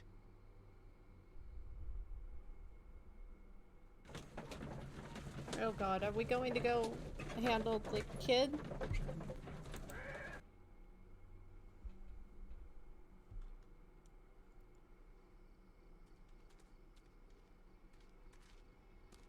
Be careful with the lamps. Don't bring them too close to the barrels. Good evening, gentlemen. Who's there? That is of no importance. What matters is who you are, and the plans that you have here. So you can stop us from carrying them out? Eventually, yes. Hey, careful. You'll blow us all up. I'm listening. We are a group known as the Merry Men. But I suppose you knew that already. We are the men who've already lost everything of value in their lives. We are ruined shopkeepers. We are workers who were fired from their jobs. Honest people who were robbed. We were forced out from our homes and thrown onto the street. And all of this in the name of the so-called law. The laws that were set out by our government. The laws that make the commoners only more vulnerable and the wealthy more protected. We are not only from the British Empire. Some of us are from the New Lands, America, Australia, and we are many. But nice. Men we are still, and we are merry for that we stopped being afraid. For those powers that be had done their best to plant the fear inside our souls, and we accepted it so easily. The fear advised us to keep our heads bowed. It prevented us from fighting. Bankers and politicians, they own our lives, our work, our bread, and they push us to compete between each other, just to see who may serve them better. But in the end, they are the few, so they are weak. They are nothing without their titles. We should not fear them. Our so-called masters should fear us instead. Okay. The time has come for our group to stand tall. Our great and many merry men. We are going to blow up the London Stock Exchange. No life shall be lost. But ownerships, debts, and property titles? They shall all be destroyed. Sounds fun. They're only papers, after all. So many people will be freed over this night. That is a radical step to take. What result do you truly expect? Chaos. But soon people will understand that they are free, and that they don't belong to anyone. They will be able to work for themselves, together, without letting the rulers dictate what to do, and finally justice will arise. What you are intending to do is a crime. It is not justice. How do you see justice, then? Kids go to prison for a loaf of dry bread. And how many lords do you see punished for stealing from their people? Sending them to their deaths in mines, or overseas to fight for land? Our masters wouldn't hear us. So now it's time to sing the song of the merry men. Will you let us do our duty?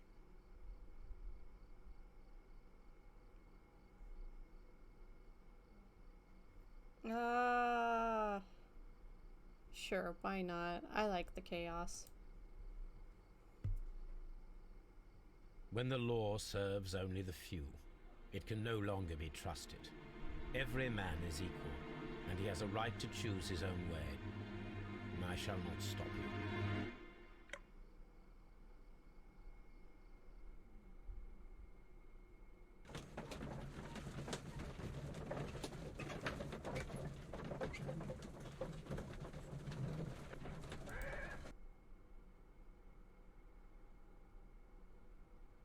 So, you're interested in Russian literature now?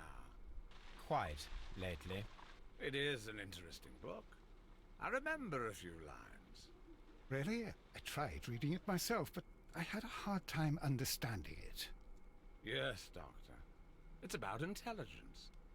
Sherlock, I vaguely recall one of the lines. Sometimes it takes something more than intelligence to act intelligently. There were also a few words along the lines of, pain and suffering are always inevitable for a large intelligence and a deep heart. Tell me, Doctor, does my brother show any signs of pain or suffering? Not that I know of. Because you see, Doctor, behind all of his masquerade, my brother does possess a deep Oh, is heart. this how you So tell the deep ending? that he does not recall where he places his love. Well, I'm sure that... His love and his duty that, in the first place, should be directed towards the Empire. For without it, we would be nothing. A country filled with uncivilized men. I should leave now. Sherlock, Dr. Watson. Whee! Holmes, what just happened? What was that? A bomb. The start of a new world. Anything in the post, Watson? Any clients worthy of our attention? Only a second reminder from Mrs. Hudson about our new neighbor. She urges you to remove your... Oh, I don't care about that. Holmes, the lady who will be moving in shortly has requested the use of our spare room to place all of her boxes. Wait, what? A lady?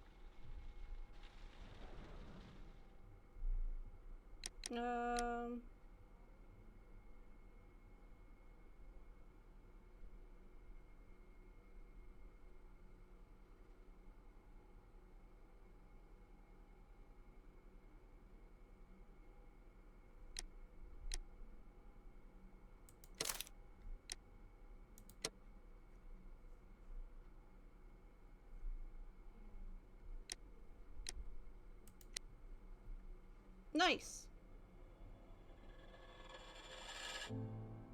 I did it! I did it, server! What? I solved the game. Good job.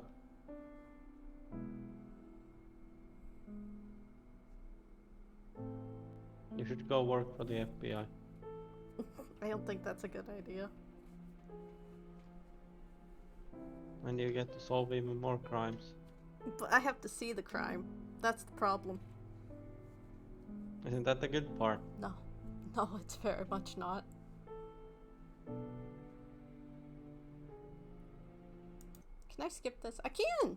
Yay!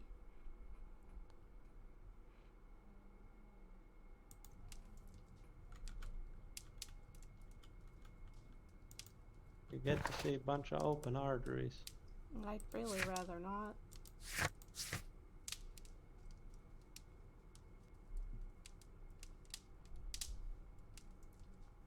And you get to finally know what brains feel like. I'd really rather not. Soft but firm. Firm but soft. Wishy but firm.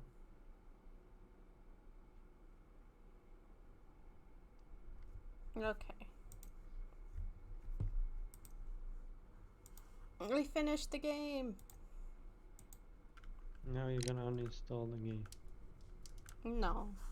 I still have to do the last achievement, which is figure out each crime. Alright. Oh, they did that. No, I mean... Isn't that the point of the game? I mean, like, figure out, like, oh, it could be this or it could be that. I didn't seem to do that on each one, so yeah. Anyway, thank you all for coming. I don't know if I'll be back later. If I am, we'll probably play some Nautica or something. But thank you all for coming today. Let's go on a raid.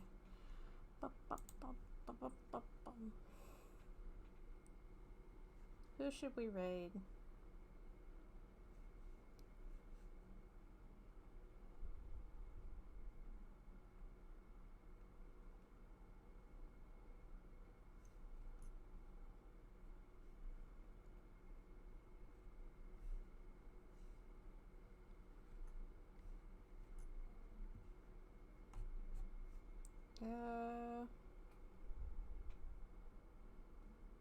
Some of these people I can't even raid because they have raids turned off.